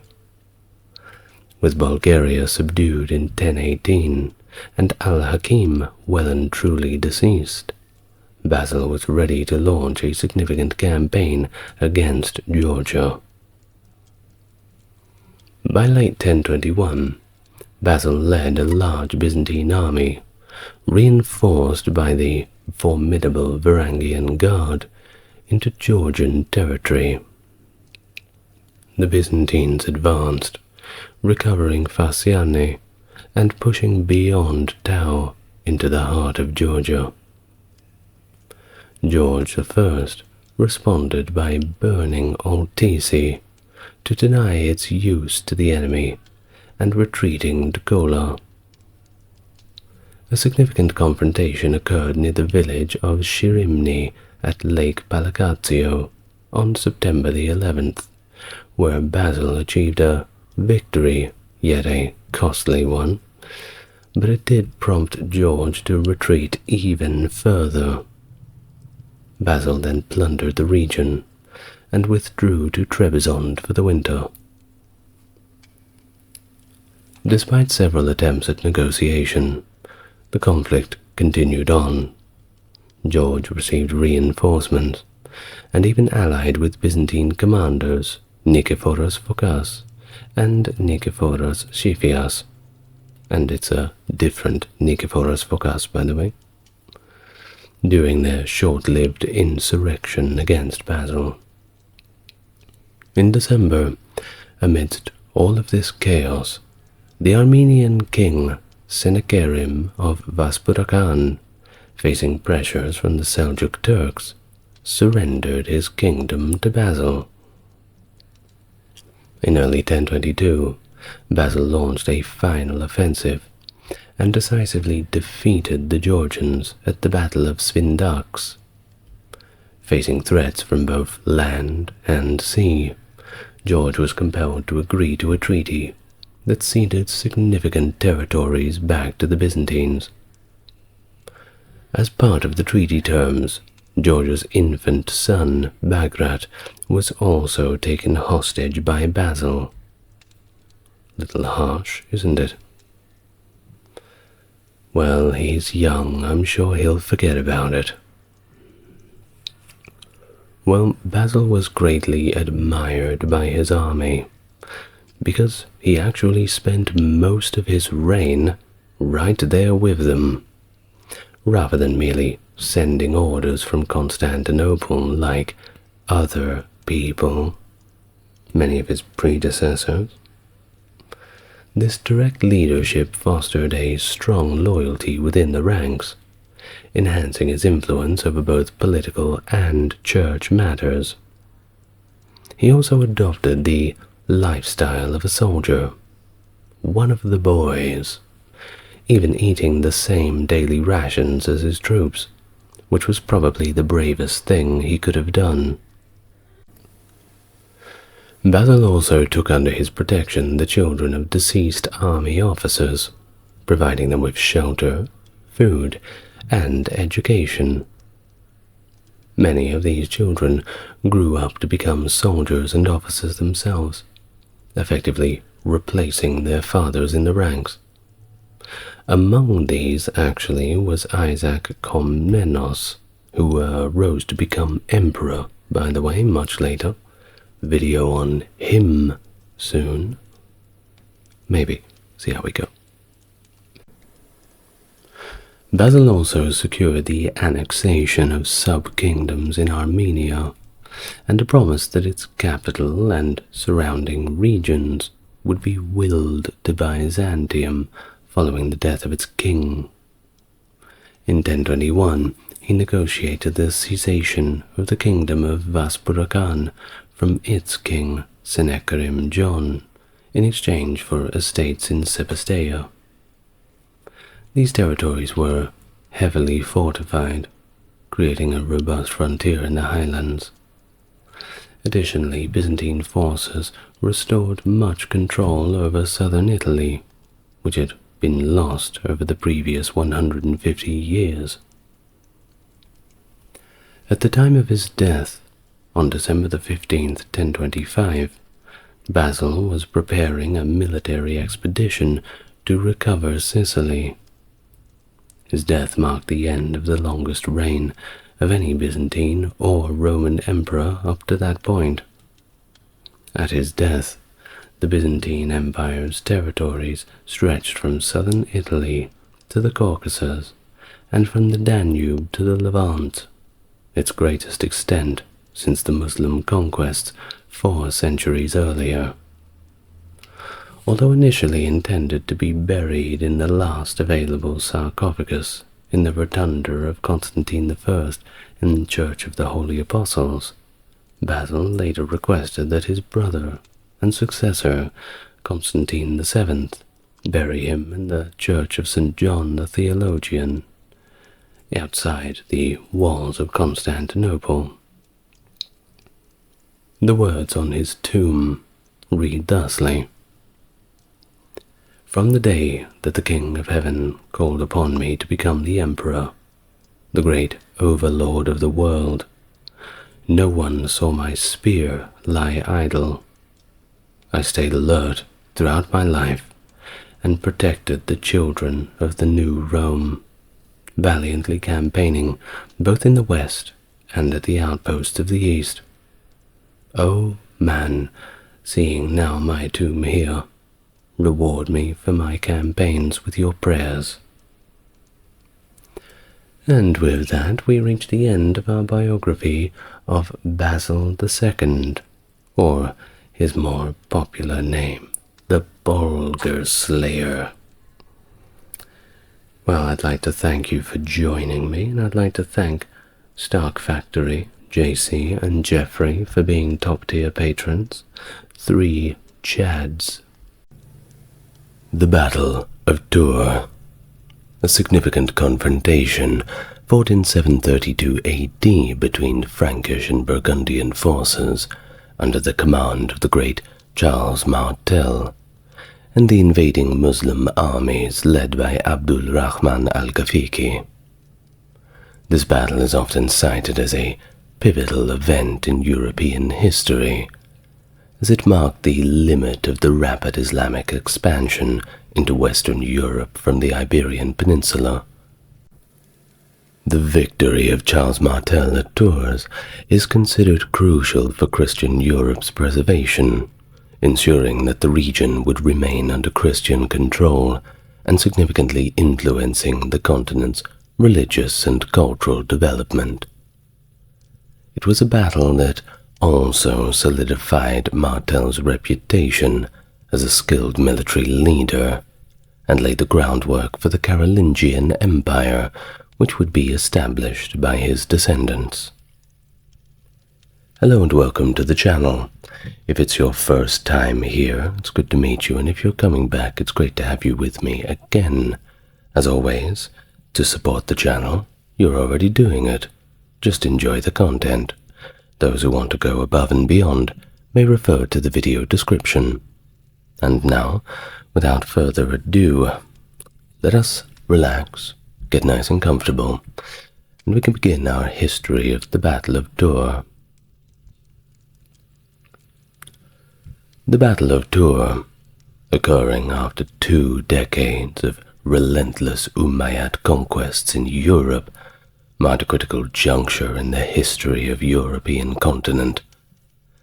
These conquests began with the invasion of the Christian Visigothic kingdom in the Iberian Peninsula in 711, and expanded into Frankish territories such as Gaul, territories that were once part of the Roman Empire, now a shadow of its former glory. The Umayyad campaigns aggressively advanced northwards into regions such as Aquitaine and Burgundy, culminating in significant conflicts, including a major battle at Bordeaux and a raid on Autun. Thus, this victory of Charles Martel at Tours is widely heralded for halting this northward progression, effectively safeguarding Western Europe from potential Islamization. Of course, later on they would retake the Iberian Peninsula too, but today we are just talking about the Battle of Tours. Well, historical consensus places the confrontation at the confluence of the rivers Claine and Vienne, situated between Tours and Poitiers. While the exact numbers of combatants remain uncertain, the Mozarabic Chronicle of 754 A contemporary Latin source, providing a detailed account of the battle, portrays the Frankish forces as numerous and well-armed.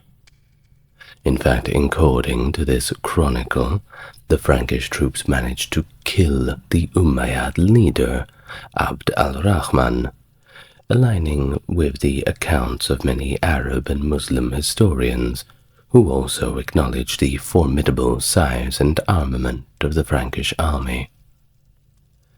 In contrast to this, however, most Western historical sources estimate the Franks to have been about 30,000 strong, significantly fewer than the Muslim force, which they place at more than double that number.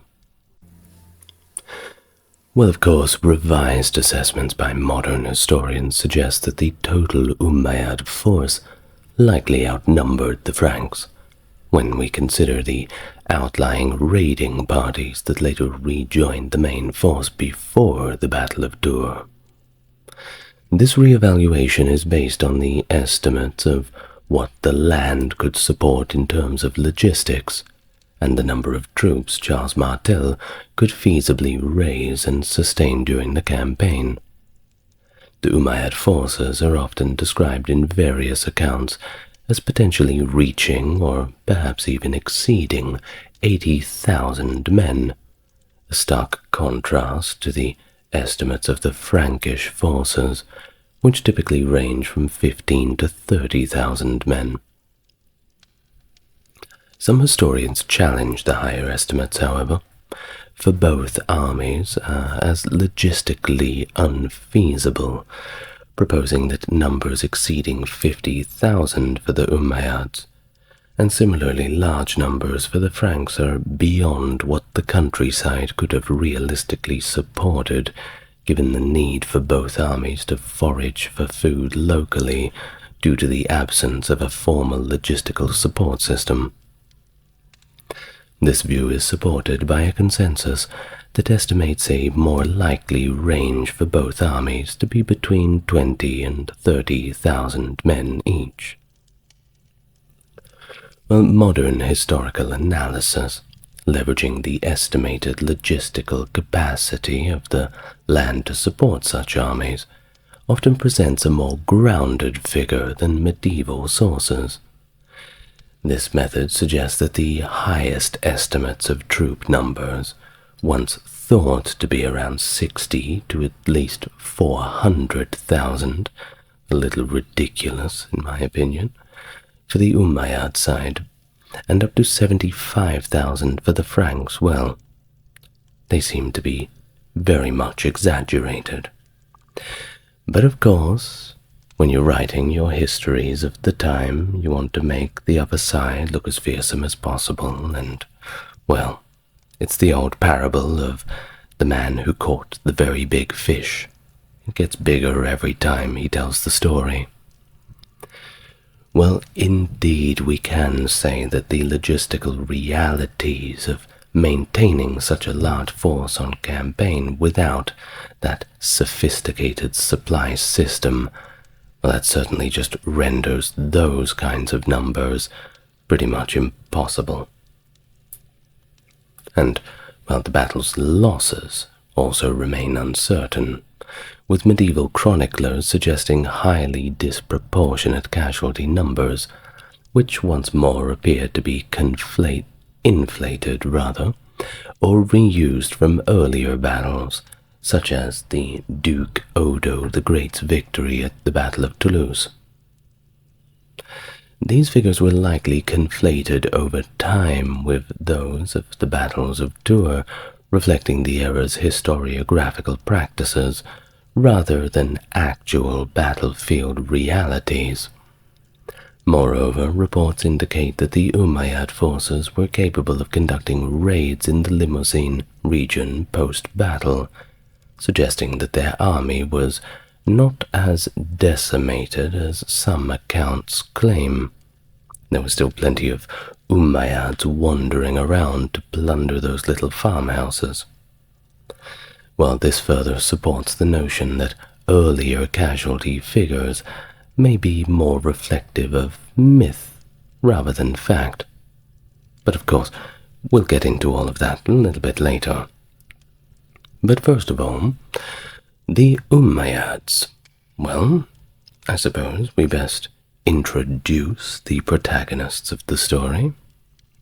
The Umayyad dynasty, known in Arabic as Banu Umayya or Al-Umayyawiyun, initiated a formidable expansion of the Sunni Islamic Empire after succeeding the Rashidun caliphs Abu Bakr, Umar, Uthman, and Ali. By the time of the Battle of Tours, the Umayyad Caliphate had established itself as arguably the preeminent military power in the world, a reputation bolstered by its vast conquests and the administrative control it wielded over diverse regions and peoples. The Umayyads orchestrated a significant expansion, both to the east and to the west. To the east, their forces surged across Persia, and to the west, they advanced through North Africa along the Mediterranean coast. Their military campaigns were characterized by remarkable victories, including the complete absorption of the Sasanian Empire and substantial conquests from the Byzantine Empire, seizing territories like Syria, Armenia, and territories along the North African coast. But despite all of these successes, their advance was of course eventually curtailed by Leo the Isaurian at the Battle of Akroinon in 740, marking the Umayyads' final military campaign in Anatolia, and a significant turning point that stemmed their expansion into Eastern Europe. And what about the Franks? Well, let's quickly explain who they were. Under the leadership of Charles Martel, the Frankish realm emerged as the preeminent military force in Western Europe. They were the tough guys. That's certainly something we can say. During his tenure as commander-in-chief, the Frankish kingdom encompassed what is now northern and eastern France, including the regions that were known as Austrasia, Neustria, and Burgundy, as well as most of western Germany and the Low Countries, which, if we put into today's terms, we're talking countries like Belgium, Netherlands, and Luxembourg. Good luck pointing out Luxembourg on a map. Well, this extensive domain marked the Frankish kingdom's progression towards becoming the first significant imperial power in Western Europe since the decline of the Roman Empire. So it was a big deal, to say the least. Well, despite its growing influence and territorial gains, Charles Martel's realm faced persistent challenges from external forces. These included ongoing conflicts with the Saxons and the Frisians, as well as struggles against other formidable opponents like the Basque Aquitanians. The latter were led by Odo the Great, Duke of Aquitaine and Vasconia, a skilled leader and seasoned warrior, who presented a significant obstacle to the Frankish expansion efforts in the region. This dynamic period was characterized by Charles Martel's efforts to solidify and extend Frankish power across a fragmented and often hostile Europe. By 719, under the leadership of Al-Sam ibn Malik al-Khawlani, and by the way, I will do my best with the Arabic names, he was the governor of Al-Andalus. Umayyad troops had successfully overrun Septimania, following their extensive conquests up the Iberian Peninsula. Al-Sam established his capital in Narbonne from 720 onwards, a city the Moors referred to as Arbona. With Narbonne's strategic port under their control, the Umayyads faced very little resistance as they subdued the nearby cities of Alet, Béziers, Agde, Lodève, and Nîmes, which were still governed by their Visigothic counts. Despite this swift expansion, the Umayyad campaign into Aquitaine encountered a significant setback at the aforementioned Battle of Toulouse.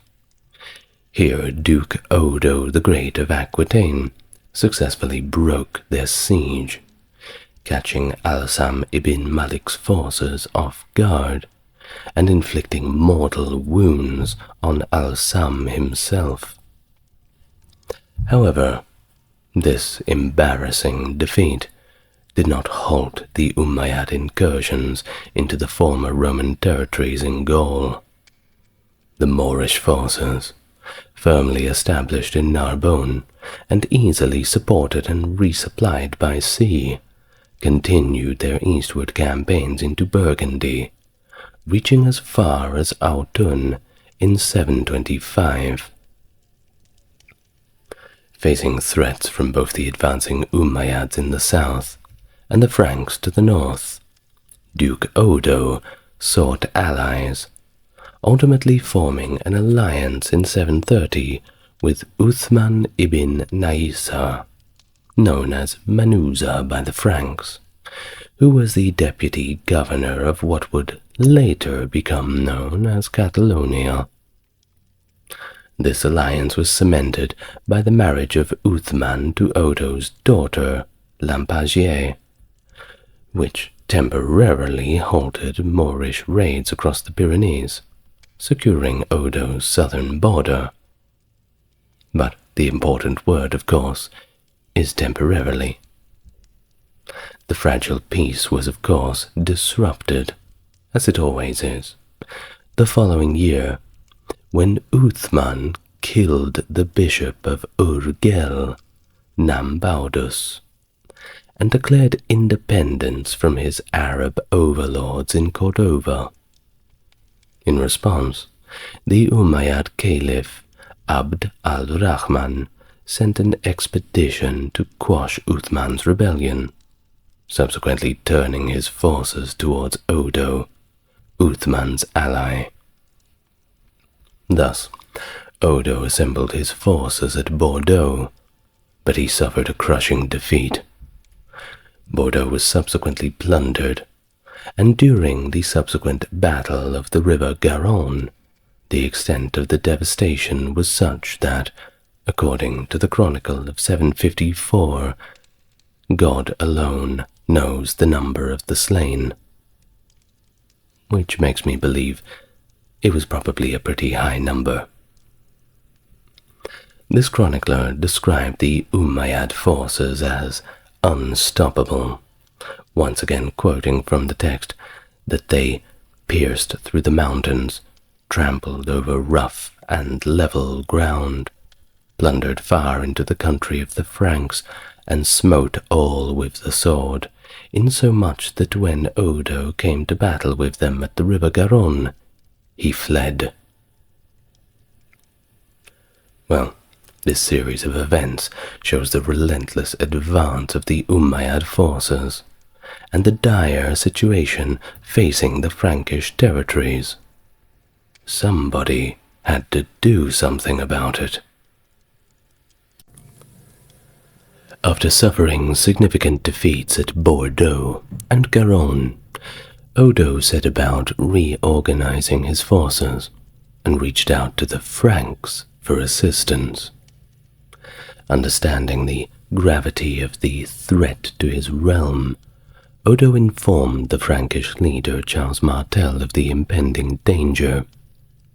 Charles agreed to help, but only after Odo consented to submit to Frankish authority, effectively recognizing the growing power of the Franks. Well, he didn't really have much of a choice, didn't he? The Umayyads, on the other hand, confident in their military skill, seemed rather unaware of the Frankish strength. Their knowledge of the European powers, including the Franks, was limited at best, and it was only after the Battle of Tours that they even recognized the Franks as a formidable force. Their previous campaigns had not required them to scout extensively to the north, which led them to underestimate Charles Martel, who had been consolidating his power across much of Europe since 717. By 732, the Umayyad forces were advancing north toward the Loire River, moving ahead of their logistical support and dividing into several raiding parties, which allowed the main army to advance more slowly. The delay was strategic, as the Umayyads needed to live off the land, timing their campaign to coincide with the local wheat harvest and its subsequent storage. The tactical situation at Bordeaux and Garonne contrasted sharply with the earlier Battle of Toulouse in 721, where Odo had successfully ambushed an overconfident and unprepared Umayyad force, primarily composed of infantry. According to Hermann of Carinthia's translations, Odo's troops executed a highly effective encircling maneuver, catching the Muslim forces off guard and achieving their decisive victory. However, the dynamics were different at Bordeaux and Garonne. Here, the Umayyad army was predominantly cavalry, fully mobilized and prepared for battle. The Umayyad heavy cavalry quickly overpowered Odo's mainly infantry forces, who lacked heavy cavalry due to the absence of stirrups, a critical disadvantage in combat against cavalry forces. The Umayyad cavalry broke through Odo's lines in their initial charge and decimated the infantry as they fled. As the Umayyad forces continued their destructive path through southern Gaul, they were likely motivated by the riches of the Abbey of St. Martin of Tours, one of the wealthiest and most revered holy sites in Western Europe at the time. Alerted and aware of the danger, Charles Martel began to mobilize his forces.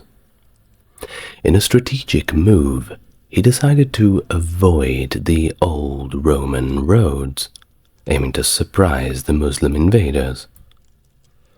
As the Umayyad forces advanced towards Tours, they were unexpectedly confronted by a large Frankish force, strategically positioned to block their path. Charles Martel had successfully achieved the element of surprise he sought.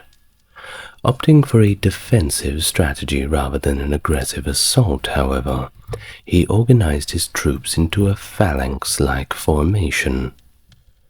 According to the Arab sources, the Franks formed a large square, using the natural terrain of hills and trees ahead of them to disrupt and weaken the Muslim cavalry charges. For a week, the two armies engaged in only minor skirmishes, with the Umayyads waiting for their reinforcements to arrive in full. Abd al-Rahman, despite his experience and command acumen, found himself strategically outmaneuvered by Charles, who had not only concentrated his forces effectively, but also chosen the battlefield meticulously to his own advantage. The dense forest helped Charles mask the true size of his army, leaving the Umayyad commander uncertain about the magnitude of Frankish forces. Now, the primary strength of the Franks lay in the infantry. His army comprised of seasoned and battle-hardened soldiers, many of whom had been fighting under Charles Martel's command since as early as 717. Experience plus loyalty makes a difference to morale. Besides these experienced troops, Charles also had levies of militia. These forces were, of course, less experienced in combat, but they played crucial roles in gathering supplies and harassing the Muslim forces, contributing to the overall military effort. They did their part. While traditional historical accounts often suggest that the Franks were significantly outnumbered, with estimates of a 2-to-1 ratio against them, the view is not universally accepted. The Mozarabic Chronicle of 754, for instance, offers a different perspective that challenges the notion of the Franks being so outnumbered, indicating that actual numbers may have indeed been more balanced than previously thought. Well, Martel's strategic foresight was certainly on full display, as he anticipated that Abd al-Rahman would feel compelled to engage in battle to reach Tours and potentially loot it. Positioned on a hill and sheltered by trees, Charles' troops held the tactical advantage, diminishing the effectiveness of the Umayyad cavalry, which would be forced to charge uphill through obstructive terrain. Since the Battle of Toulouse, a decade earlier, Charles had been meticulously preparing for such a confrontation. Historian Edward Gibbon, among others, regarded Charles' situation as making the best of a difficult scenario. Despite being allegedly outnumbered and lacking heavy cavalry, Charles commanded a corps of tough, battle-hardened infantry who had immense faith in his leadership. And at a time when permanent armies were a rarity in Europe, Charles had even secured a significant loan from the Pope himself, convincing him of the dire emergency to train and maintain a well-equipped and professional fighting force. Thus, in a phalanx formation, Charles' infantry was ideally prepared to withstand the cavalry charges. His choice of high ground, supplemented by the natural barrier of trees, significantly bolstered their defensive capabilities. This setup, unknown to Arab forces due to intelligence failures, caught al-Rahman off guard regarding the quality and preparedness of the Frankish troops. Additionally, the environmental conditions played their own role. The Franks, you see, they were well equipped for the cold, dressed in attire suitable for harsh European winters, while the Arab forces, many of whom had probably never seen snow in their lives, wore lighter clothing, much better suited to the milder North African climate, putting them at a further disadvantage. The ensuing battle evolved into a strategic standoff, with the Muslims hesitant to assault what could potentially be a numerically superior enemy entrenched in a formidable defensive position. After all, who knows what could run out of those forests, and how many of them could be hiding? Well, Charles' forces, arrayed in their dense formations, patiently waited for the Umayyad charge.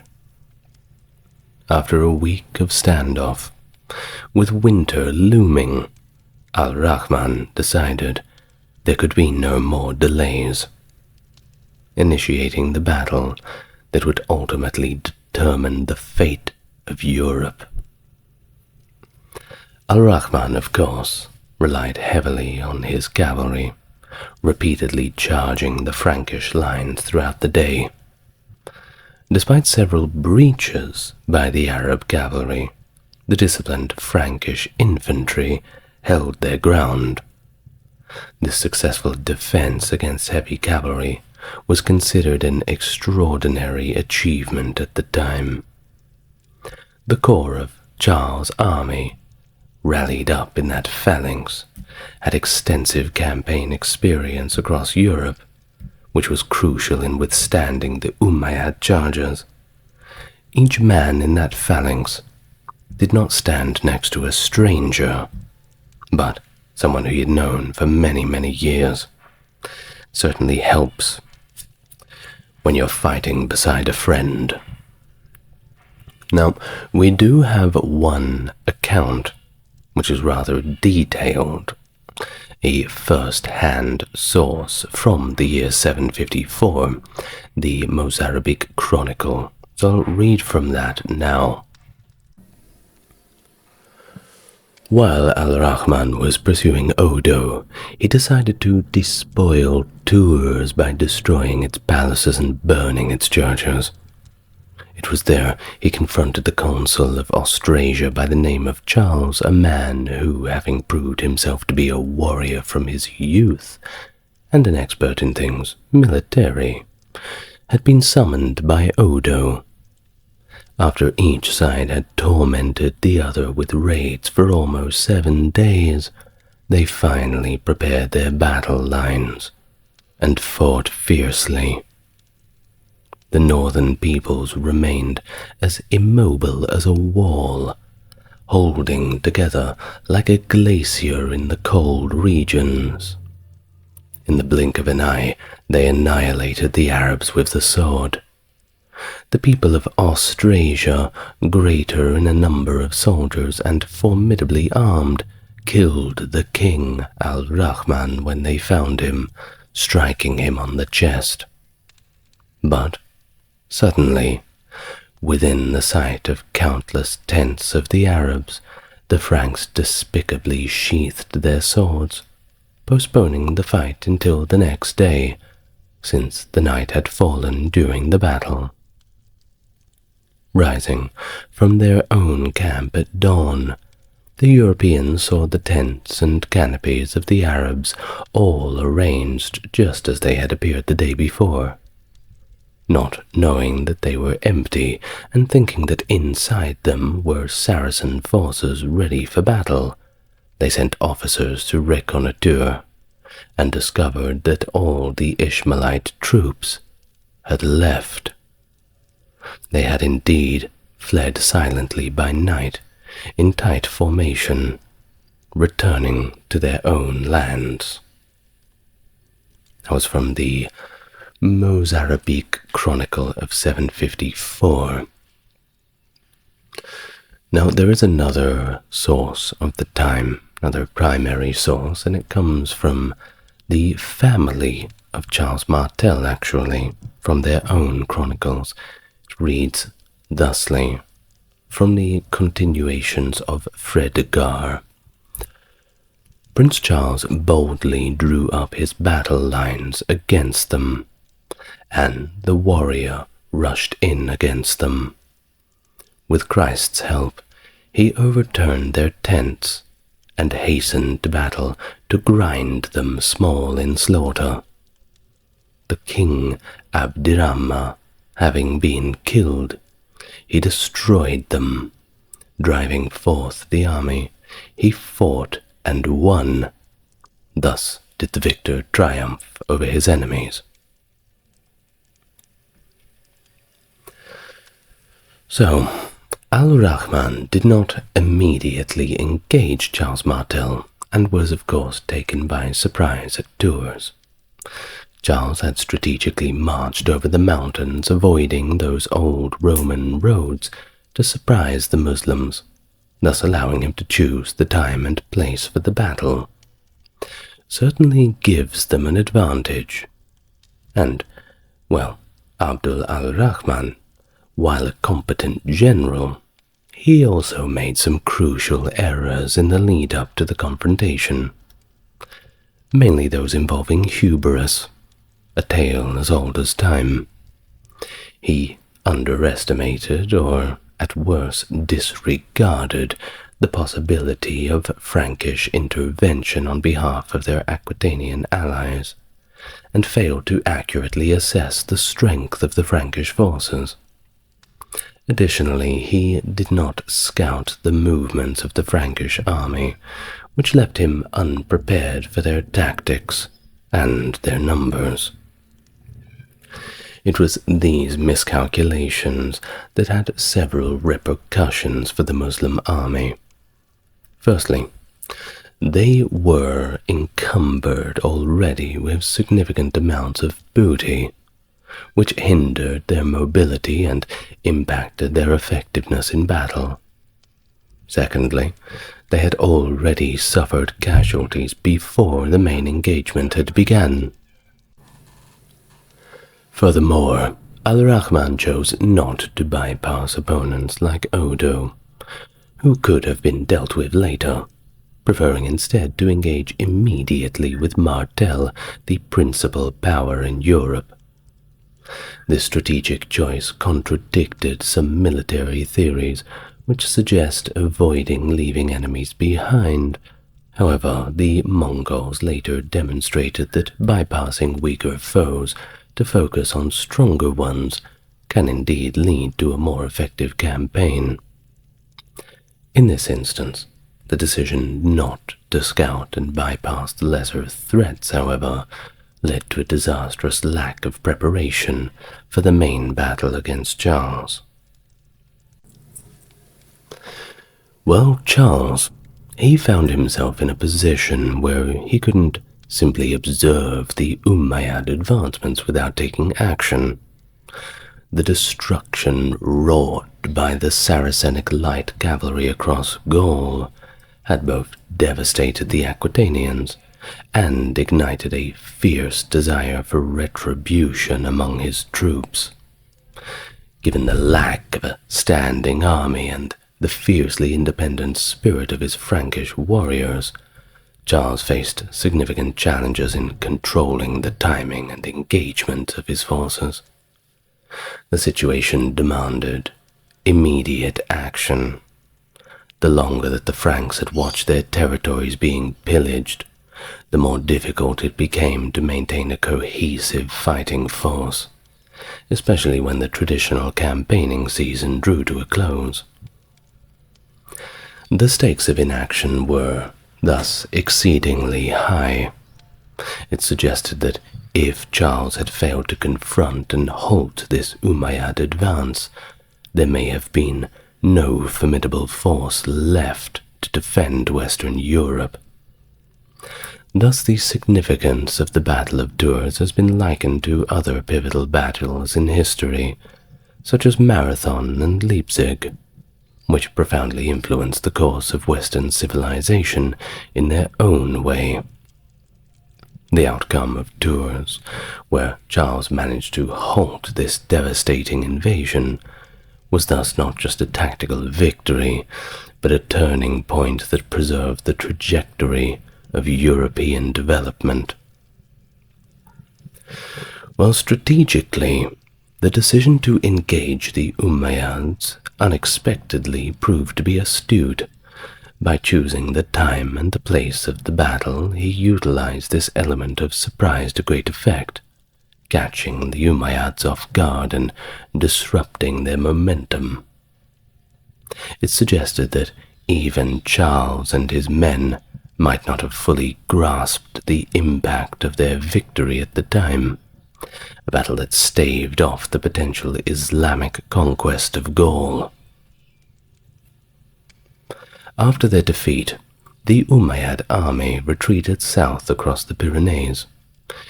In the years that followed, Martel continued his expansion southward. Following the death of Odo around 735, who had previously recognized Charles' authority, albeit reluctantly in 719, Charles aimed to annex Odo's duchy. He traveled there to secure the homage of the Aquitanians, but the local nobility declared Hunald, Odo's son, as their duke. Charles eventually recognized Hunald's legitimacy, particularly when the Umayyads allied with Duke Marontus of Provence the following year, posing a renewed threat. Hunald initially resisted acknowledging Charles as his overlord, but soon found himself with little choice but to submit, though this acknowledgement was brief, and Charles affirmed his reign over the duchy. In 735, the new governor of Al-Andalus, Al-Hajjaj, launched another invasion of Gaul. This invasion aimed to avenge the Umayyad defeat at Tours and further the spread of Islam. Historians note that Uqba ibn al-Hajjaj was particularly zealous, reportedly converting around 2,000 Christians during his military career. His forces thus advanced into French territory, crossing the Rhone River, capturing and looting Arles, and pushing deep into the heartland of Provence with the capture of Avignon, despite facing stiff resistance. But his forces maintained a presence in Septimania and parts of Provence for 4 years, conducting raids as far as Lyon, Burgundy, and Piedmont. Martel launched 2 campaigns of his own in 736 and 39 to reclaim Septimania, but they were both repelled, forcing him back to territories under his control. The second Umayyad expedition, despite its ultimate failure, was considered potentially more dangerous than the first. The cessation of serious Muslim expeditions across the Pyrenees followed, although smaller raids did continue. Plans for further large-scale invasions were disrupted by internal strife within the Umayyad lands, which often turned potential allies into adversaries. Despite their setback at the Battle of Tours, the Umayyads maintained control over parts of Septimania for another 27 years, though they were unable to push their frontiers further into Frankish territory. The stability of their rule in this region was partly due to treaties they had previously negotiated with the local populations. These agreements were strengthened in 734 under the governance of Yusuf ibn Abd al-Rahman al-Fihri, the governor of Narbonne. He forged common defense pacts with several towns to protect against the advances of Charles Martel, who was methodically extending his control over the south. Martel's campaigns in this period were marked by significant victories. He managed to capture the Umayyad fortresses and decimate their garrisons during the siege of Avignon and the siege of Nimes. His military efforts culminated in the Battle of the River Bear, where the Umayyad forces, attempting to relieve Narbonne, were decisively defeated. Nonetheless, Charles faced a major challenge at the siege of Narbonne in 737. His attempts to capture the city failed, as the defenders, comprising both Muslim, Arab, and Berber troops alongside Christian Visigothic citizens, mounted a robust defense. Reluctant to commit his army to a protracted siege that could last years, and unwilling to sustain the heavy casualties of a full-scale frontal assault like the one at Arles, Martel chose instead to isolate the remaining Umayyad forces in Narbonne and Septimania. After the Umayyad defeat at Narbonne, the threat of invasion significantly diminished, and by 750, the unified caliphate itself had collapsed into civil war. The responsibility of finally bringing Narbonne into Frankish control, fell to Charles' son, Pepin the Short, who achieved this goal in 759.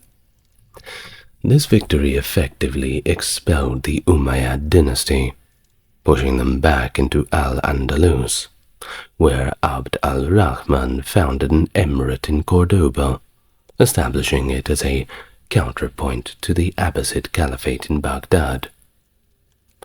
Further to the northeast of Spain, the Frankish emperors established what became known as Marca Hispanica across the Pyrenees, in the region now part of Catalonia.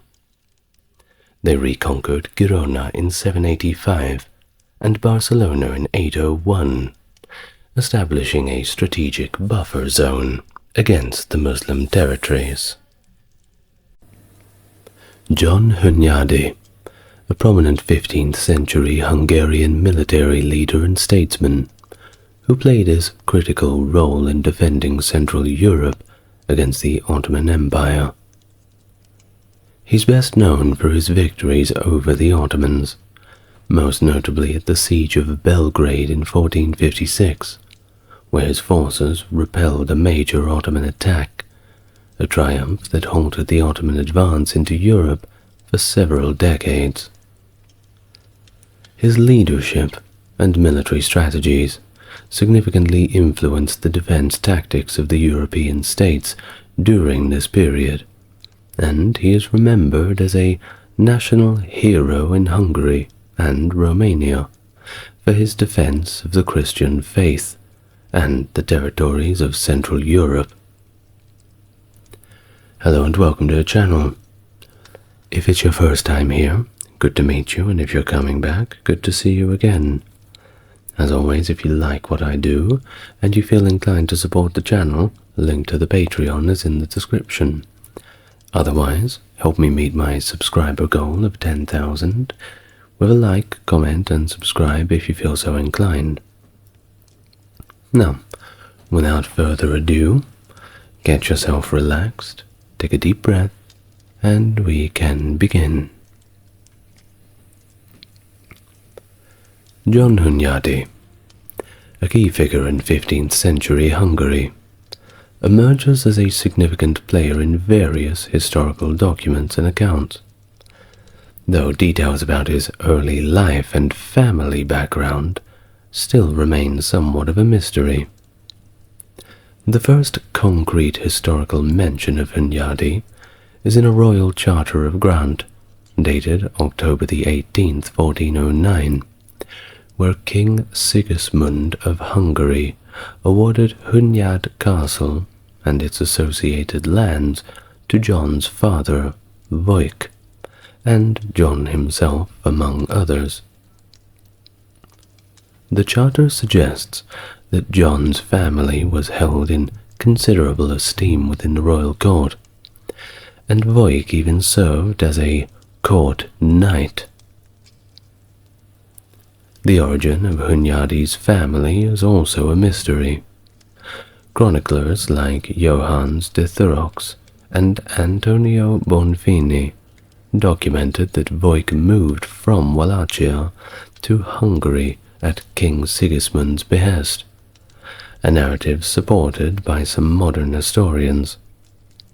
However, some still argue that Wojciech was native to the region around Hunyad Castle, complicating the narrative of Hunyadi's foreign origin even more. Adding to the intrigue of these origins, there is an alternate tale, initially described as a tasteless one, fabricated by Hunyadi's opponent, Ulrich II, the Count of Kelj. The rumor suggested that John was not actually Wojciech's son, but rather an illegitimate offspring of King Sigismund.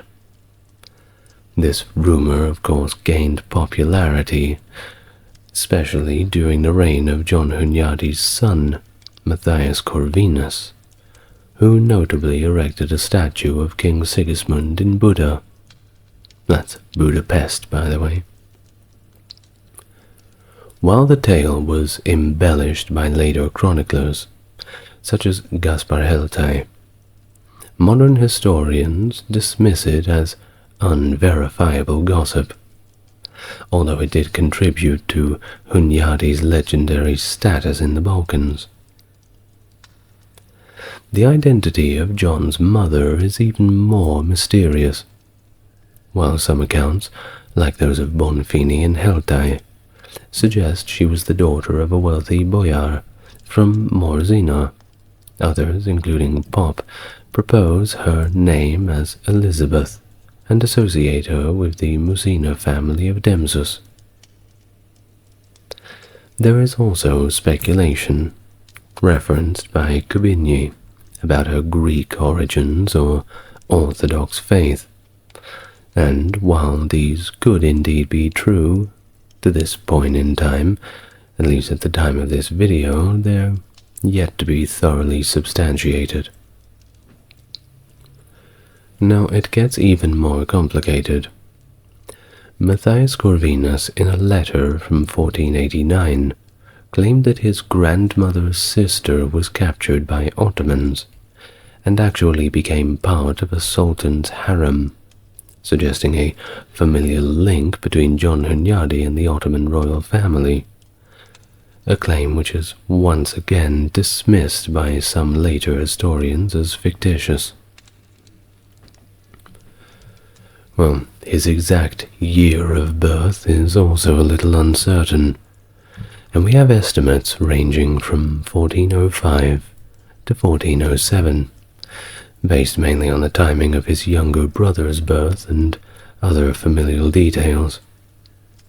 His place of birth is also a little unclear, though 16th century scholar Anton Vrankic described Hunyadi as a native of the Hatzeg region. Hunyadi's formative years were shaped by service under various influential figures, which helped him prepare for his future military and political successes.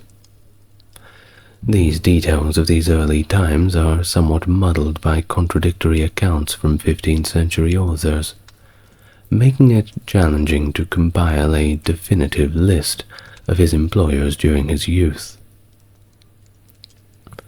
Now, according to Poggio Bracciolini, the biographer of Filippo Scolari, Hunyadi was educated from his youth by Scolari, who was responsible for the defense of the southern frontier as the head, or the Ispan, of Temez County around 1420. Hunyadi likely served as Scolari's page, gaining initial military training and exposure. Contrarily, John of Capistrano, writing in 1456, suggested that Hunyadi began his military career under Nicholas of Iloc. However, modern historian Pal Engel proposed that Capistrano might have confused Nicholas with his brother, Stephen of Iloc, since Nicholas was actually younger than Hunyadi. Antonio Boffini provided yet another perspective, suggesting early in Hunyadi's career he worked for either Demeter Supor, the Bishop of Zagreb, or for the Sakis. This variety in reported early associations shows the breadth of Hunyadi's connections and experiences, and while we don't know for sure, it certainly shows that he spans significant political and military influence, learning a little bit from everybody perhaps. Now, adding a little bit of a further enrichment to Hunyadi's early experience, the Byzantine historian Launikos Chalkokindiles, difficult name that one, recorded that Hunyadi spent time at the court of Stefan Lazarevic, the despot of Serbia, who died in 1427. This connection is substantiated by Hunyadi's marriage to Elizabeth Zilagi around 1429, whose father was a familiar of the despot, suggesting that these years were crucial for building his network and military skill. During the early 1430s, Hunyadi's career continued to ascend as he joined the retinue of King Sigismund, traveling with him to Italy and then serving in the army of Filippo Maria Visconti, the Duke of Milan. This period was instrumental for Hunyadi, who learned contemporary military art and tactics, in particular the use and employment of mercenaries. Upon returning to Sigismund's service, now Holy Roman Emperor, Hunyadi was enriched with land and responsibilities, reflecting his growing influence and the trust placed in him by the Roman Emperor Sigismund. He was involved in financial transactions with Sigismund, including loaning money in exchange for territorial pledges. He then went on to serve in the retinue of Franco Talavac, a Croatian nobleman, and ban of Severin around 1434. A ban is kind of the word for ruler in Croatian, by the way. This service further expanded his military and administrative skills, essential for his later campaigns against the Ottomans. Hunyadi's ability to navigate these complexities of politics is evidenced by his involvement across various regional courts. It showcases his diplomatic skills, not just all about the brawn. He could use his head as well, and by this time he was a very keen study. He was learning everything there could be known to being a proper medieval ruler. By the time of Sigismund's death in 1437, Hunyadi had established himself quite firmly as a formidable military leader and strategist. His involvement in Bohemia under King Albert and his ongoing commitment to defending Hungary's southern frontiers against Ottoman incursions marked him as a key figure in Eastern European politics and warfare. His understanding of Hussite tactics, that is, the followers of Jan Hus, the alleged heretic, by the way, which he observed during his time in Bohemia, would later influence his own strategies on the battlefield. By the end of 1438, the Ottoman Empire had effectively occupied a large portion of Serbia, consolidating their control with the capture of Smederevo in the August of 1439. Despite the resistance efforts led by figures like John Hunyadi. During this chaotic period, Durad Brankovic, despot of Serbia, fled, and he arrived in Hungary seeking assistance. King Albert of Hungary, recognizing the Ottoman threat for exactly what it was, called for a general insurrection of the nobility against the Ottomans, though only a few armed noblemen gathered, with Hunyadi being a notable exception. Hunyadi's proactive skirmishes against the besieging Ottoman forces enhanced his reputation and contributed significantly to his rising fame. His efforts, however, could not prevent the fall of Smederevo, marking a significant advance in the Ottoman control over the region. Well, following King Albert's death from a bout of dysentery in 1439, a period of political uncertainty ensued, which culminated in a dual kingship scenario in Hungary. Albert's widow, Elizabeth, ensured that her infant son Ladislaus was crowned king in the May of 1440. However, the estates of the realm had already offered the crown to Vladislaus, the King of Poland, who was crowned in July of the same year. And guess what? This, of course, led to a civil war, during which Hunyadi threw his support behind King Vladislaus. It was during this period Hunyadi also continued his military campaigns against the Ottomans in Wallachia, that's modern-day Romania. In recognition of his services, King Vladislaus granted him additional estates near his family lands in the August of 1440. Hunyadi's military prowess was further demonstrated in the early days of 1441, when he, alongside Nicholas of Elok, decisively ended the civil war by defeating the troops of Vladislaus's opponents in Batazek. The resolution of civil war allowed King Vladislaus to reward Hunyadi and Nicholas of Elok quite nicely, with significant titles, but also responsibilities, including the voivodeship of Transylvania. Voivod is a ruler as well, just like the Hungarian Ban, same sort of thing, and the Count of the Szekelys, as well as the command of a strategic location, such as Belgrade, which is of course the modern-day capital of Serbia.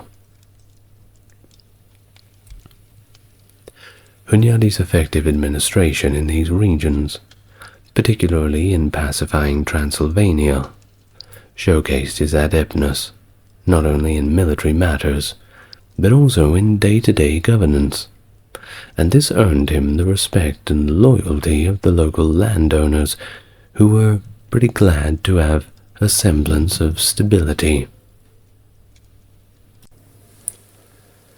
Hunyadi's proactive defense strategies included fortifying Belgrade and launching retaliatory raids against the Ottoman territories. Well, a lot of the territories used to be European territories, so let's say the new Ottoman territories. His successful defense against Ottoman invasions into Transylvania in 1441, particularly at the battles near Marathonterm and Gyulaferheva, marked significant victories that halted further Ottoman advances into the region, if only temporarily. Well, it was these military successes that not only solidified Hunyadi's position as a key defender of Christendom against the Ottomans, but it also played this role in enhancing his stature across Europe. People were starting to talk, and they were talking about John Hunyadi. Pope Eugenius IV recognized Hunyadi's contributions. He sent his legate, Cardinal Giuliano Cesarini, to Hungary to mediate peace and support further crusading efforts against the Ottomans. Hunyadi's subsequent victories, including the significant defeat of a much larger Ottoman force at Zakani in 1444, further established this formidable military legacy. Now, Hunyadi's use of mercenaries in particular, including disbanded Czech Hussite troops, and his willingness to employ local irregular forces, showcased his innovative approach to warfare, and enabled him to effectively counter the Ottomans, who were, more often than not, numerically superior. There was just so many of them. Well, in April 1443, with the drive to repel Ottoman influence growing ever stronger and stronger, King Vladislaus of Hungary, influenced by Cardinal Catherine's mediation, forged an armistice with Frederick III of Germany. This peace ensured that Hungary could focus on the Ottoman threat without concern of German interference for at least a period of 12 months. With this security in mind, Hunyadi, leveraging his own resources, financed a substantial mercenary force, demonstrating his commitment once again to fighting against the Ottomans. That very autumn, Vladislaus and Hunyadi set out with a sizable army, including reinforcements from Poland and the neighboring Moldavia, into a campaign that marked one of the most significant military endeavors of the period. While Vladislaus held nominal command, the true strategic leadership lay directly on Hunyadi's shoulders, and he bore it quite well. The campaign saw Hunyadi right at the forefront, achieving tactical victories that included the capture of key cities like Kruševac, Nice, and Sofia. Despite all these successes, the harsh winter and logistical challenges halted their advances at the Zlatitsa Pass, leading to a strategic withdrawal back to Hungarian territory by early 1444. The campaign, though not achieving a decisive defeat of major Ottoman forces, ignited a wave of newly renewed enthusiasm across Christian Europe, leading to renewed calls for a crusade against the Ottomans from figures like Pope Eugenius IV and Philip the Good, the Duke of Burgundy. This period also solidified Hunyadi's leadership among the Hungarian nobility, dedicated to defending the realm against further Ottoman encroachments. Sultan Murad II, recognizing the shifting dynamic and the internal threats within his own borders from groups such as the Karamanids, proposed a peace that would have restored semi-autonomous states of Serbia under Durad Brankovic, and offered a 10-year truce. Although initially accepted by Hungarian envoys in June of 1444, things in Hungary began to shift dramatically again following the death of their beloved King Albert later that year, propelling Vladislaus to pursue further military action against the Ottomans, despite the peace agreement. The subsequent crusade, later in that year of 1444, endorsed by Cardinal Serene and others, was a catastrophic failure, especially at the Battle of Varna in November. Battle of Varna being famous for all the wrong reasons. King Vladislaus was killed, leading to a devastating defeat for the Christian forces. Hunyadi? Well, he managed to narrowly escape capture and returned to Hungary, where he continued to consolidate his power internally, particularly in the eastern regions along the Tisza River, enhancing his status as one of Hungary's most influential barons. Following these tumultuous events, Hunyadi's focus remained steadfast on the Ottoman threat.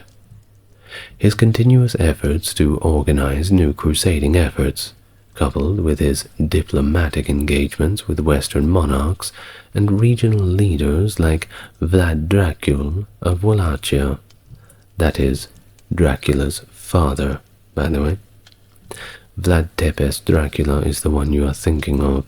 Vlad Dracul of Wallachia is the father. Of course, the suffix "a" on the end of it means son, so Dracul meaning dragon, Dracula meaning son of the dragon. Very cool name, I know. Well, as we were saying, his diplomatic engagements with figures such as these showed once again his enduring commitment to the defense and expansion of Christendom. And yes, before you ask, I've already done a video on Dracula. Go and watch it. Now, Hunyadi's appointment as the regent and governor of Hungary on June the 6th, 1446, marked another milestone in his political and military career.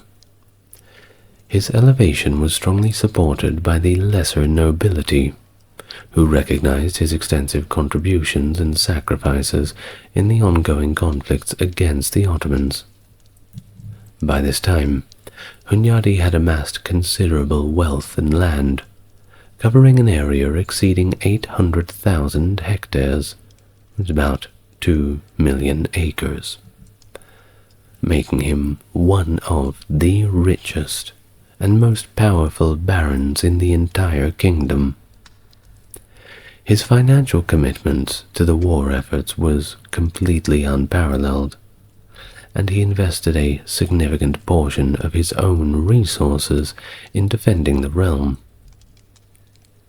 As governor, Hunyadi was granted extensive royal prerogatives during the minority of King Ladislaus V. Although his authority to make land grants was capped at 32 peasant holdings. His early tenure was thus challenged by internal conflicts and power struggles, notably with Ulrich II, the Count of Kelje, who refused to cede control of Slavonia and challenged Hunyadi's authority. Despite several military campaigns, Hunyadi was ultimately unable to decisively subdue this rebellious count.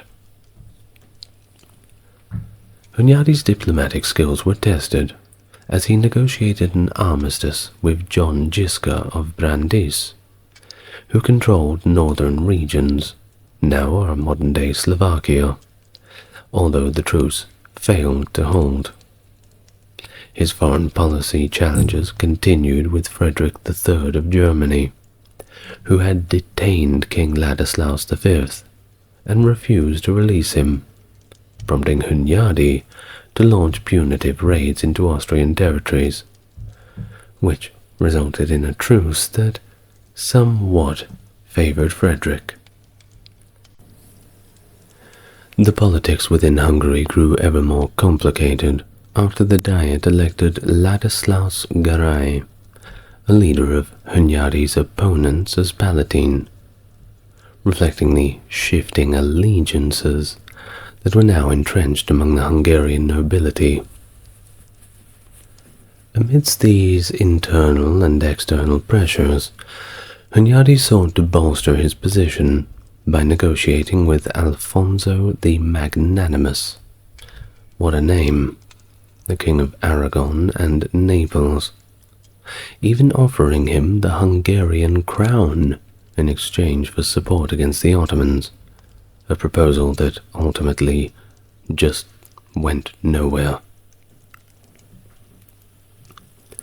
Well, Hunyadi's aggressive foreign policy extended to Wallachia, where in December 1447 he deposed Vlad Dracul, signaling his intention to assert greater control over the region. This move was controversial and seen by some, like the Polish chronicler Jan Długosz, as an act of betrayal and ambition. Thus, Hunyadi's influence in the neighboring Moldavia was also notable, as he supported a pretender to the Moldavian throne, further expanding his political and military influence. Despite his extensive military campaigns and diplomatic efforts, Hunyadi faced persistent challenges in Slavonia from Count Ulrich of Celje. A compromise was eventually reached, solidifying Ulrich's position, but reflecting the complex and often fraught nature of Hunyadi's regency. Throughout these trials, Hunyadi remained committed to the defense of Christendom, as evidenced by his communications with Pope Eugenius and his unyielding stance against the Ottomans. His strategic philosophy favored offensive tactics, which he believed would more effectively counter the Ottoman threat and secure European territories from further incursions. His campaign against the Ottomans in 1448 reflects a pivotal moment in his career, and of course one in the broader sphere of conflicts between the Christian kingdoms of Europe and the emerging Ottoman Empire. His army, comprising of 16,000 soldiers and supplemented by 8,000 from Wallachia, aimed to deliver a decisive blow against the Ottoman forces. However, Hunyadi faced significant challenges from the onset. Đurađ Branković, the despot of Serbia, refused to support the Crusaders, viewing his participation as potentially antagonistic towards the Ottomans, with whom he sought a more conciliatory relationship. As a result, Hunyadi regarded Branković as an ally of the Ottomans, kind of like saying, if you aren't with us, you're against us. Thus, his forces marched through Serbia, engaging in punitive plundering of the Serbian countryside as they moved through it. The critical battle took place at Kosovo Polje on October 17, 1448, where Sultan Murad II himself commanded the Ottoman forces into battle. The confrontation lasted 3 grueling and miserable days, and concluded with a catastrophic defeat for Hunyadi's coalition. Approximately 17,000 Hungarian and Wallachian soldiers were either killed or captured, and the ones that were killed were more likely than not impaled. Not a good way to go. The magnitude of this defeat significantly affected Hunyadi's standing and his ability to project military power in the region. His reputation had taken somewhat of a hit. As he retreated, he was captured by none other than Đurađ Branković and held in the fort of Smederevo under threat of being handed over to the Ottomans, and he did not want to be handed over to the Ottomans. While the political ramifications of Hunyadi's capture were of course extensive, Hungarian nobles and clerics, recognizing Hunyadi's importance in the ongoing defense against the Ottomans, convened and pressured Branković to negotiate. Hunyadi was released under a treaty that demanded a heavy ransom of 100,000 gold florins, and the return of all domains previously taken from Branković. The treaty substantially weakened Hunyadi's influence and financial standing, of course. Well, back in Hungary, Hunyadi's strategic position continued to be complex and fraught with internal and external pressures alike.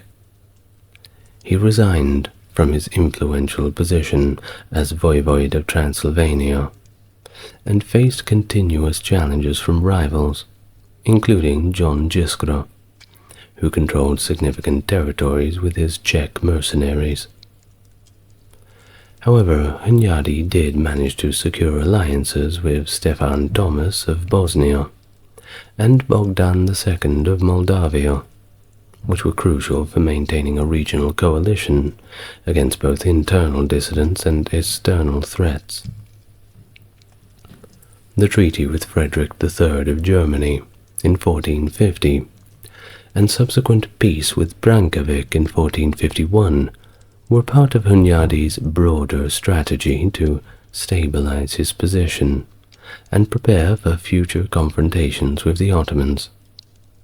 These treaties allowed Hunyadi some breathing room to reorganize and plan his next steps.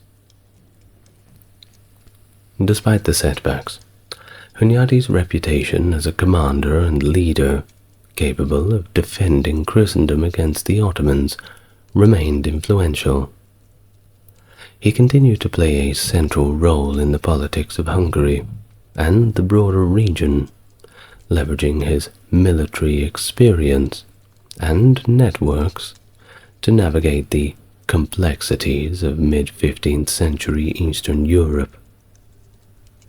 This role was further solidified when, despite stepping down from the regency, he was appointed Captain General of the Kingdom by King Ladislaus V in 1453, who entrusted him with substantial military and administrative authority to continue his efforts to secure and defend Hungarian interests against the Ottoman threat. Hunyadi's later years were marked by complex politics, military engagements, and strained alliances that just sunk in more of the volatile nature of the medieval times. As Ioannis Silvius Piccolomini, the future Pope Pius II, noted in 1453, Hunyadi, George of Podbrady, and Ulrich of Celje were pivotal in governing the realms of Hungary, Bohemia, and Austria respectively. However, Hunyadi's actions and ambitions, although initially supported, eventually began to arouse suspicion and resistance among his former allies and constituents. By mid-1453, he found his position increasingly precarious, and he had begun to quite frequently look over his shoulder. The citizens of Bestos, for example, forced him to reaffirm their traditional liberties, reflecting a growing local resistance to his authority. And the period also saw Hunyadi's longtime friend, Nicholas Ulaki, aligning with the Palatine Ladislaus Garai and Judge Royal Ladislaus Baloki in a formal alliance aimed at restoring loyal authority, a clear signal of dissent against Hunyadi's governance. And that's bad luck when you lose your mates like that. No good. It's not right. Well, despite all these challenges, Hunyadi kept his chin up, and he continued to play a significant role in international affairs. Toward the end of 1453, he traveled to Prague and brokered a treaty with Ulrich Eisinger and George of Podbrady, after expelling Ulrich of Celje from Austria. Upon returning to Hungary, Hunyadi convened a diet to prepare for a new military campaign against the Ottomans, following their capture of Constantinople in the May of 1453. This initiative, however, was met with limited practical support, as the Diet's ambitious military mobilization orders were largely ignored. King Ladislaus V's subsequent Diet in the early days of 1454 proposed significant changes to administration of royal revenues and governance, which would, of course, once again reduce Hunyadi's influence. Although the Diet rejected most of the king's proposals, it accepted the establishment of a royal council, signaling a shift towards a more structured royal governance. Amidst all of these internal political issues, Hunyadi remained on active duty on the military front. In May 1454, he intervened in Serbia when Ottoman Sultan Mehmed II laid siege to Smederevo, violating the 1451 truce. And yes, that Mehmed II was also the commander of the forces that broke through in Constantinople in the year before. Well, Hunyadi's timely military response forced Mehmed to lift the siege, and later that year, Hunyadi conducted a successful raid against Vidin and other Ottoman territories, demonstrating his continued prowess as a military commander and showing them all that he's still got it.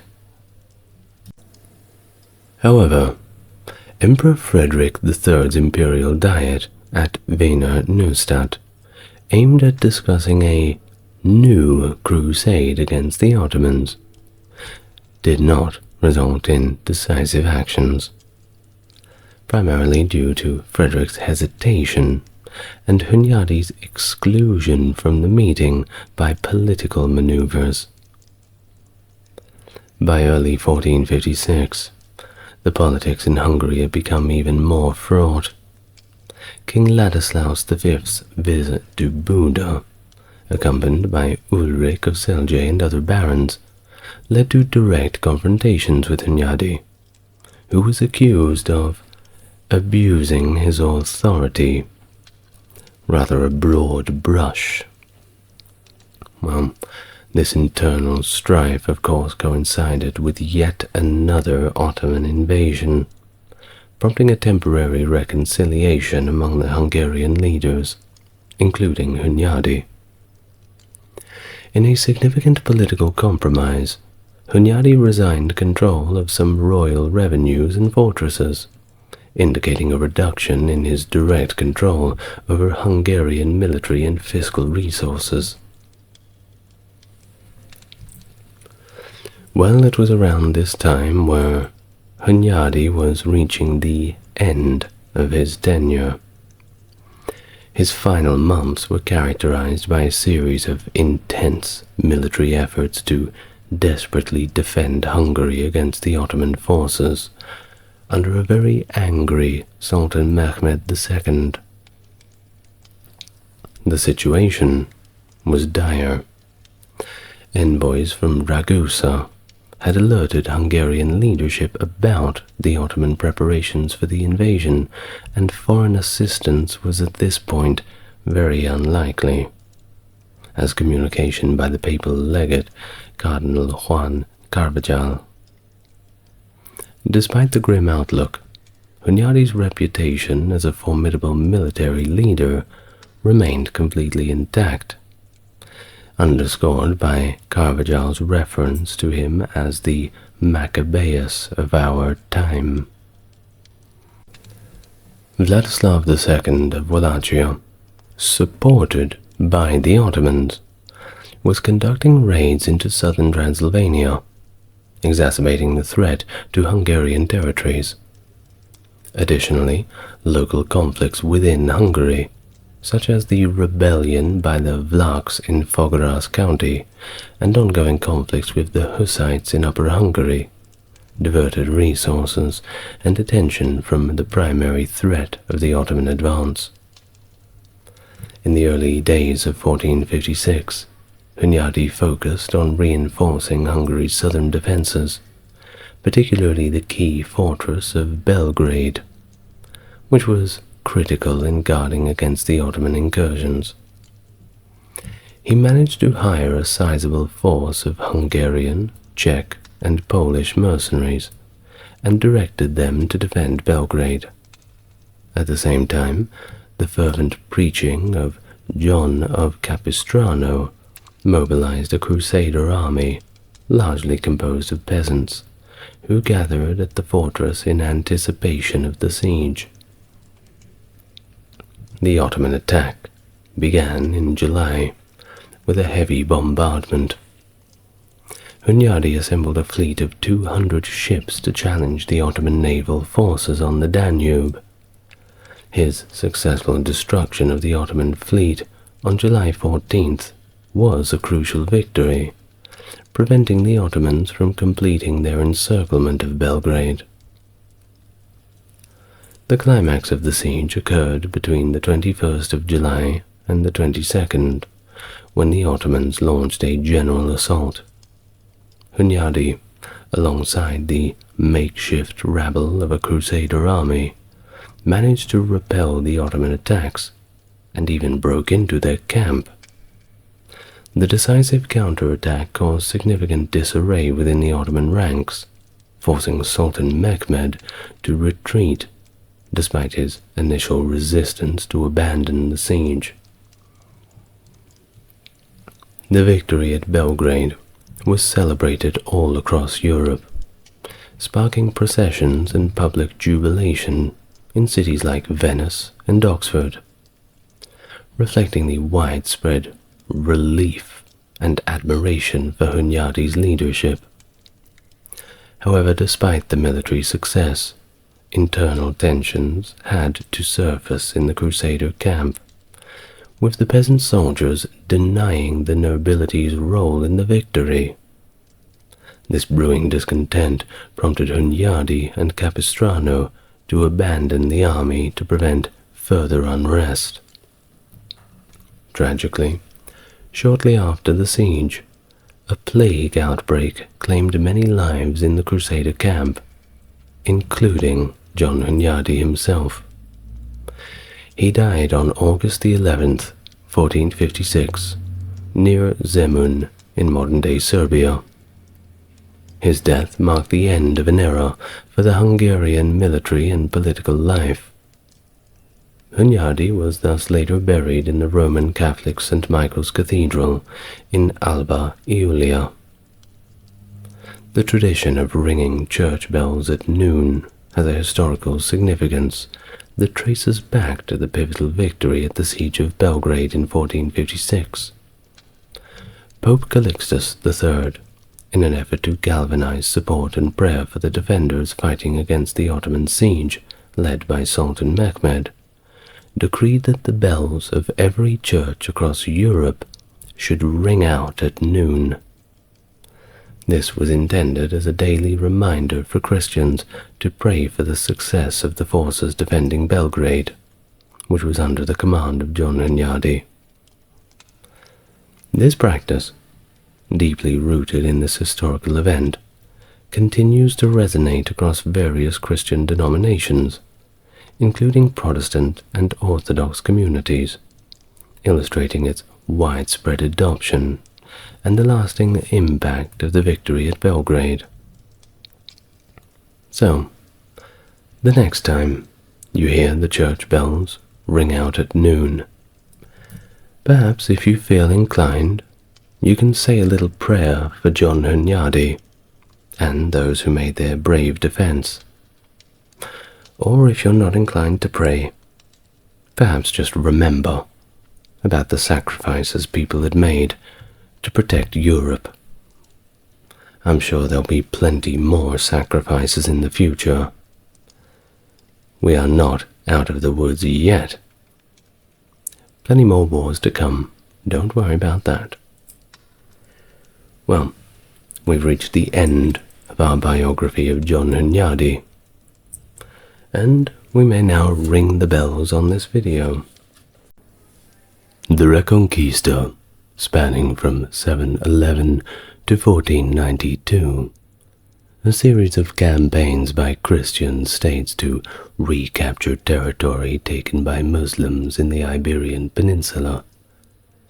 Beginning with the Islamic conquest of the Visigothic kingdom, the roots of the Reconquista are deep, and it's characterized by nearly 8 centuries of warfare. This long process culminated in 1492 with the conquest of Granada, the final Muslim state on the peninsula, by King Ferdinand of Aragon and Queen Isabella of Castile. This victory not only unified Spain under a single Christian monarchy, but also set the stage for significant religious and cultural changes, including the expulsion of Jews and Muslims and the establishment of the Spanish Inquisition. Hello and welcome to the channel. If you are new here, it's good to meet you, and if you're coming back, great to have you with me for another video. We are well and truly past 20,000 subscribers. Thank you very much. I wonder what our next goal will be. I'm sure we can get there in time. Now, as always, if you want to support the channel, you're already doing it. Enjoying the content is the best way to do so, but those who want to go above and beyond may refer to the video description. That being said, let us get relaxed, take a deep breath, and we may begin our history of the Reconquista. Let's go back to the beginning, the very beginning. In the year 711, North African Berber soldiers, accompanied by a coalition of Arabs under Tariq ibn Ziyad's command, crossed the Strait of Gibraltar, engaging a Visigothic force led by King Roderick at the Battle of Guadalete. Now remember that at this time Muhammad's conquests were raging, and, well, the Islamic forces were expanding at a rate never before seen. The speed in which the empire came about was truly astonishing. And that Strait of Gibraltar I mentioned, that is the gap of water that celebrates Spain and Africa. Now, back to the Battle of Guadalete. Well, this battle occurred amidst severe internal conflict within the Visigothic kingdom of Hispania. In fact, many of Roderick's troops simply deserted when push came to shove. Of course, this led to his defeat, and a rather sad end, as he drowned while attempting to cross the Guadalquivir River.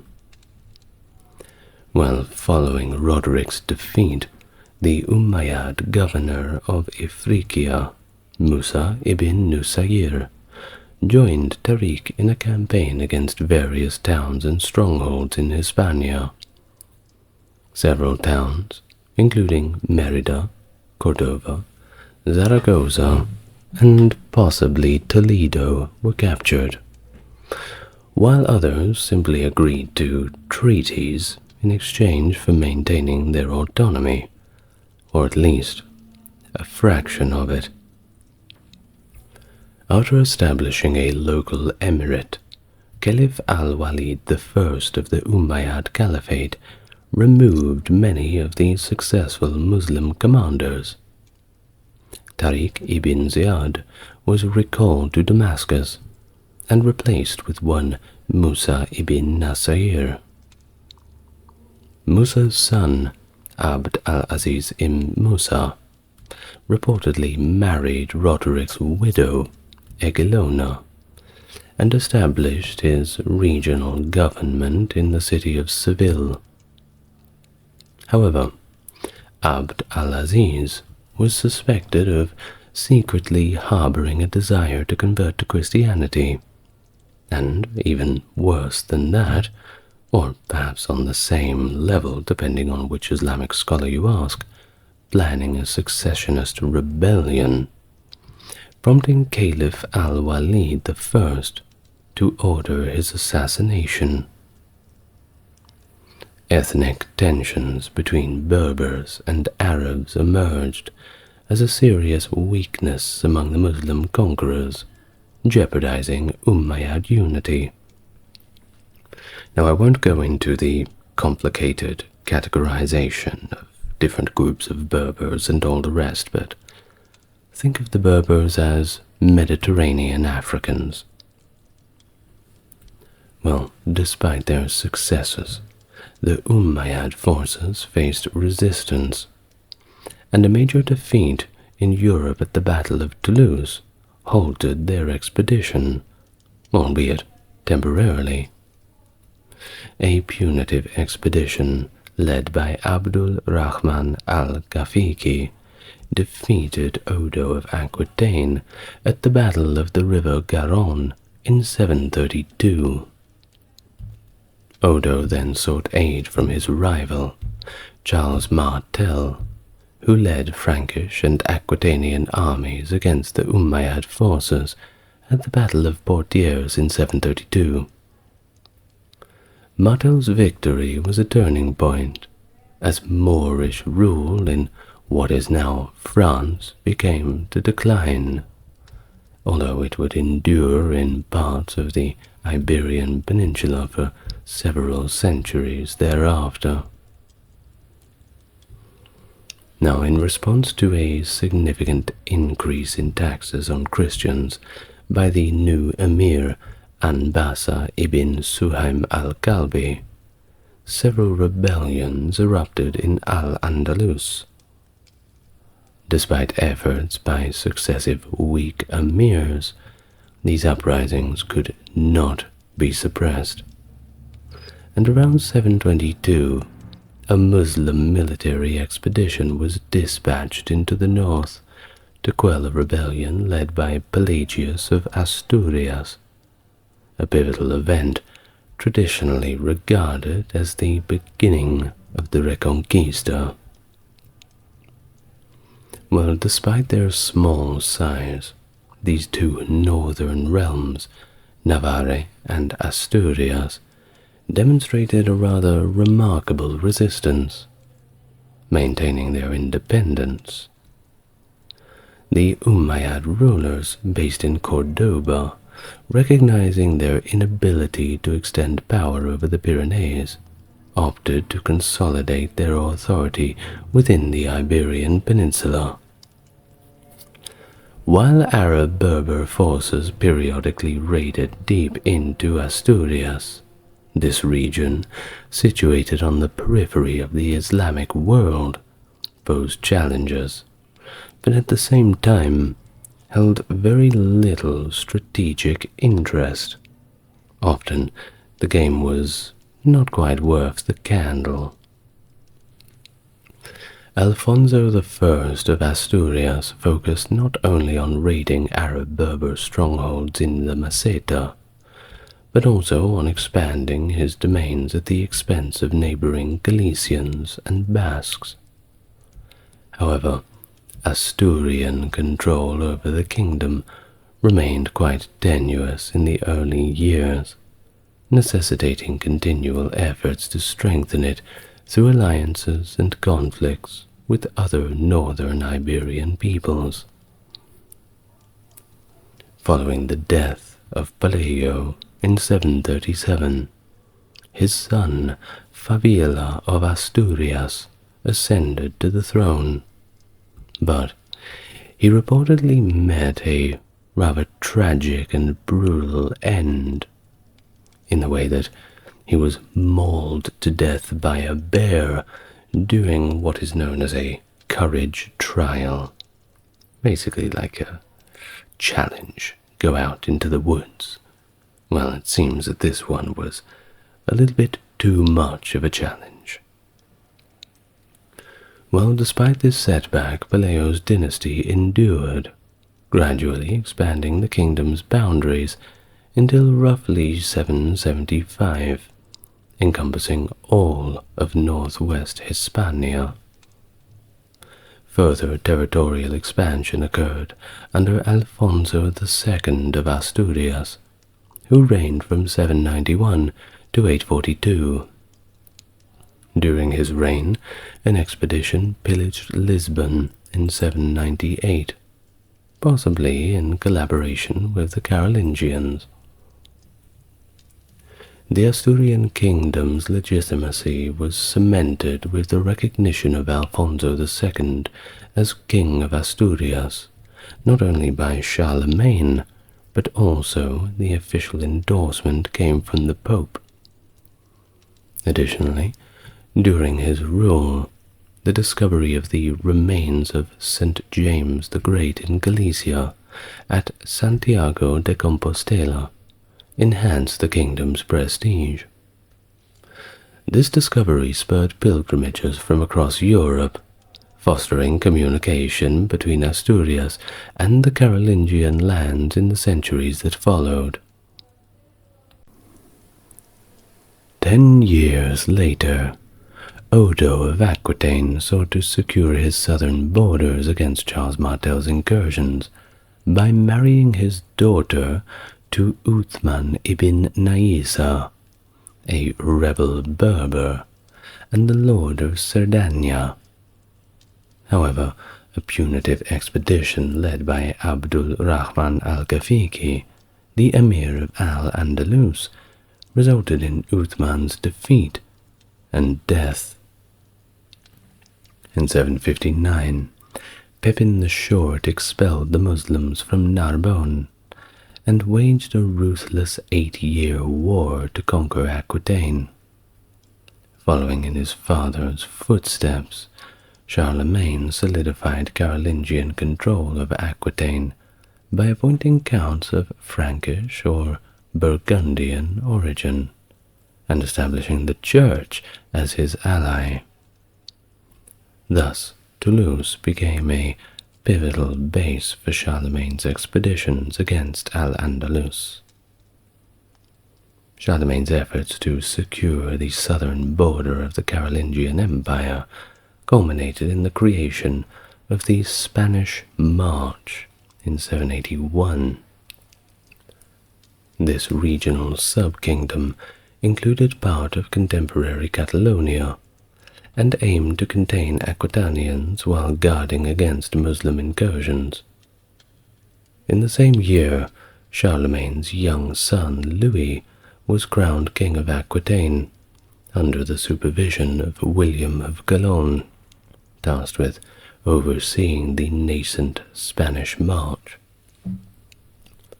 Meanwhile, the southern fringes of Al-Andalus witnessed internal strife between Abd al-Rahman I and Yusuf ibn Abd al-Rahman, an autonomous governor or king perhaps of the region. Abd al-Rahman I eventually expelled Yusuf from Cordoba, but faced external opposition from the Abbasids of Baghdad. In 778, Abd al-Rahman advanced towards the Ebro Valley, prompting regional lords to seek assistance from the Christian Franks. At the Diet of Paderborn in 777, Charlemagne received envoys from Zaragoza, Girona, Barcelona, and Huesca, who offered their allegiance.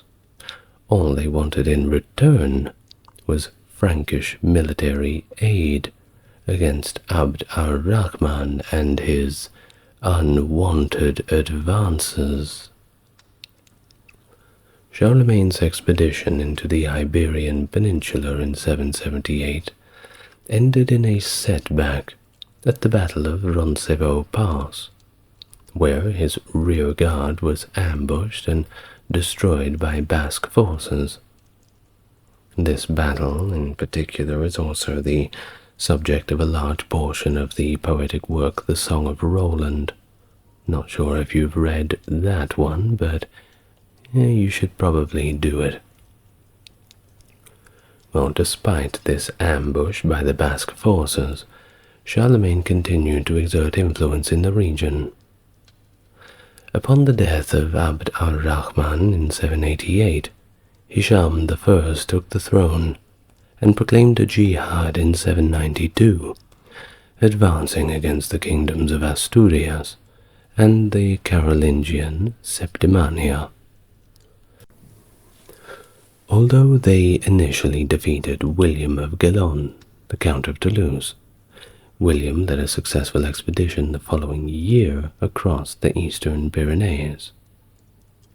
In 797, Barcelona became the focal point of conflict, as its governor, Zayd, rebelled against the Umayyad emir of Cordoba.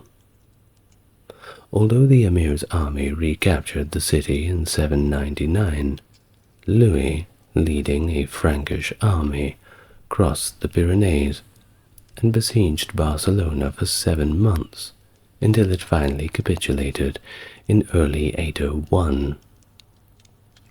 Charlemagne strategically established vassal regions across key Pyrenees passes, Pamplona, Aragon, and Catalonia. These regions, forming the Marca Hispanica by the late 8th century, served as buffers against Muslim incursions and were under direct Frankish control. Pamplona's first king, Inigo Arista, rebelled against Frankish rule and established the Kingdom of Pamplona in 824. Aragon, founded by Aznar Galindez in 809, protected the old Roman road and eventually merged together with Navarre by the end of the 10th century. Now onto Barcelona, which emerged as a fairly significant power under the rule of Count Wilfrid in the late 9th century. It controlled the policies of other counties, in a union, leading to its independence under Count Borel II in 948. Although smaller than Asturias, these states, except for Navarre, lacked the capacity for aggressive attacks against the Muslims. They simply did not have the men nor the resources to do so. Too much of a risk. However, what they did have was mountainous terrain, and this mountainous terrain provided them relative safety from conquest, allowing the borders to remain stable for centuries. The Kingdom of Asturias, situated in the rugged Cantabrian mountains of northern Iberia, was the first Christian power to emerge in the wake of the Muslim conquest. Founded around 718 by Pelagius, a Visigothic nobleman, it provided a pretty safe sanctuary for those who were fleeing the rapid Muslim advance. This included, of course, the remnants of the Visigothic aristocracy, and the indigenous groups like the Astures, Cantabri, Basques, and Galicians, who had not assimilated into Hispano-Gothic society. Pelagius's uprising, supported by these diverse groups, led to the establishment of the Asturian monarchy. Initially, the kingdom's authority was limited to the mountainous region, with Cangas de Onís serving as its early capital. However, successive rulers, particularly Alfonso III, sought to expand southward, emphasizing the kingdom's connection to the Visigothic legacy. Although some historians have suggested continuity between the Asturian kingdom and the Visigothic realm in Toledo, modern scholarship generally emphasizes the distinct and autonomous nature of the Astur-Leonese dynasty. Pelagius's kingdom initially relied on guerrilla warfare tactics, hit and run, harrying the enemy wherever they could, gradually consolidating power through matrimonial alliances and military campaigns.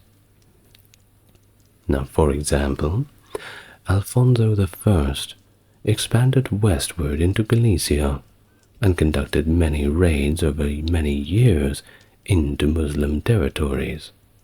And of course, he didn't just take all this plunder and waste it. He used it to further supply and strengthen his military forces, investing in the future, it seems.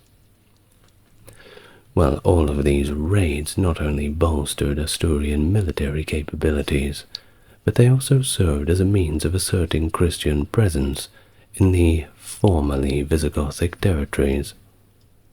Over time, Asturias became a pivotal player in the Christian efforts to retake the Iberian Peninsula from Muslim rule, laying the groundwork for the Reconquista that would unfold over the centuries to come. Under King Alfonso's reign, which by the way lasted from around 791 to 842, which is quite an impressive reign, the Kingdom of Asturias saw significant developments. The kingdom's authority was firmly established, and the capital was transferred from its mountainous stronghold to Oviedo, reflecting this changing dynamic of power. During this time, Alfonso II initiated diplomatic contacts with neighboring kingdoms, such as the Carolingians and Pamplona, securing official recognition for his kingdom and crown from both the Pope and Charlemagne, two people that you really wanted to have on your side. A pivotal event during Alfonso II's reign was the purported discovery of the aforementioned bones of St. James the Great, discovered in Iria Flavia, which is kind of around present-day Padron, around 813 or maybe a little later. Now, the cult of St. James became closely associated with Compostela, which is from the Latin Campus Stellae, meaning the star field, possibly in the early 10th century. The discovery of these bones of St. James led to the establishment of Santiago de Compostela as a major pilgrimage site, laying the foundation for the later Way of St. James, which attracted pilgrims from across Europe. Despite ongoing battles between the Umayyads and the Asturians, neither side managed to assert complete control over the northern territories. However, under the reign of King Ramiro, the border slowly began to shift southward. Asturian holdings in regions such as Castile, Galicia, and Leon were fortified, and efforts to repopulate the countryside were intensified. In 924, the Kingdom of Asturias evolved, and from then on it was the Kingdom of Leon, with Leon becoming the seat of the royal court. Under Alfonso III of Asturias, significant developments took place that shaped the course of history in the Iberian Peninsula. Alfonso strategically repopulated and established Leon as the capital, initiating a series of campaigns to extend his control over territories north of the Douro River. He reorganized his realm into major duchies, such as Galicia and Portugal, and major counties, rather. I always read that word wrong. Well, these counties including Saldania and Castile. He also began extensive fortification of the border regions and constructed numerous castles, either completely new ones or substantial repairs on the old ones. Upon his death in 910, this kingdom had emerged as the dominant regional power. The Kingdom of Leon, a new formidable adversary. Now Alfonso's successor, Ordoño II, continued his efforts to expand Leon's influence. He organized attacks against Muslim strongholds like Toledo and Seville, aiming to push further south. However, the Caliphate of Cordoba posed a formidable threat, leading to conflicts and alliances with neighboring realms like Navarre. Despite initial victories, Ordoño II faced defeat at Valjejuncuera in 920. marking a period of instability and conflict for the Kingdom of Leon. For the next 8 decades, Leon experienced internal strife, Moorish attacks, and the partial independence of regions like Galicia and Castile. This turbulent period weakened Christian forces and delayed the Reconquista. However, there were moments of hope, such as during the reign of Ramiro II, when alliances with figures like Fernand Gonzalez of Castile led to victories against the Caliphate's forces. By the end of the 11th century, under the rule of King Afonso VI of Leon, significant territorial gains were made. Afonso extended his realm to the Tagus River, forging alliances and collaborating with Frankish knights. And this expansion marked the completion of the original repopulation efforts, with a western nucleus now forming in what is known as modern-day Portugal. The period also saw the beginning of the Portuguese Reconquista, which lasted until the middle of the 13th century, culminating in the conquest of Faro by Afonso III of Portugal in 1249. Ferdinand I of Leon played a pivotal role in the mid-11th century, leading military campaigns to expand his realm and weaken the neighboring Taifa kingdoms.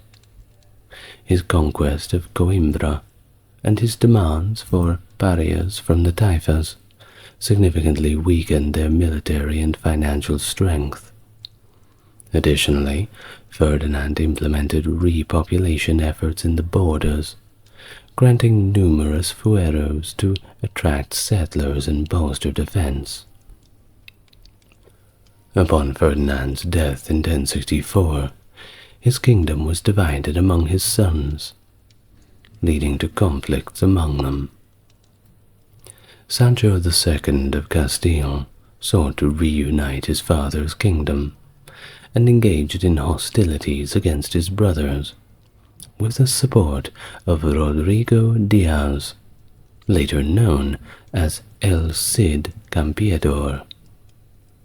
Sancho's death in the siege of Zamora in 1072 further complicated the situation, with his brother Afonso VI eventually assuming control over Leon, Castile, and Galicia. Afonso VI, known as the Brave, continued his father's policies, empowering the fueros and overseeing the repopulation of key cities like Segovia, Salamanca, and Avila. He pursued a cautious approach to conquest, gradually integrating Toledo into his realm over several decades, marking a significant achievement, as it was the former capital of the Visigoths.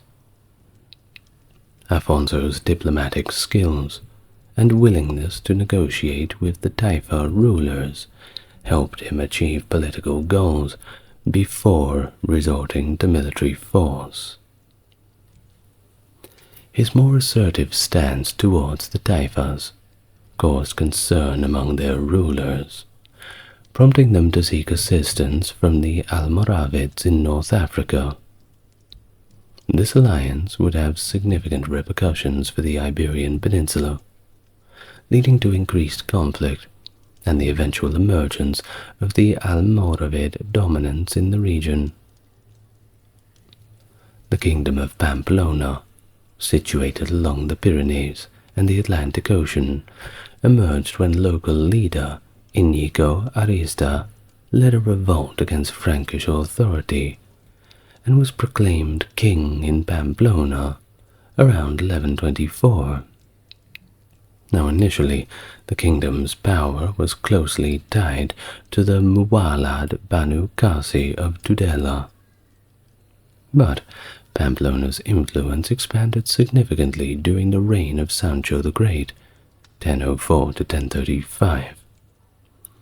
Under his leadership, the kingdom underwent substantial territorial growth, incorporating regions such as Castile, Leon, and parts of Aragon, and various small counties that eventually coalesced into the Principality of Catalonia.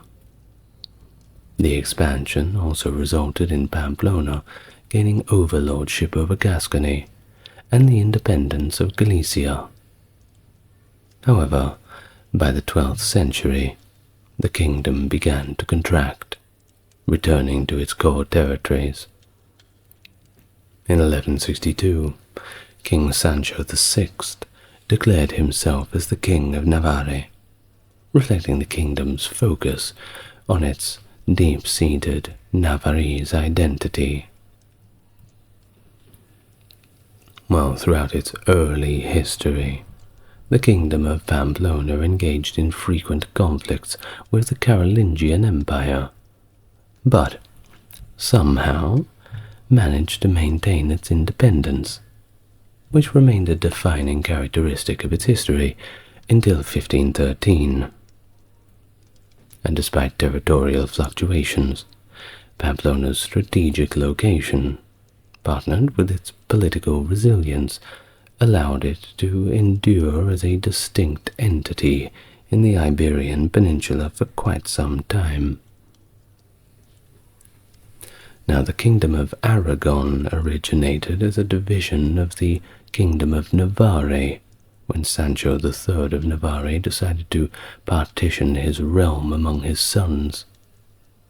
Aragon became the portion of the kingdom passed to Ramiro I, an illegitimate son of Sancho III.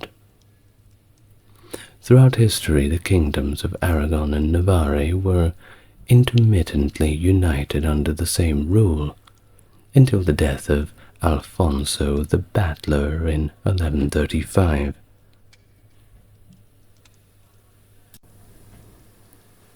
In 1137, the heiress of Aragon married the Count of Barcelona, and their son Alfonso II ruled over the combined territories of his parents, establishing the composite monarchy known as the Crown of Aragon.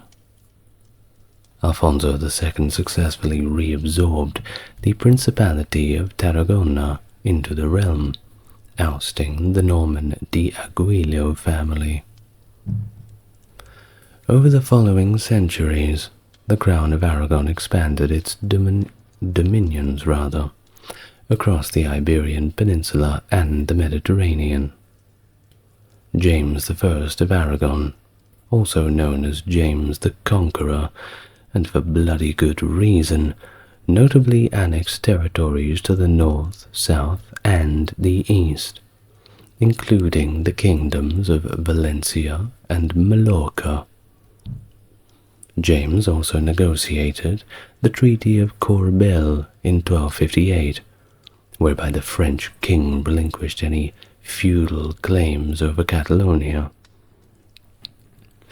In an attempt to reunite the Aragonese and Navarrese crowns, James I sought a treaty with Sancho VII of Navarre, who, by the way, had no heirs.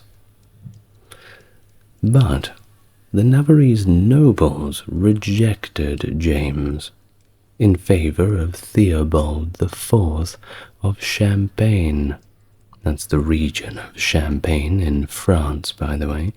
And fun fact, to my knowledge, if the champagne does not come from Champagne, it cannot be called Champagne. Apparently, the French keep this this cultural export of theirs very, very close.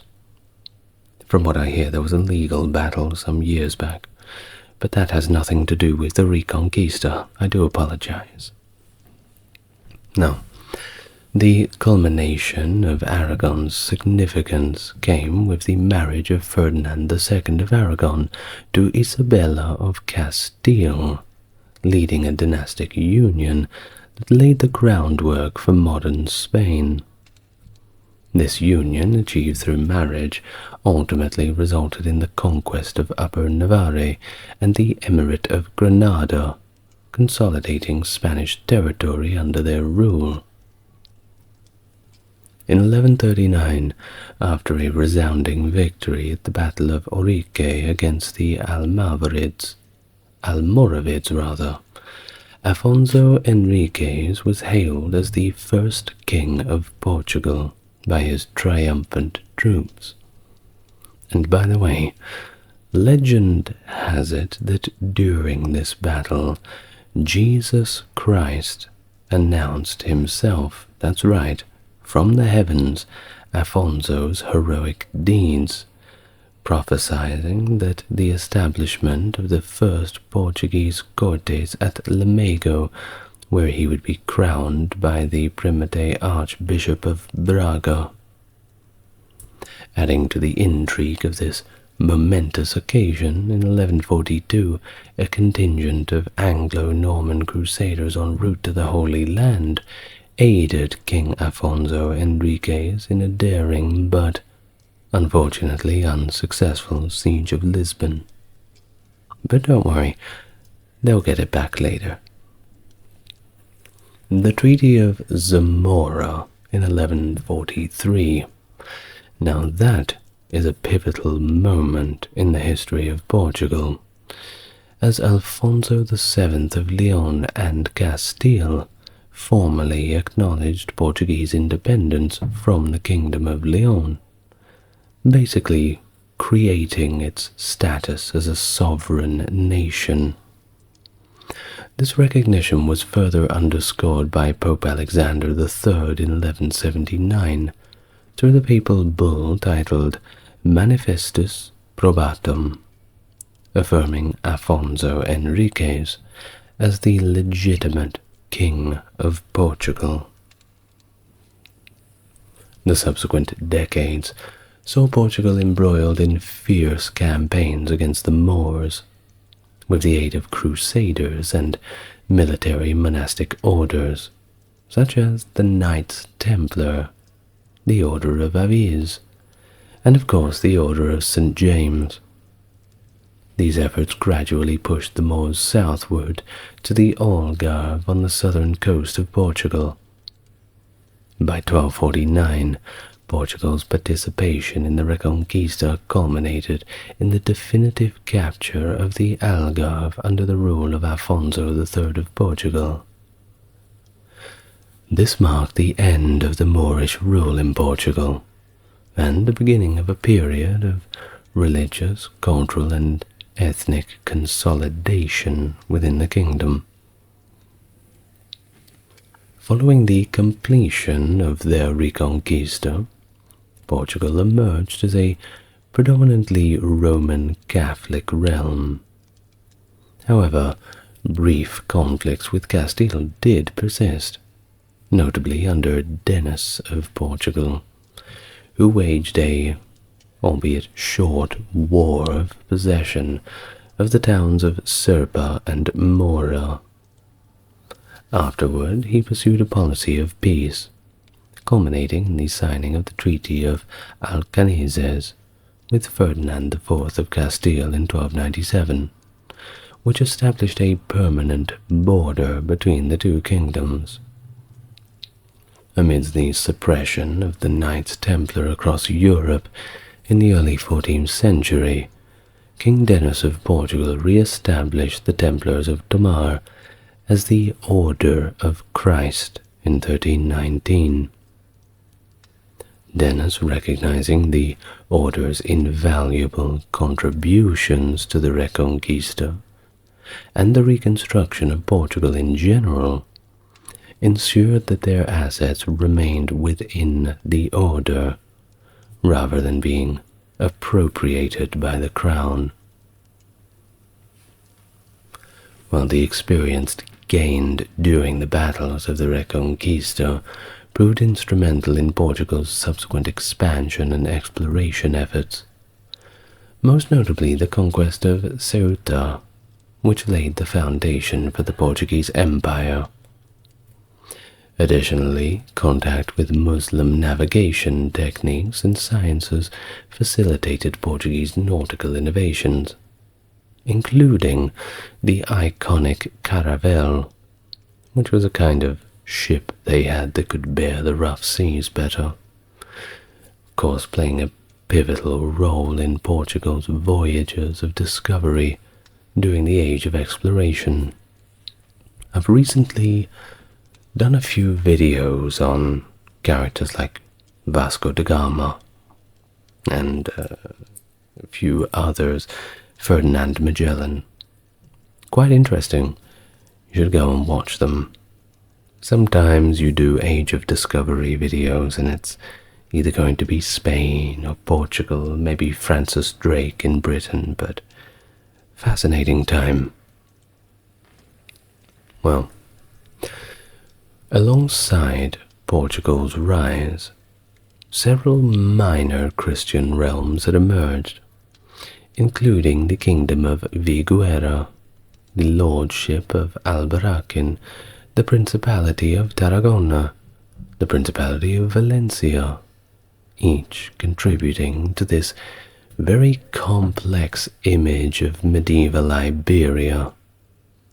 If you've ever seen a map of medieval times, especially around the time of the Holy Roman Empire, all of the smaller kingdoms, quite complicated. You'll never memorize them all. It's like trying to remember all of the different Pokemon. Well, in this chaos of the 9th century Iberia, as we rewind a little bit, the Berbers, emboldened by revolts, had returned to North Africa, sparking a wave of unrest. Sensing an opportunity for autonomy, many governors of distant cities from the Umayyad capital, Cordoba, plotted to establish their independence.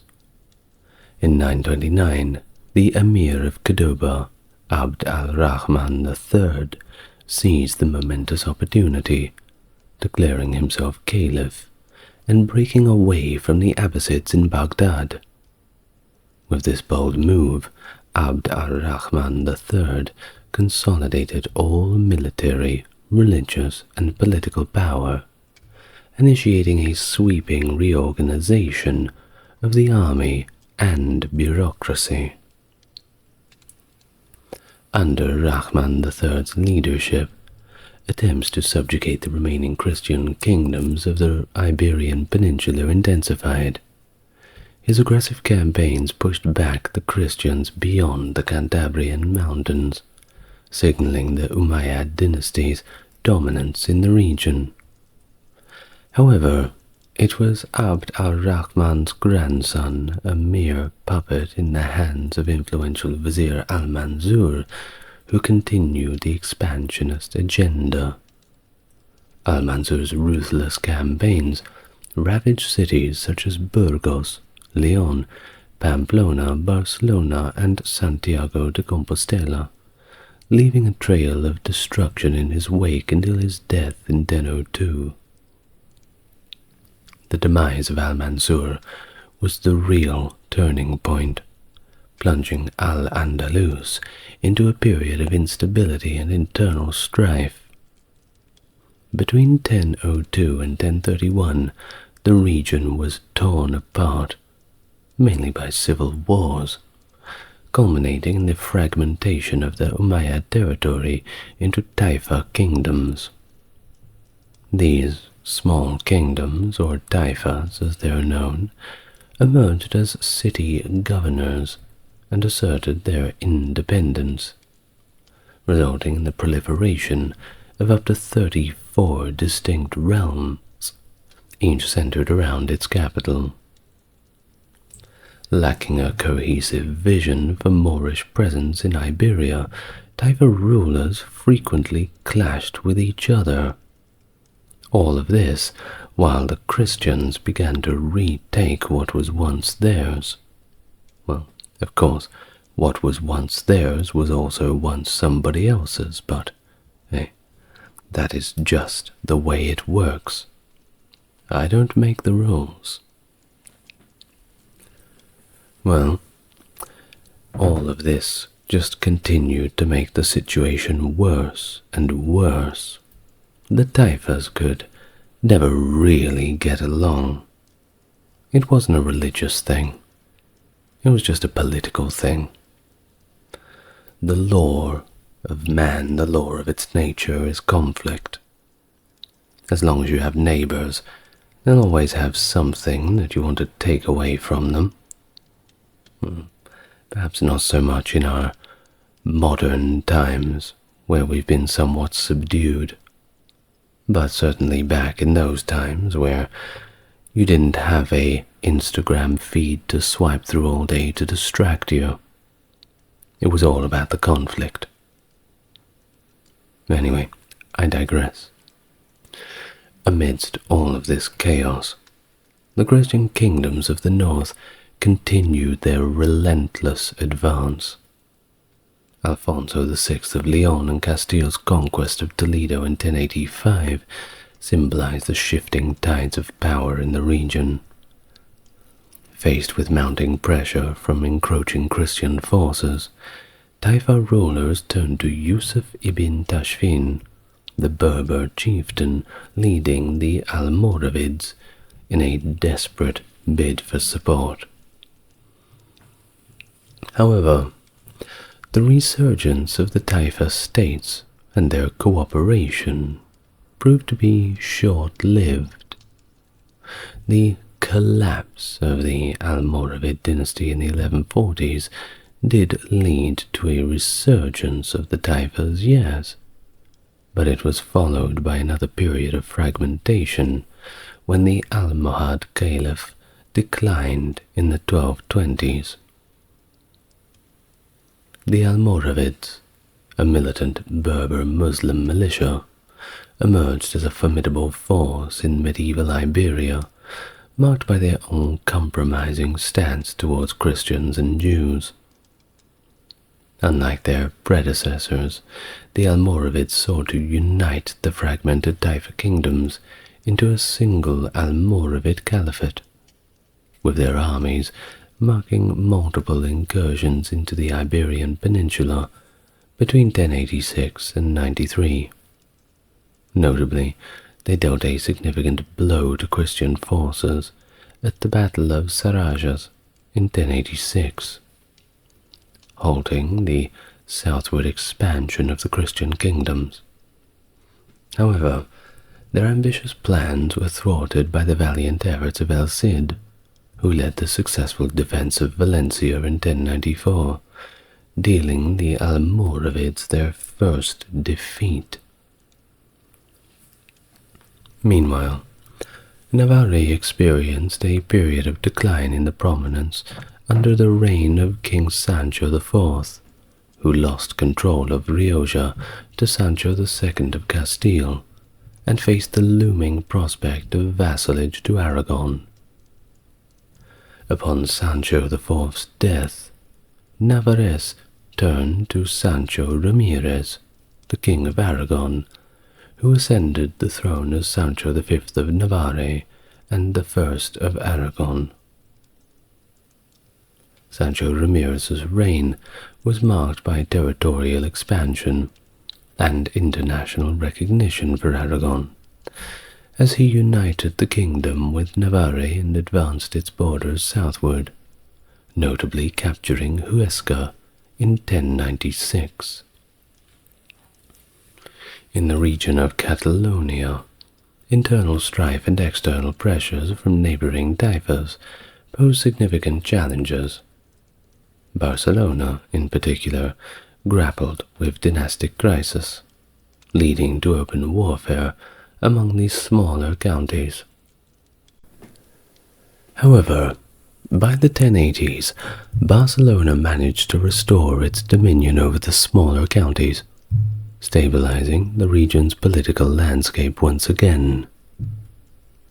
Following a brief period of disintegration characterized by the emergence of the Almohads, a rising power in North Africa being most of Al-Andalus fell under their control. However, Their dominance was once again short-lived, as they suffered a decisive defeat at the Battle of Las Navas da Tolosa in 1212, leading to the gradual loss of their territories in the subsequent decades, little by little eroding away. By 1252, only the Emirate of Granada remained, albeit as a vassal state of Castile, marking the end of Muslim rule in most of Iberia. Well, the Reconquista culminated in the Granada War, waged by Ferdinand and Isabella, which concluded with the surrender of Granada in 1492. The Muslim population in Castile therefore witnessed a dramatic decline, with many perishing in conflict or enslavement, while others emigrated or remained under Christian rule, albeit with considerable hardship.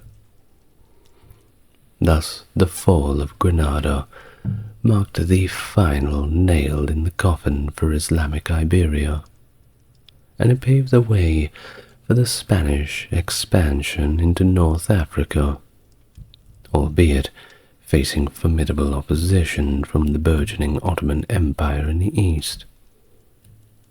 But, well, perhaps there'll be more videos about the Ottoman Empire a little later. Kievan Rus, a federation of East Slavic tribes in Europe from the 9th to the mid-13th century, was centered around Kiev and founded by the Varangian prince Rurik. This medieval state laid the groundwork for the modern Slavic nations, including Russia, Ukraine, and Belarus. It was marked by the adoption of Christianity from the Byzantine Empire in the year 988 under Prince Vladimir the Great. Kievan Rus was a major trade hub also, especially between the Baltic and the Byzantine Empire, which helped in developing a rich cultural mix along with a strong political organization. But it couldn't last forever. The state eventually declined due to internal disputes and was devastated by the Mongol invasions in the 13th century, leading to the rise of regional powers such as the Grand Duchy of Moscow. Hello, welcome to the channel.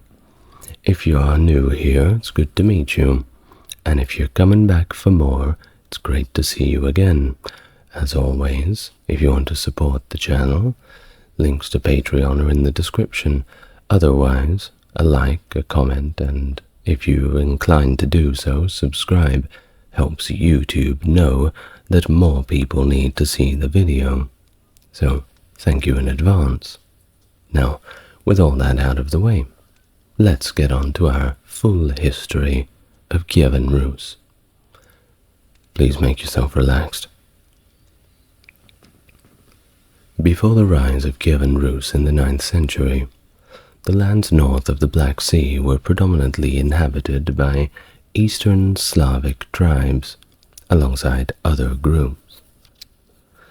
What is known as the Ilmen Slavs settled around Novgorod, with the Krivichi in nearby territories stretching across West Dwina, Dnieper, and the Volga rivers. The Finnic Chud tribe resided further north in the Lagoda and Karelia regions.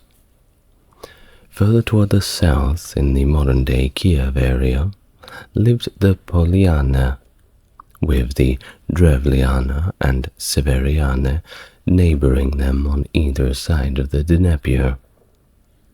The Vyatichi were to the northeast, and beyond them lay lands transitioning from Slavic settled forests to the steppes of the nomadic herdsmen. The identity of the Rus, whether they were Varangians, Norsemen, or Slavs, has also been a subject of considerable debate, and will likely continue to be so for a great foreseeable future. Current scholarly focus has shifted from determining their exact origins to understanding the pace, and nature of the Norse assimilation into Slavic culture. This discussion, of course, is hampered by a scarcity of contemporary sources, and it leads researchers to rely simply on archaeological findings, descriptions by foreign writers, and later historical legends and literature. The debate isn't just academic, but it's intertwined with the foundation of myths of modern nations in the region, often colored by nationalist agendas. Now, during the Stalinist era, and I know we're jumping forward a little bit, but it's all relevant, Soviet historiography emphasized the Slavic origins of the Rus to counteract the German claims of a Germanic foundation of the Russian state. More recently, post-Soviet nationalism has influenced scholarly and political discourse, with some efforts to revise the narrative of the Rus' origins actually being supported by the state apparatus.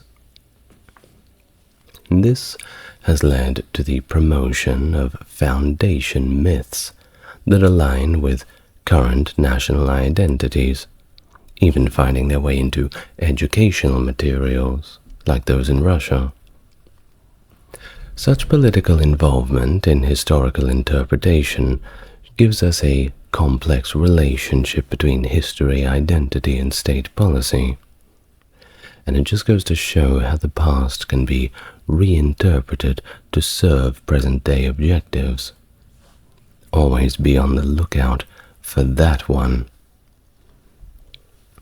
Now, the question of the Rus origins, whether they were Norse traders and Vikings known as Varangians, or just Slavs, is another topic of debate, particularly against the backdrop of Russian and Ukrainian nationalist historiography. The debate is known as the Normanist versus anti-Normanist controversy, and it's centered around the interpretation of historical sources, linguistic evidence, and archaeological findings. Normanist theories draw heavily on the primary chronicle, a key 12th century source for East Slavic history, asserting that the Varangians, coming from Scandinavia, played a critical role in the formation of the Rus state. Anti-Normanists, of course, challenged this view, arguing that the Rus were Slavic in origin, predating Varangian influence. They point to the minimal presence of Scandinavian words in Russian, and the quick substitution of Scandinavian names with Slavic ones in historical records as evidence for their stance. Well, despite all the divergent views, there is significant evidence of the extensive Scandinavian settlement across Ukraine, Belarus, and Russia, alongside clear Slavic influences in the Swedish language. We really cannot deny them. This suggests a more complex interaction between the Slavic and Norse people, which ultimately led to a rapid assimilation of the Varangians into Slavic culture, should the Proto-Rus have been Norse. There is a broadly accepted view, at least outside the ultra-nationalist narratives, of this cultural integration, a transformation from Swedish to Slavic identity within a couple of centuries. This perspective is supported by descriptions from contemporary observers like Aman Abin Fadlan, Liutprand of Cremona, and Leo the Deacon, who provide external accounts of the Rus. Ibn Fadlan noted their distinctive physical appearance and attire. Liutprand associated the Rusi, as he called them, with the Norse, but based on physical characteristics rather than cultural or linguistic traits. And Leo the Deacon referred to the Rus as Scythians, observing their adoption of Greek rituals. All makes it a little bit more confusing, doesn't it? Well, the primary chronicle, as we mentioned before, offers a narrative that depicts the early interactions between the Varangians, Slavic, and Finnic tribes, and also the Khazars in the 9th century, outlining a foundational moment in the history of Eastern Europe. According to this account, Slavic and Finnic tribes initially paid tribute to the Varangians, until 862, when they decided to rebel, wanting to govern themselves independently. The subsequent appeal to the Varangians for a prince to bring order to their rich but chaotic lands led to the invitation of the Varangian Rus, including the brothers Rurik, Cineas, and Truvor, to rule over them. This tale, which scholars consider to be crafted by 12th century authors to justify the Rurikid dynasty's rule and the swift Varangian conquests, established Rurik as the progenitor of the Rurik dynasty, with Novgorod as his seat of power. Rurik's associates, Askold and Dir, embarked on a journey to Tsargrad, which was Constantinople in their tongue, stopping at Kiev, which was then under Khazar tribute, and establishing their dominion there. Their venture to Constantinople in the mid-860s marked the first recorded military encounter between the Rus and the Byzantine Empire. The surprise attack led by Askold and Dir resulted in significant devastation in the suburbs and nearby islands of Constantinople. Various accounts detail the destruction and the Rus' eventual retreat, attributed to either a storm, the emperor's return, or perhaps divine intervention following prayers to the Virgin Mary. This episode spurred the Byzantine Patriarch Photius to send missionaries to the north, aiming to convert the Rus and the Slavs, setting the stage for the Christianization of the region, which is a saga on its own. This narrative from the primary chronicle, while reflecting the historiographical traditions and political agendas of its times, shows the complexity of diplomacy, warfare, and the region's early interactions between the Varangians, the East Slavs, and the Byzantine Empire. Now, what about Rurik? Well, his leadership certainly did lay the groundwork for the expansion and consolidation of Rus territories, although it was a task continued by Prince Oleg after Rurik's death in the 9th century. Oleg's military expedition southward significantly extended Rus control, culminating in the capture of Kiev, which he declared mother of Rus cities. His actions not only established Kiev as a pivotal political center, but also shifted the focus of the Rus expansion and trade from Novgorod to Kiev, thereby securing key trade routes across Europe. Oleg's conquest of neighboring Slavic tribes and the imposition of tributes expanded the Kievan state's influence, directly challenging the Khazars' dominance in the region. His successful subjugation of tribes such as the Drevlians and the Sevarian marked a significant expansion of Rus control, and managed to secure very lucrative resources along with their trade routes.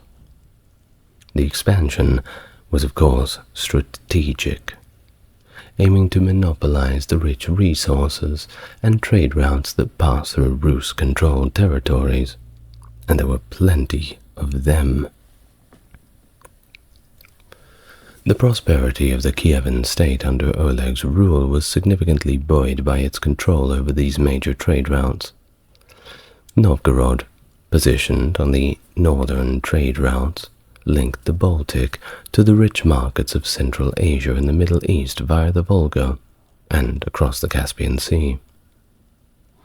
The southern route, from the Varangians to the Greeks, facilitated trade between the Baltic and Black Sea, and onwards to Byzantium, which was a crucial link for trade with the wider Mediterranean world.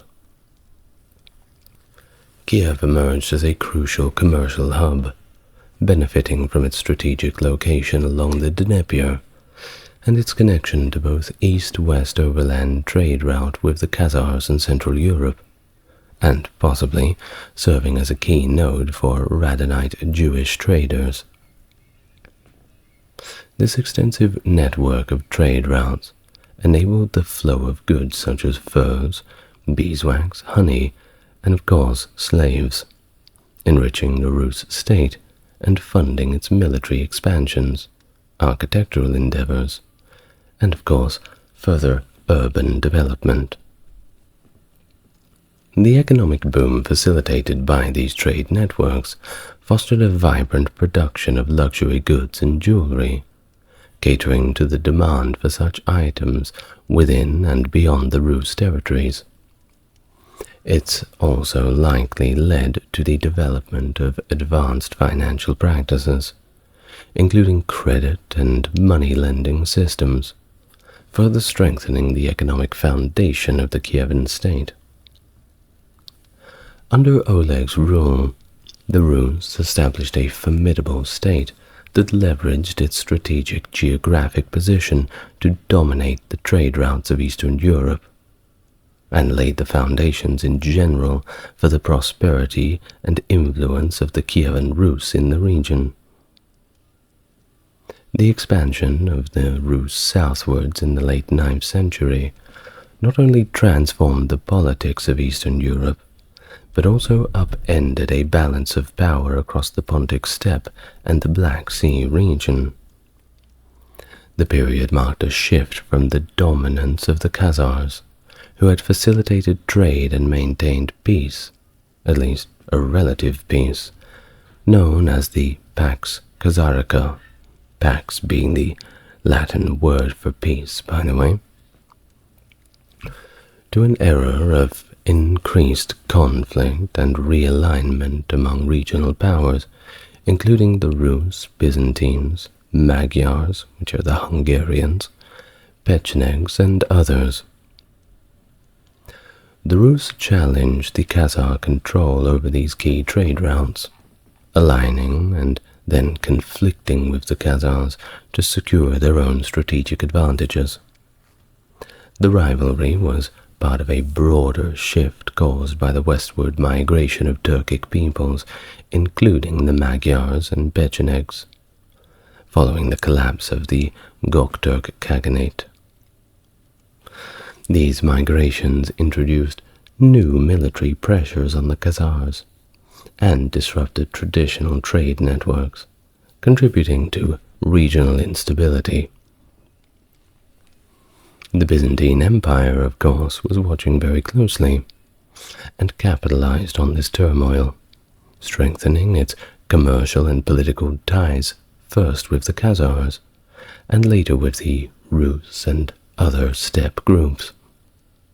The establishment of the theme of Kherson in Crimea aimed to protect Byzantine interests, serving both as a defense against raids and a diplomatic bridge to the steppe. The fortress at Sarkel, built with Byzantine assistance, exemplified efforts to maintain the Khazar buffer against incursions by the Rus and other nomadic groups. Oleg's campaigns in the lands of the lower Dniester and Dnieper rivers around the year 890 show the ongoing contest for access to the Black Sea and its trade routes. The Byzantine manipulation of Magyar and Pecheneg movements against the Bulgarian Empire in 894 further shows this intricacy of the alliances and conflicts that were shaping the region in this time. The forced migration of the Magyars into the Hungarian plain opened the Black Sea to Rus expansion, marking a significant shift in the regional dynamic. The Rus raids into the Caspian Sea by the early 10th century, particularly the large-scale expedition in 913, signify a broadening scope of their ambitions, and also the decline of Khazar influence. As the century progressed, the Khazars' ability to command tribute and maintain alliances dwindled, with the Byzantines increasingly aligning with the Pechenegs against them. Relations between the Rus and the Pechenegs were characterized by alternating periods of peace and conflict, reflecting a fluid nature of steppe politics. The Pechenegs' strategic position between the Rus and Byzantine Empire made them pivotal in controlling access to trade routes, leading to a pragmatic, if uneasy, coexistence punctuated by bouts of sporadic warfare.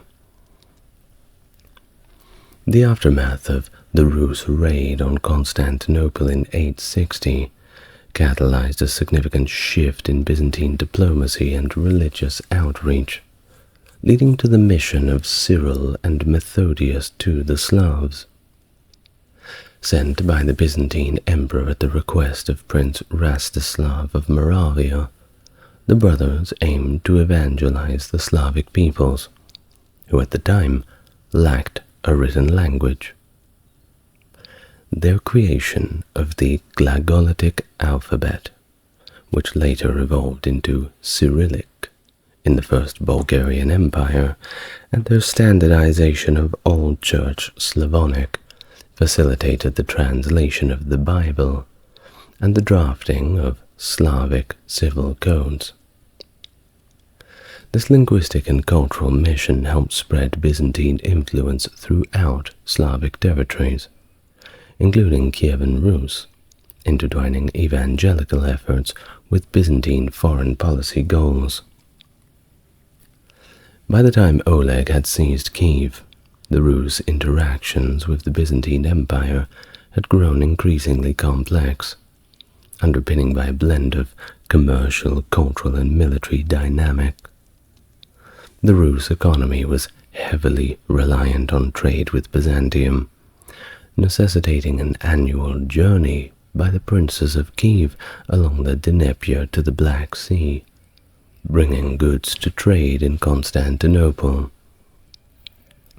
These expeditions were crucial not only for the wealth they generated, through exchange of goods such as furs for silk, fabrics, spices, and wine, but also for maintaining the political and economic stature of Kievan Rus. Disputes between the Rus and Byzantines often escalated into military confrontations, as evidenced by the Rus attacks on Constantinople in 907, interpreted by the primary chronicle as an attempt to secure trade access. While Byzantine records of this event is lacking, the subsequent treaties in 907 and 911 between the two powers show the military and diplomatic pressure applied by the Rus. These agreements afforded the Rus merchants quarters, supplies, and tax-free trading privileges in Constantinople, illustrating the leverage the Rus wielded over Byzantium due to the latter's reliance on their trade. The primary chronicle's recounting of Oleg's demise is steeped in quite a bit of mythology, with his death actually foretold by a sorcerer to be connected to a horse. Maybe you'll fall off the horse or be eaten by a horse, who knows? Well, despite Oleg's efforts to avoid this fate by sequestering the horse, he ultimately met his end through a snake bite, said to emerge through the carcass of the horse. Okay. Well, obviously this narrative blends the themes of destiny and inevitability of fate which is common in historical myths, but I don't think we can really take it as historical gospel. Perhaps it is, but it certainly sounds a little far-fetched. Now, following Oleg, Prince Igor ascends to the rule, leading Kievan Rus into a period of relative peace, after the initial conflicts, of course, marking the continuation of the Rus leadership's lineage and their engagements with neighboring peoples. The year 941 saw Igor spearheading a significant Rus military expedition against Constantinople, driven by disputes likely tied to trading privileges. The timing of this assault, conducted with a formidable navy and Pecheneг allies, exploited the Byzantine Empire's preoccupations elsewhere, allowing the Rus to inflict considerable damage along the Bosphorus Asiatic shores. The Byzantine response, utilizing Greek fire against the Rus fleet, showcased the Empire's ingenuity and military capability, significantly diminishing the Rus' military and naval strength and curtailing their advance. And it was overall a shift in the dynamics since the 911 treaty with Byzantium.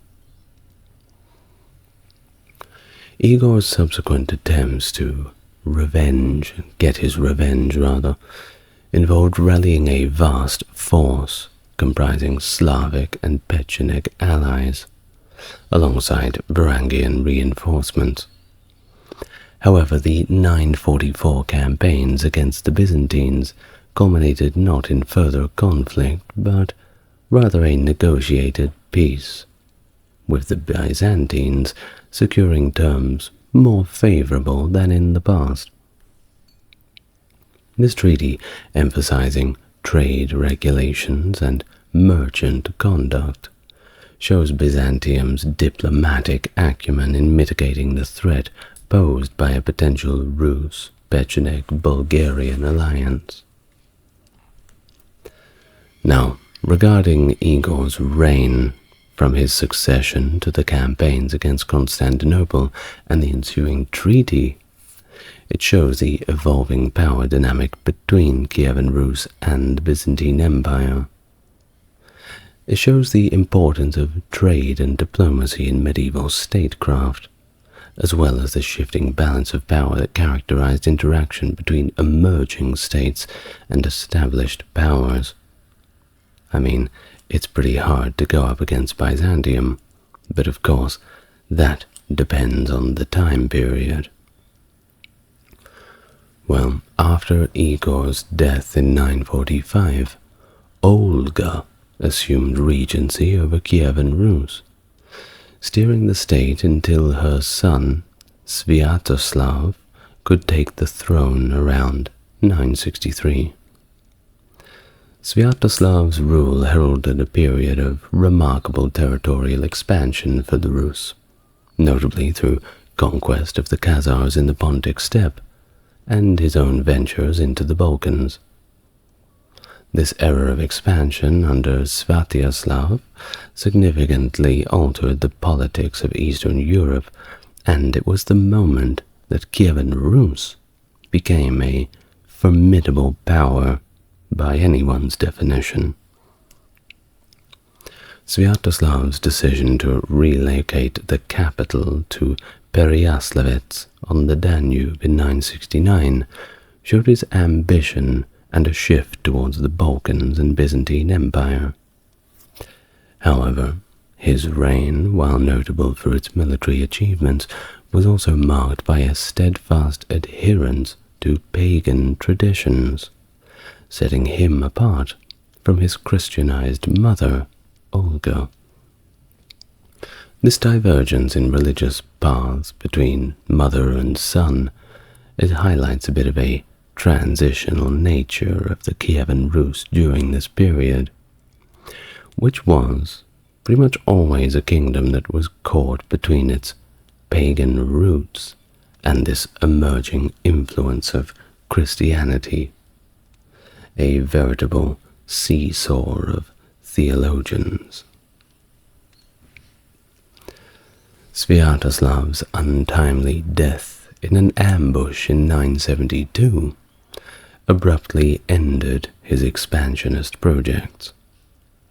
His conquests, as vast as they were, lacked the administrative framework needed to sustain a unified empire. It was all brawn, no brains, I'm afraid. And his oversight in securing a stable succession precipitated a destructive struggle among his sons. This internal discord, culminating in the death of two of Sviatoslav's three sons, fractured the unity of the Kievan Rus, and once again shows the fragility of the state amidst its own territorial expansion. The aftermath of Sviatoslav's rule illustrates the challenges of consolidating conquests into a lasting political structure, and the critical importance of stable succession mechanisms. If only people would learn, write a proper will. Now, the fratricidal conflict among his heirs didn't only just weaken Kievan Rus internally, but it diminished its standing and influence externally. People were beginning to talk, and of course this set the stage for even more political and territorial fragmentation. The snowball was beginning to roll down the hill.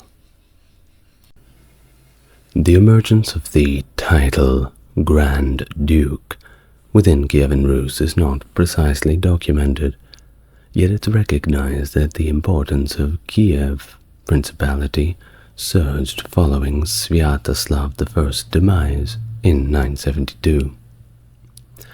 The intense struggle for power between Vladimir the Great and Yaropolk I showed once again Kiev's dominance, which persisted for another 2 centuries. The Grand Duke of Kiev wielded control over the territories around the city, with his relatives ruling over other cities and paying tribute, marking a period of consolidation and centralization of power within Kievan Rus. Which brings us to Vladimir the Great, whose ascent to power was dramatic. Fleeing to Scandinavia after his father's death, Vladimir garnered support from his uncle, Earl Hakon Sigurdsson of Norway, and returned with a formidable Viking force to reclaim Novgorod and Kiev from his half-brother, Yaropolk.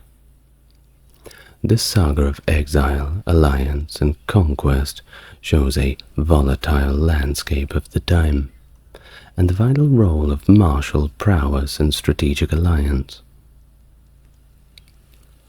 The Christianization of Kievan Rus, a pivotal moment in its history, was a gradual process, and just as complicated, influenced by earlier religious developments in the region and diplomatic maneuvers. Despite the significant role played by Vladimir in adopting Christianity from Byzantium, the path towards Christianization had much earlier roots. From the 1st century Christianization of Greeks in the Black Sea colonies to the influence of Arian Christianity among the Goths, the region had a multifaceted religious history. Notably, several Kievan princes and princesses, such as Oler of Kiev, had embraced Christianity. indicating a gradual inclination towards the faith prior to Vladimir's formal adoption. Vladimir's decision to convert to Eastern Christianity, after dispatching emissaries to explore various faiths, was influenced significantly by the splendor and rituals that he observed in Constantinople. His marriage to Princess Anna of Byzantium further solidified the adoption of Christianity, strategically enhancing his relations with Byzantium and ensuring Kiev's access to crucial trade routes. The introduction of Cyrillic liturgy in Greek translations and into the religious and cultural life of Kievan Rus facilitated widespread conversion and integrated them into the broader Eastern Christian tradition. This transformative period in Kievan Rus under Vladimir's reign not only aligned it with the Byzantine world, but it also laid the foundational stones for its religious, cultural, and political future. The adoption of Eastern Orthodoxy had profound long-term effects, shaping the region's identity and historical trajectory well beyond the Great Schism of 1054. Yaroslav the Wise, ascending from the position of Prince of Novgorod, faced familial contention for control over Kievan Rus after the death of his father Vladimir the Great in 1015. His ascent to power was not without challenge, however. It was only in 1019 that he managed to secure Kiev, and took until 1036 for him to have undisputed rule over the entirety of Kievan Rus. Yaroslav's tenure was marked by a strategic focus on enhancing diplomatic relations and aligning Kievan Rus with the broader European politics, notably through matrimonial alliances. His efforts to bind his lineage with the ruling houses of Europe, marrying off his progeny to the royalty of Poland, France, Hungary, and Norway, and his granddaughter Eupraxia to Henry IV of the Holy Roman Empire, were aimed at bolstering the prestige and influence of Kievan Rus on the European stage. His domestic policies were equally transformative. He is credited with promulgating the first East Slavic law code, the Ruskaya Pravda, laying foundational legal principles that would govern the social and economic parts of the Kievan Rus. His patronage extended to the ecclesiastical domain as well, with the construction of the St. Sophia cathedrals in Kiev and Novgorod standing as monumental endorsements of Christianity, reflecting the spiritual and cultural flourishings under his reign. These architectural masterpieces were not only religious centers, but also symbols of the state's authority and its deepening Christian identity. Moreover, Yaroslav's contributions to education and monasticism, including the development of the Kiev-Pechersk Lavra by his sons, underscore his commitment to fostering a literate and morally guided society. His reputed establishment of a school system further highlights the value he placed on learning and the dissemination of knowledge, advancing the intellectual capital of the Kievan Rus for years to come. Thus, his legacy is that of a ruler who adeptly navigated the challenges of his times, steering Kievan Rus towards greater internal cohesion, religious and cultural advancement, and an elevated status within the medieval European order. These succession dynamics within Kievan Rus, followed by establishment by Rurik's lineage, presented a complex and often disputed process that played a significant role in the state's gradual fragmentation. The mechanisms for transferring royal power among the Rurikid rulers still remain somewhat ambitious. with scholars divided over the existence or nature of any standardized succession system. Now, some have highlighted the uncertainty surrounding the actual practice, but others in our modern scholarship suggest the utilization of a rota system. Now, this system purportedly allowed princely succession to move among family members, including from elder to younger brother, from uncle to nephew, and of course from father to son. Typically, junior dynasty members would ascend through the ranks by initially governing less significant districts, progressing to more affluent principalities once they had a little bit more experience, and ultimately vying for control over Kiev, which was the most coveted throne. However, the lack of a clear and effective succession system, particularly after the reign of Yaroslav the Wise, 1019 to 1054, is cited as a catalyst for the Kievan Rus's incremental destruction. The absence of structured inheritance rules led to pervasive family conflicts and fostered an overall environment ripe for rivalry and contention. The period saw the frequent use of familicide as a means to usurp power, a tactic that became especially prevalent among Yaroslav the Wise descendants, the Yaroslavici. The succession to Vladimir II, monarch, as the Grand Prince of Kiev, which seemingly bypassed the established rota system, ignited significant disputes among various princely factions, including the Olegovichi from Chernigov, the Monomarchs from Pereyaslav, and the Izyaslavichi from Turov and Volhynia, and the Polotsk princes. The challenges of succession exacerbated existing divisions within the royal family and weakened the central authority of the Grand Prince of Kiev. Growing influence of regional clans further eroded the unity and strength of the Kievan state, setting the stage for its fragmentation into a patchwork of semi-autonomous principalities. The web of conflicts and alliances among the principalities of Kievan Rus in the 11th and 12th century show the challenges that beset the state. The competition for power was not only internal, among the descendants of Yaroslav the Wise, but also involved external threats. For example, the invasion of the Cumans, which dealt a significant blow to the Rus forces at the Battle of the Alta River in 1068. The aftermath saw the Grand Prince Izyaslav seeking assistance from Poland, marking a period of heightened instability and incessant warfare.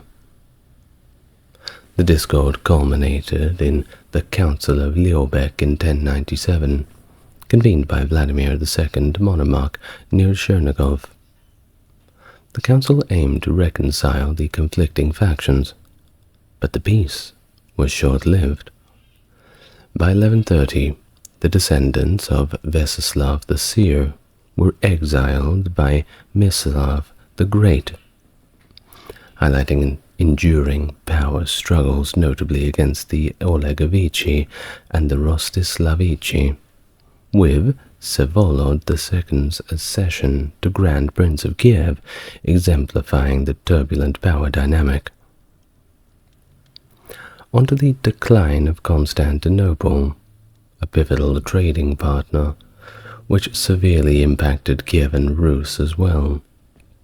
The trade route from the Varangians to the Greeks, crucial for the movement of goods and the prosperity of Kievan Rus, lost its significance as the Byzantine Empire waned and Western Europe established alternate trade routes. Now Mstislav the Great was the last ruler to maintain a semblance of unity, arguably, within the Kievan Rus.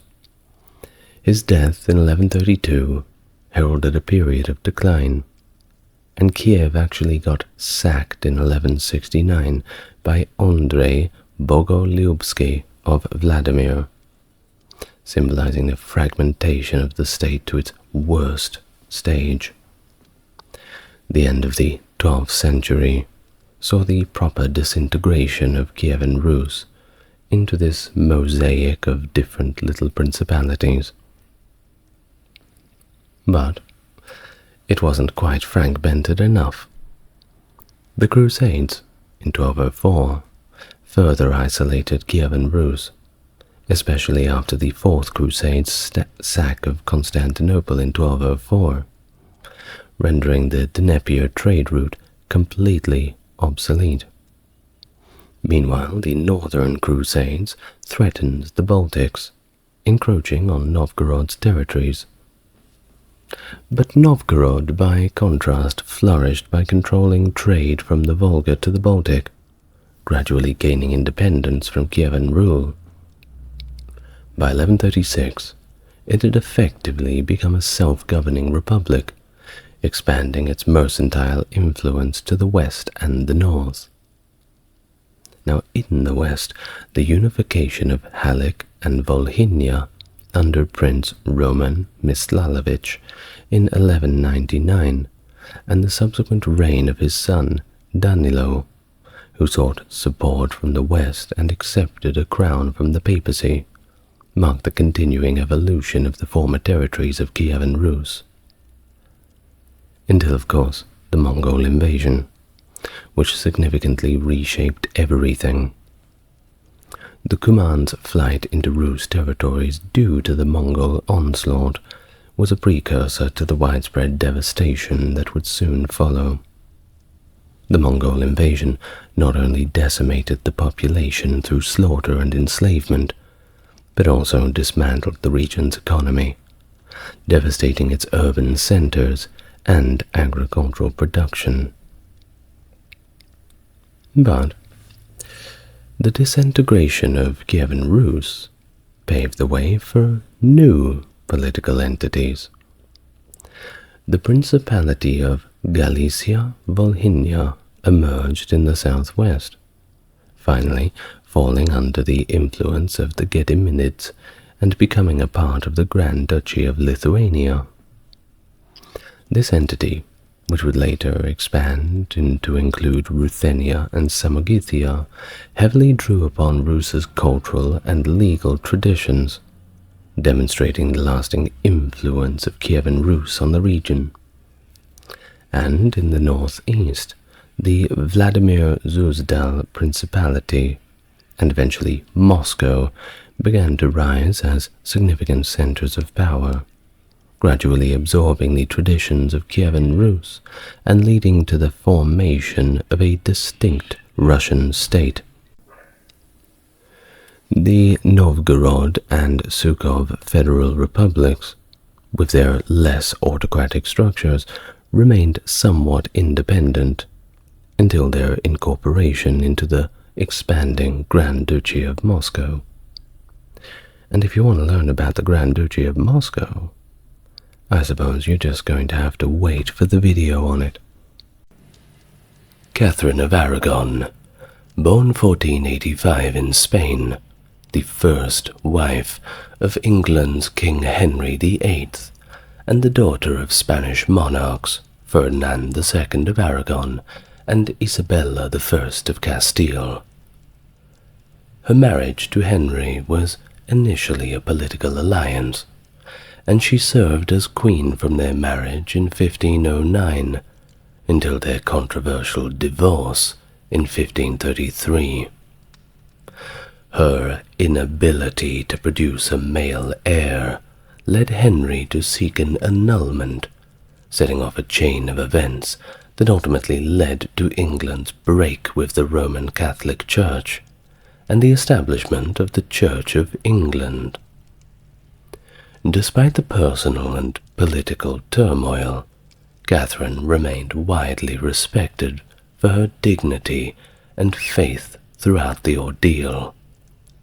Her steadfast commitment to her marriage and her Catholic faith significantly impacted English and the wider European history, influencing religious policy and politics across the continent. Hello and welcome to the channel. If it's your first time here, it's good to meet you, and if you're coming back, it's great to have you with me again.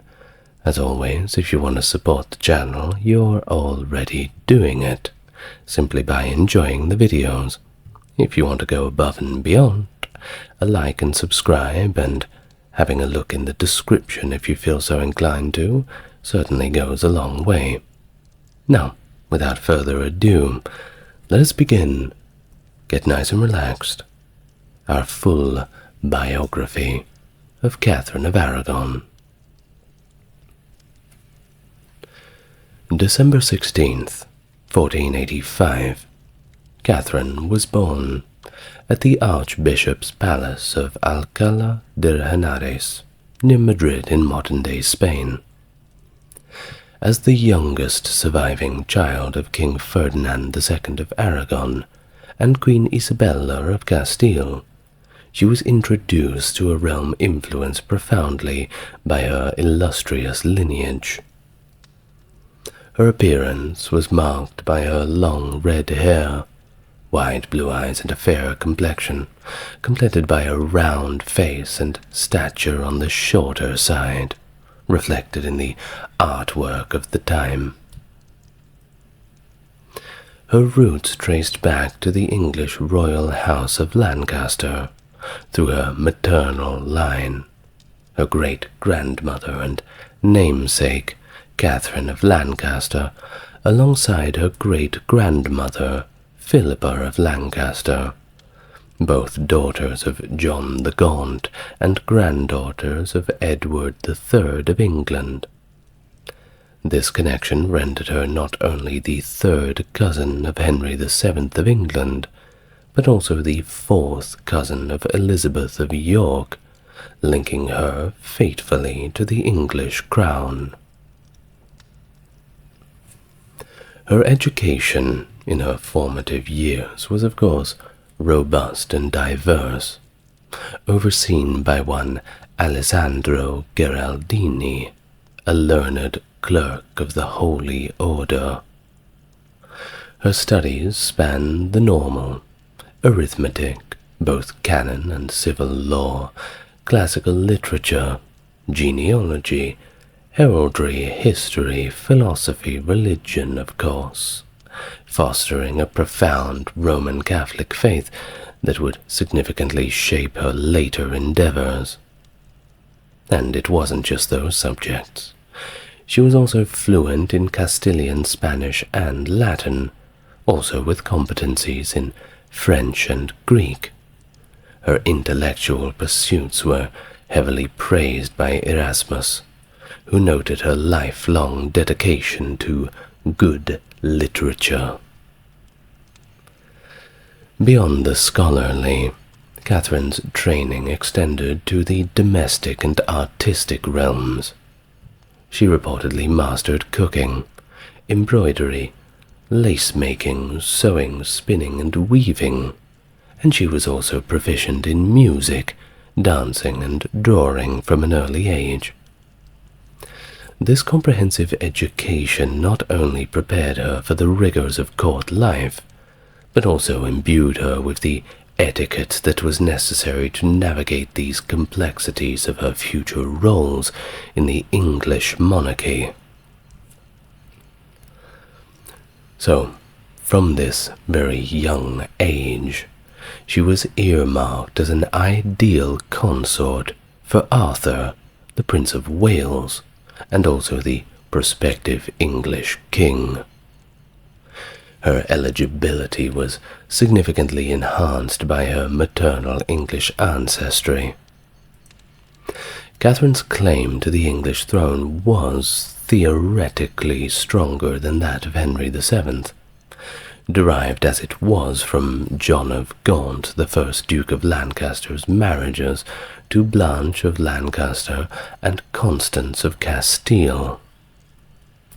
Henry VIII, on the other hand, descended from Gaunt's third union with Catherine Swynford, whose offspring were initially illegitimate and only later legitimized, yet still barred from succession.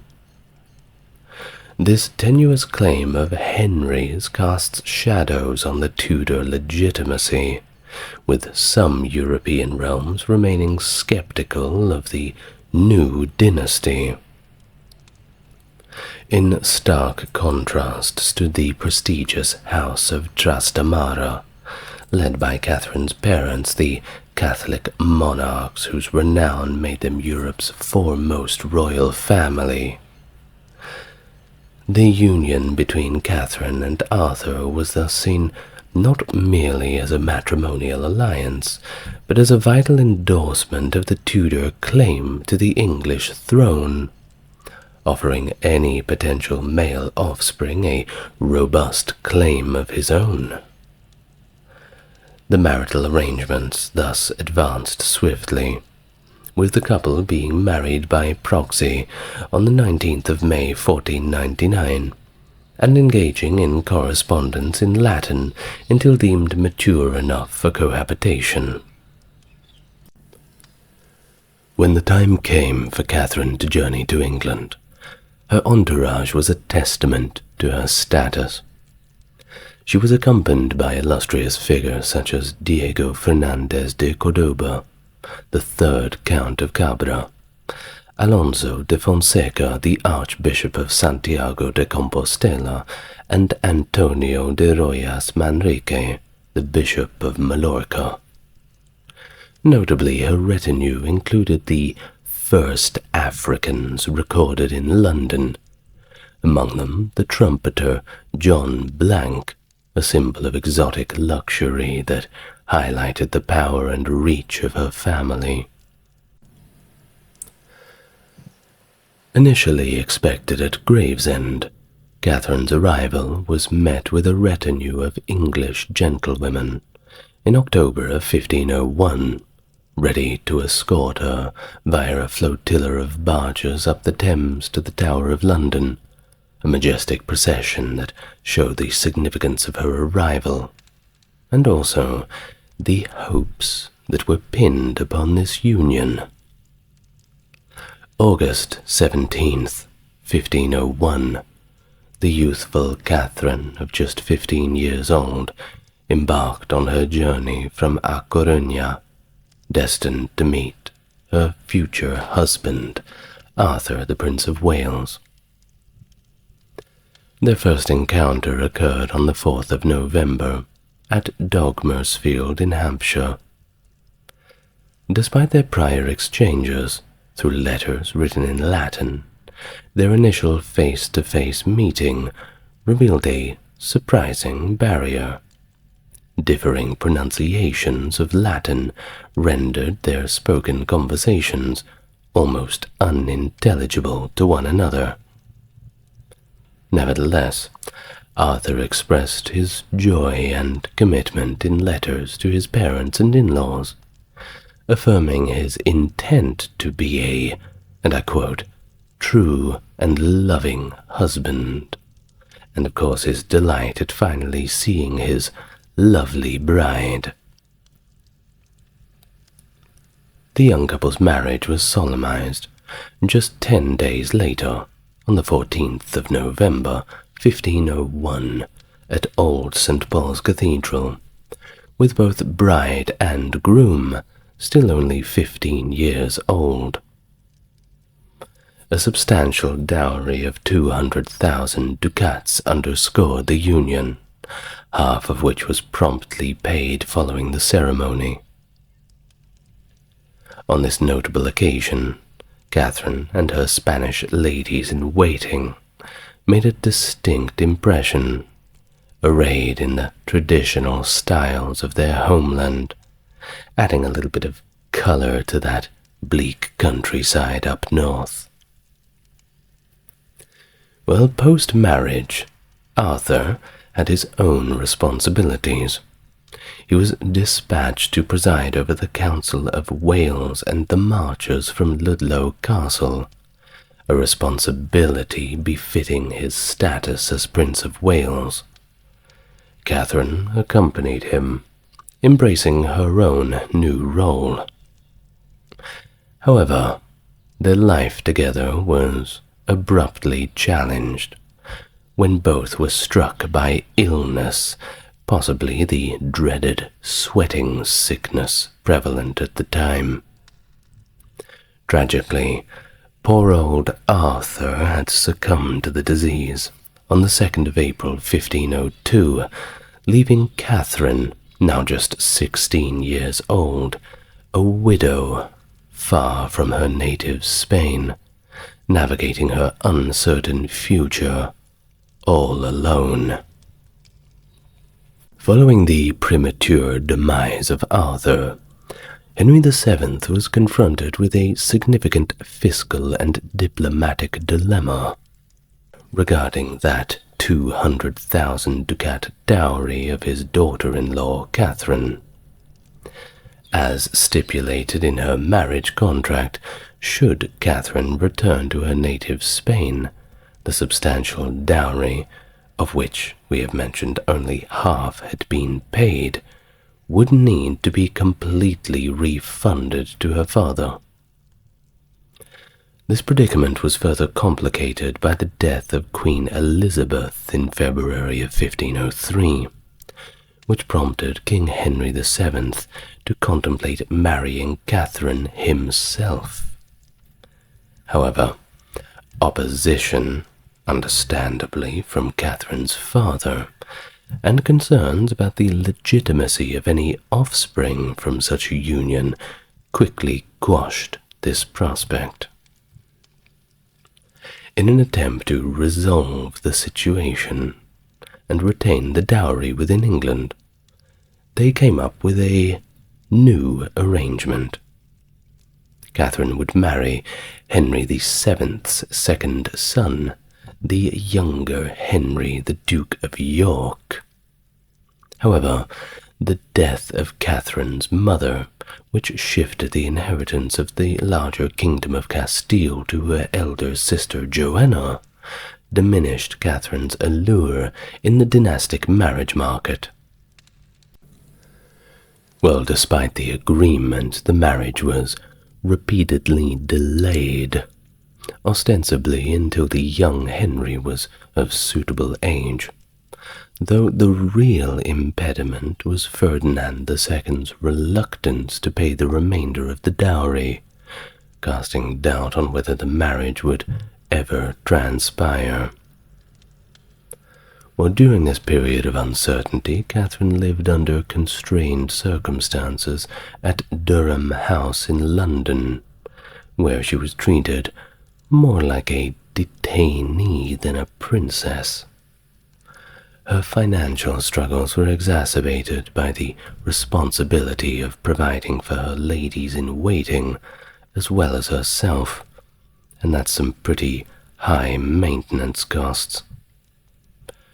While the surviving correspondence with her father reveals her resilience and pragmatism, as she once confided to him, and I quote, "I choose what I believe and say nothing, for I am not as simple as I may seem."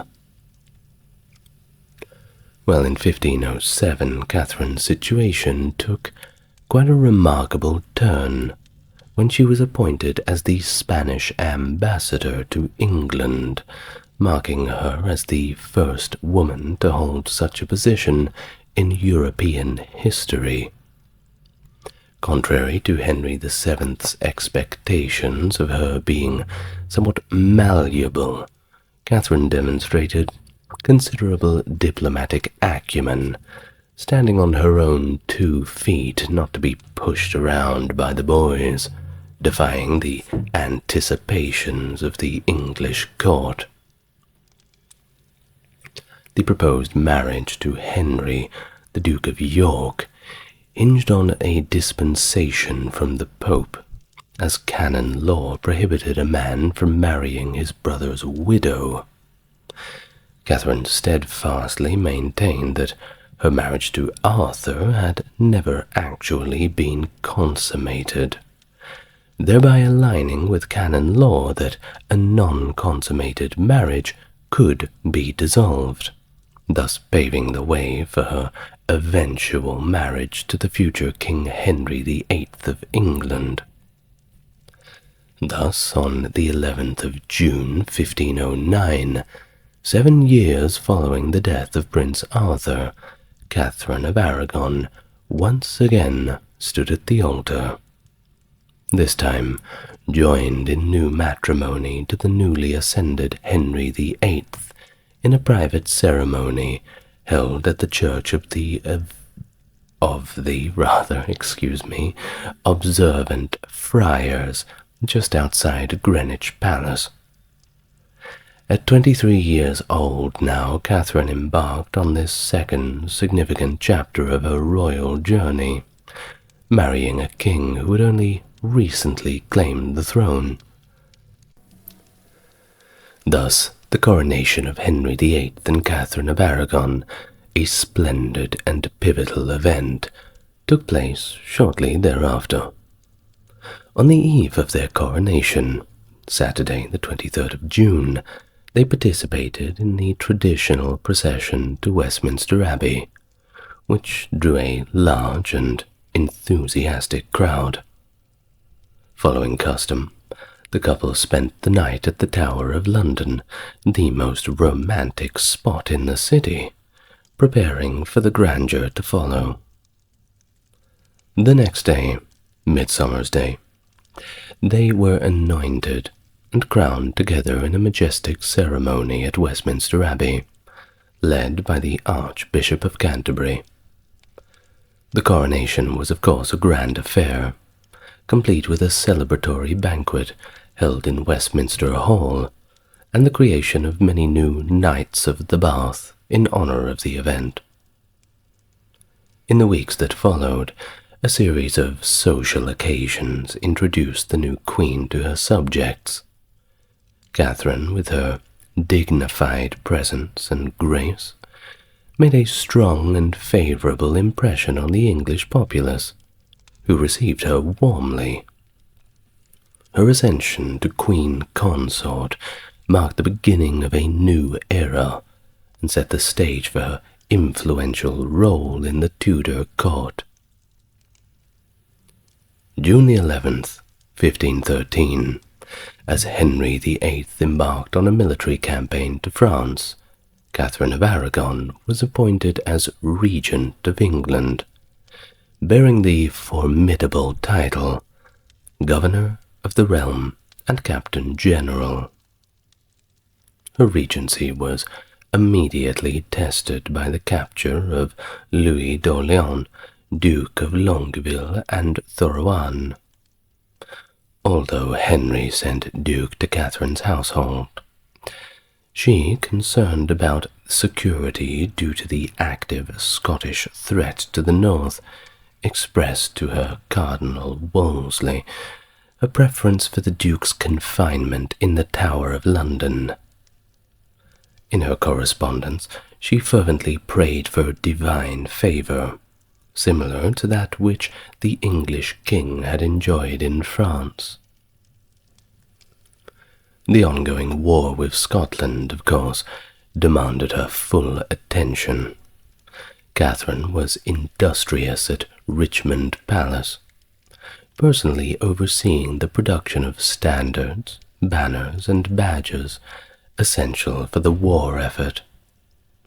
She rallied support by writing to towns such as Gloucester for muster lists, urging the assembly of troops capable of defending the realm. The Scots invasion propelled her to order Thomas Lovell to muster forces from the Midland counties on the 3rd of September, 1513. By the 8th of September, some 5 days later, Catherine, despite her advanced pregnancy, donned full armor and rode north to inspire her troops with a stirring address. Her eloquence and resolve were so impactful that reports of her speech reached Peter Martyr de Anguera in Valladolid within weeks. Contrary to reports that placed her 100 miles north of London when the victory at the Battle of Flodden Field was announced, she was actually near Buckingham. From Woburn Abbey she sent Henry a piece of the bloodied coat of the fallen King James IV of Scotland, suggesting it to be used as a banner at the siege of Tournai. Remarkable taste, as always. Well, as she aged, Catherine's commitment to her Catholic faith deepened, paralleled by a growing interest in academia. She actively educated her daughter when she came along, Mary, and influenced the broader trend of female education, donating generously to several colleges.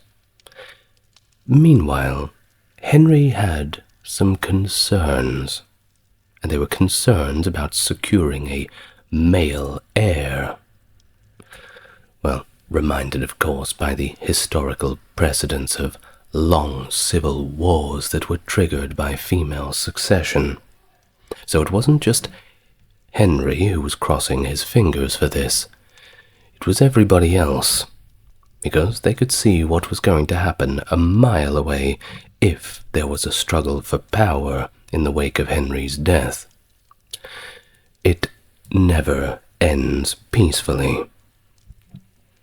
Well, in 1520, politics shifted once more, with a visit from Catherine's nephew, the Holy Roman Emperor, Charles V. Catherine had advocated for an English alliance with Charles over France. Following his departure, she joined Henry in a magnificent visit to France for the Field of the Cloth of Gold. Yet, within 2 years, England had declared war on France, and Charles V was welcomed back, this time with plans to betroth him to Mary.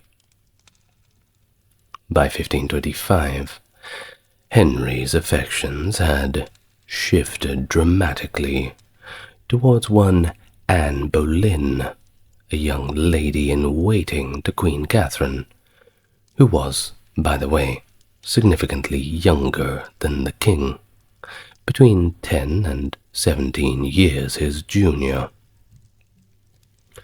As Catherine was no longer able to conceive, Henry's frustrations and desires for a male heir intensified.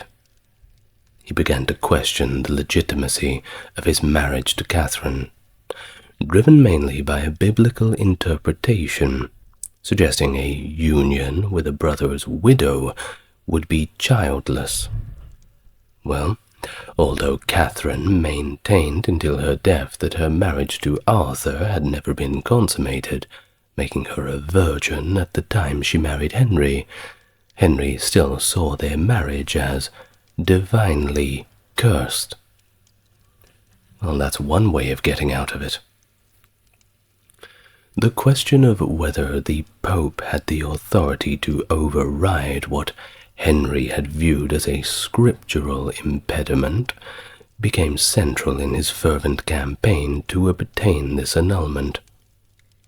And it's highly likely that the push for an annulment was influenced early on by Henry's desperation for a son, considering the historical context of civil wars fought over the English crown before his father's reign.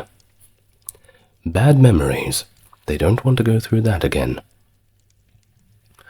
Well, his resolve to secure an annulment became his overriding mission. Catherine, however, dug her heels in and remained resolute, famously refusing the suggestion to retire to a nunnery with the assertion, I quote, "God never called me to a nunnery. I am the king's true and legitimate wife." Hard to argue with that, isn't it? Well, in pursuit of his goal, Henry circumvented Cardinal Thomas Wolsey, initially keeping him in the dark, and dispatched his secretary William Knight to Pope Clement VII to argue that the dispensation by Pope Julius II was actually obtained under false pretenses. However, the task proved daunting, as Pope Clement VII was then a captive of Catherine's nephew, Charles V, following a rather unfortunate sacking of Rome in the May of 1527. Now, Knight's mission was stymied, by the way, leading Henry to reluctantly involve Wolsey, who strove to secure a favourable decision the best way he could. And amidst all of these ecclesiastical negotiations, both Pope Clement VII and the reformer Martin Luther, who was universally loved and popular at the time, suggested an unconventional solution: that Henry might take 2 wives to maintain the royal dignities of both Catherine and their daughter Mary. This proposal was not aimed at reintroducing polygamy broadly, but rather as a specific measure to resolve the royal dilemma. Cardinal Thomas Wolsey took significant steps to resolve Henry's dilemma by setting up an ecclesiastical court in England, with a papal representative presiding, on both Henry and Catherine in attendance. Despite this effort, the Pope, possibly swayed by the influence of Charles V, Catherine's nephew, recalled his legatee, thereby halting any proceedings taking place in England. Henry perceived the Pope's actions as a clear signal that an annulment of his marriage to the Emperor's aunt was not going to happen. Consequently, the Pope explicitly forbade Henry from remarrying until a decision was reached, and he meant a decision in Rome. Wolsey's failure in this endeavour led to his dismissal from public office in 1529. Subsequently, he engaged in a covert attempt to have Anne Boleyn exiled and communicated with the Pope towards this end. Upon discovery, Henry was not impressed and ordered the immediate arrest of Wolsey. His death in 1530 from terminal illness likely spared him from execution for treason. Which leads us to 1531, the following year, after all of these tumultuous events, if we may say so.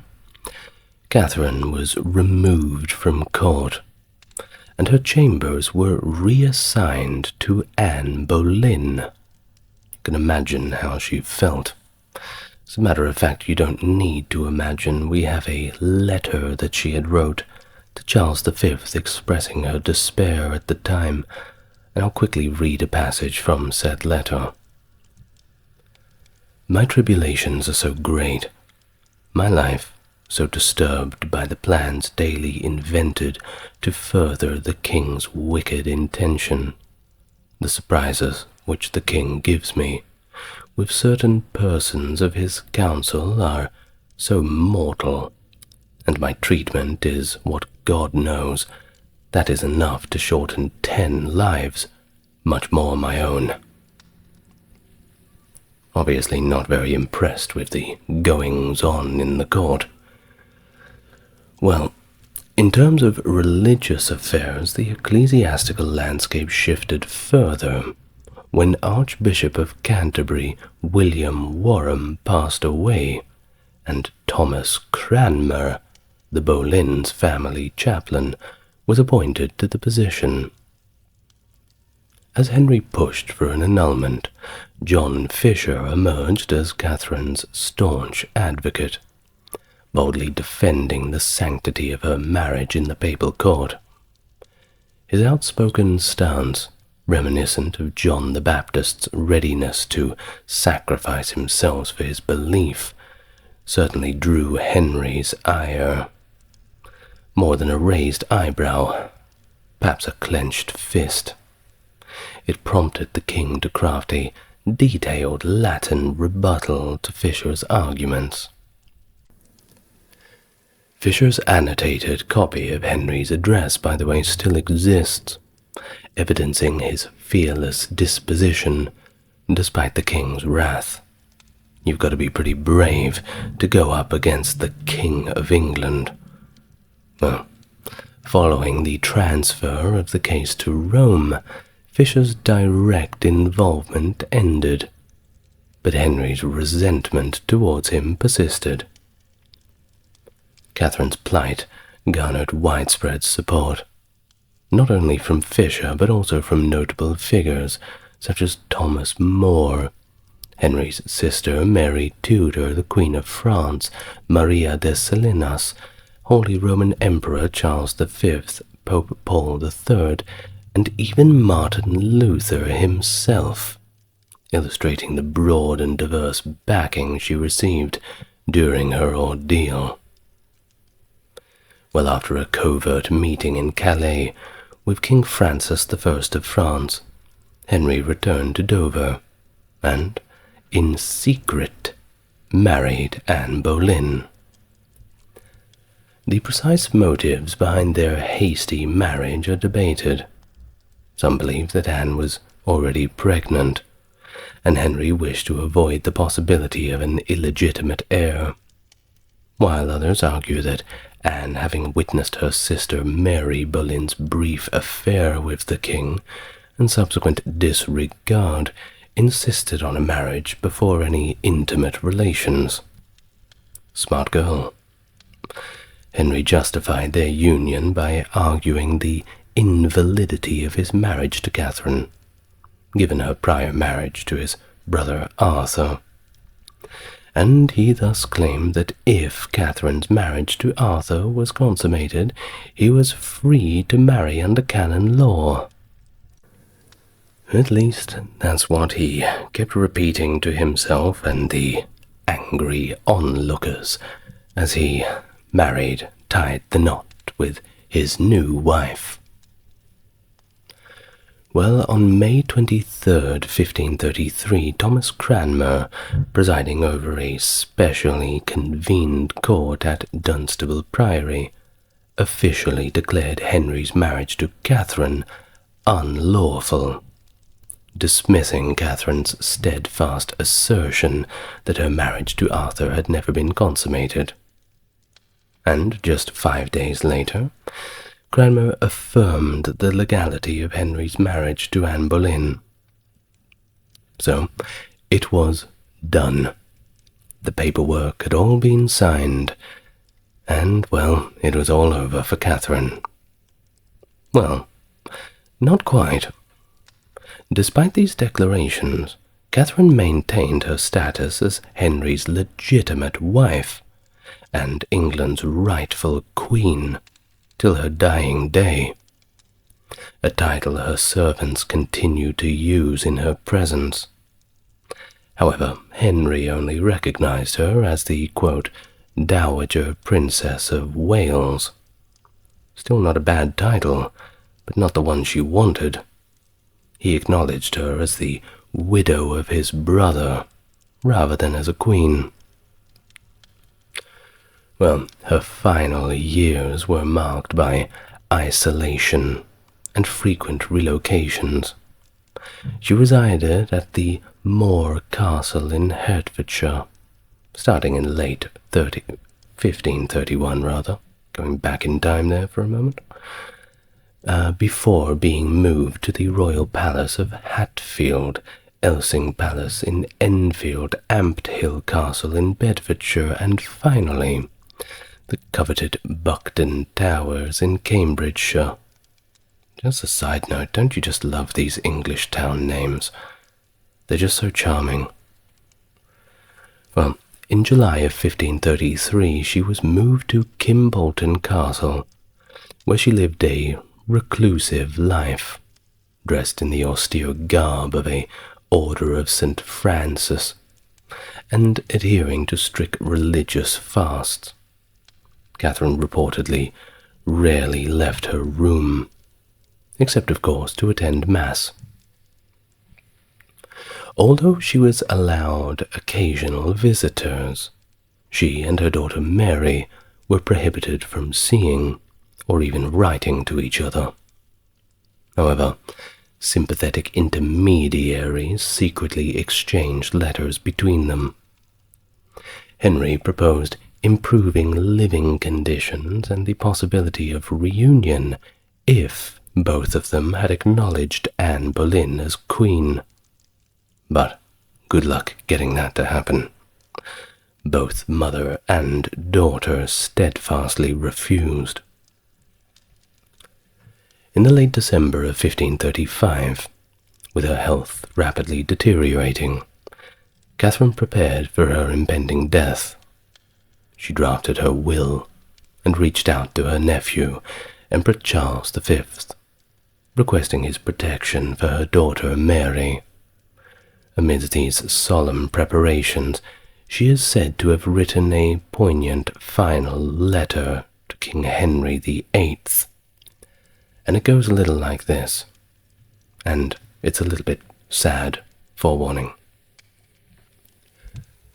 My most dear Lord, King, and husband, the hour of my death now drawing on, the tender love I owe you forceth me, my case being such, to commend myself to you, and to put you in remembrance with a few words of the health and safeguard of your soul, which you ought to prefer before all worldly matters, and before the care and pampering of the body, for which you have cast me into many calamities, and yourself into many troubles. For my part, I pardon you everything, and I wish to devoutly pray God that He will pardon you also. For the rest, I commend unto you our daughter Mary, beseeching you to be a good father unto her, as I have heretofore desired. I entreat you also, on behalf of my maids, to give them marriage portions, which is not much, they being but 3. For all my other servants, I solicit the wages due them, and a year more, lest they be unprovided for. Lastly, I make this vow, that mine eyes desire you above all things. From Catherine, the Queen. I told you it was sad. While the authenticity of the letter has been debated, its contents certainly reflect the enduring grace and even forgiveness that Catherine maintained towards Henry. Well, we can say for sure that if this letter was somehow intercepted by Henry's new wife, well, that would certainly cause an argument. Some things never change. Thus Catherine passed away on the 7th of January 1536 at Kimbolton Castle. The news of her death spurred various reactions at court, and of course sparked rumors of foul play, including speculation that she had been poisoned, possibly by Gregory de Cassal. Mourning practices also attracted attention. Anne Boleyn and possibly Henry himself were reported to have worn yellow, a colour associated with mourning in Spain, though this was seen by some as inappropriate or perhaps even celebratory. Despite the public display, both Henry and Anne reportedly mourned privately later that day. On the day of her funeral, Anne miscarried a male child, leading to further grim rumours about Catherine's death, though modern experts believe that her symptoms, as reported, were more consistent with those of cancer. Either way, she was laid to rest in Peterborough Castle, honoured as a Dowager Princess of Wales, but of course not as the Queen. Henry abstained from the funeral, and also prohibited their daughter Mary from attending, highlighting the continued complexities of his relationships and the turbulent era of his reign. Regardless, not a very kind move to bar Mary from going to her own mother's funeral, under any circumstance. Now let's talk just a little bit about Catherine's religious observance, because it is a rather important part of her life, so before we go, let's just say a few words on that. Of course, she was deeply committed to her faith, and a devout member of the Third Order of St. Francis. She meticulously balanced these royal duties of hers, in any capacity, with her religious obligations, seamlessly integrating the demands of her role as queen and later on the smaller role she played, with her personal piety. Now, after her marriage to Henry was annulled, she famously declared her spiritual priorities by stating, and these are her words, "I would rather be a poor beggar's wife and be sure of heaven, than queen of all the world and stand in doubt thereof by reason of my own consent." Thus, her religious practice was marked by a focus on the essential elements of Catholic devotion, the Big Four: Mass, prayer, confession, and penance, rather than the outward celebration of saints and holy relics, which she did not emphasize in her personal views on spirituality. But despite this, she remained acutely aware of the flaws she perceived within the Church's hierarchy, though she maintained a critical distance from the more radical criticisms like those proposed by Martin Luther of 1517, which ignited the Protestant Reformation, and, well, plenty of other events. You may want to watch the video on Martin Luther. It's quite interesting, especially his later writings. Now that is a rabbit hole. Well, back to Catherine. In her youth, she was lauded for her exceptional beauty, described as, and I quote, "the most beautiful creature in the world," and it was said that there was nothing lacking in her that the most beautiful girl should have. Esteemed figures like Thomas More and Lord Herbert later reflected on her appearance, noting, "There were few women who could compete with the Queen in her prime." These accolades highlight the remarkable impression Catherine made with her striking looks and royal demeanour throughout her life. But of course, it's not all about the outside appearance. It can't be. She was not only a queen, but also a pioneering advocate for women's education, and that is important. This is exemplified by the controversial book, at least at the time, The Education of a Christian Woman by Juan Luis Vives, which argued that women have the right to an education, and was both dedicated to and commissioned by Catherine. I know this all sounds pretty obvious, but you must send your brain back in time a little bit. Well, her influence extended even to her adversaries, as Thomas Cromwell, a known opponent, remarked, if not for her being a woman, she could have defied all the heroes of history.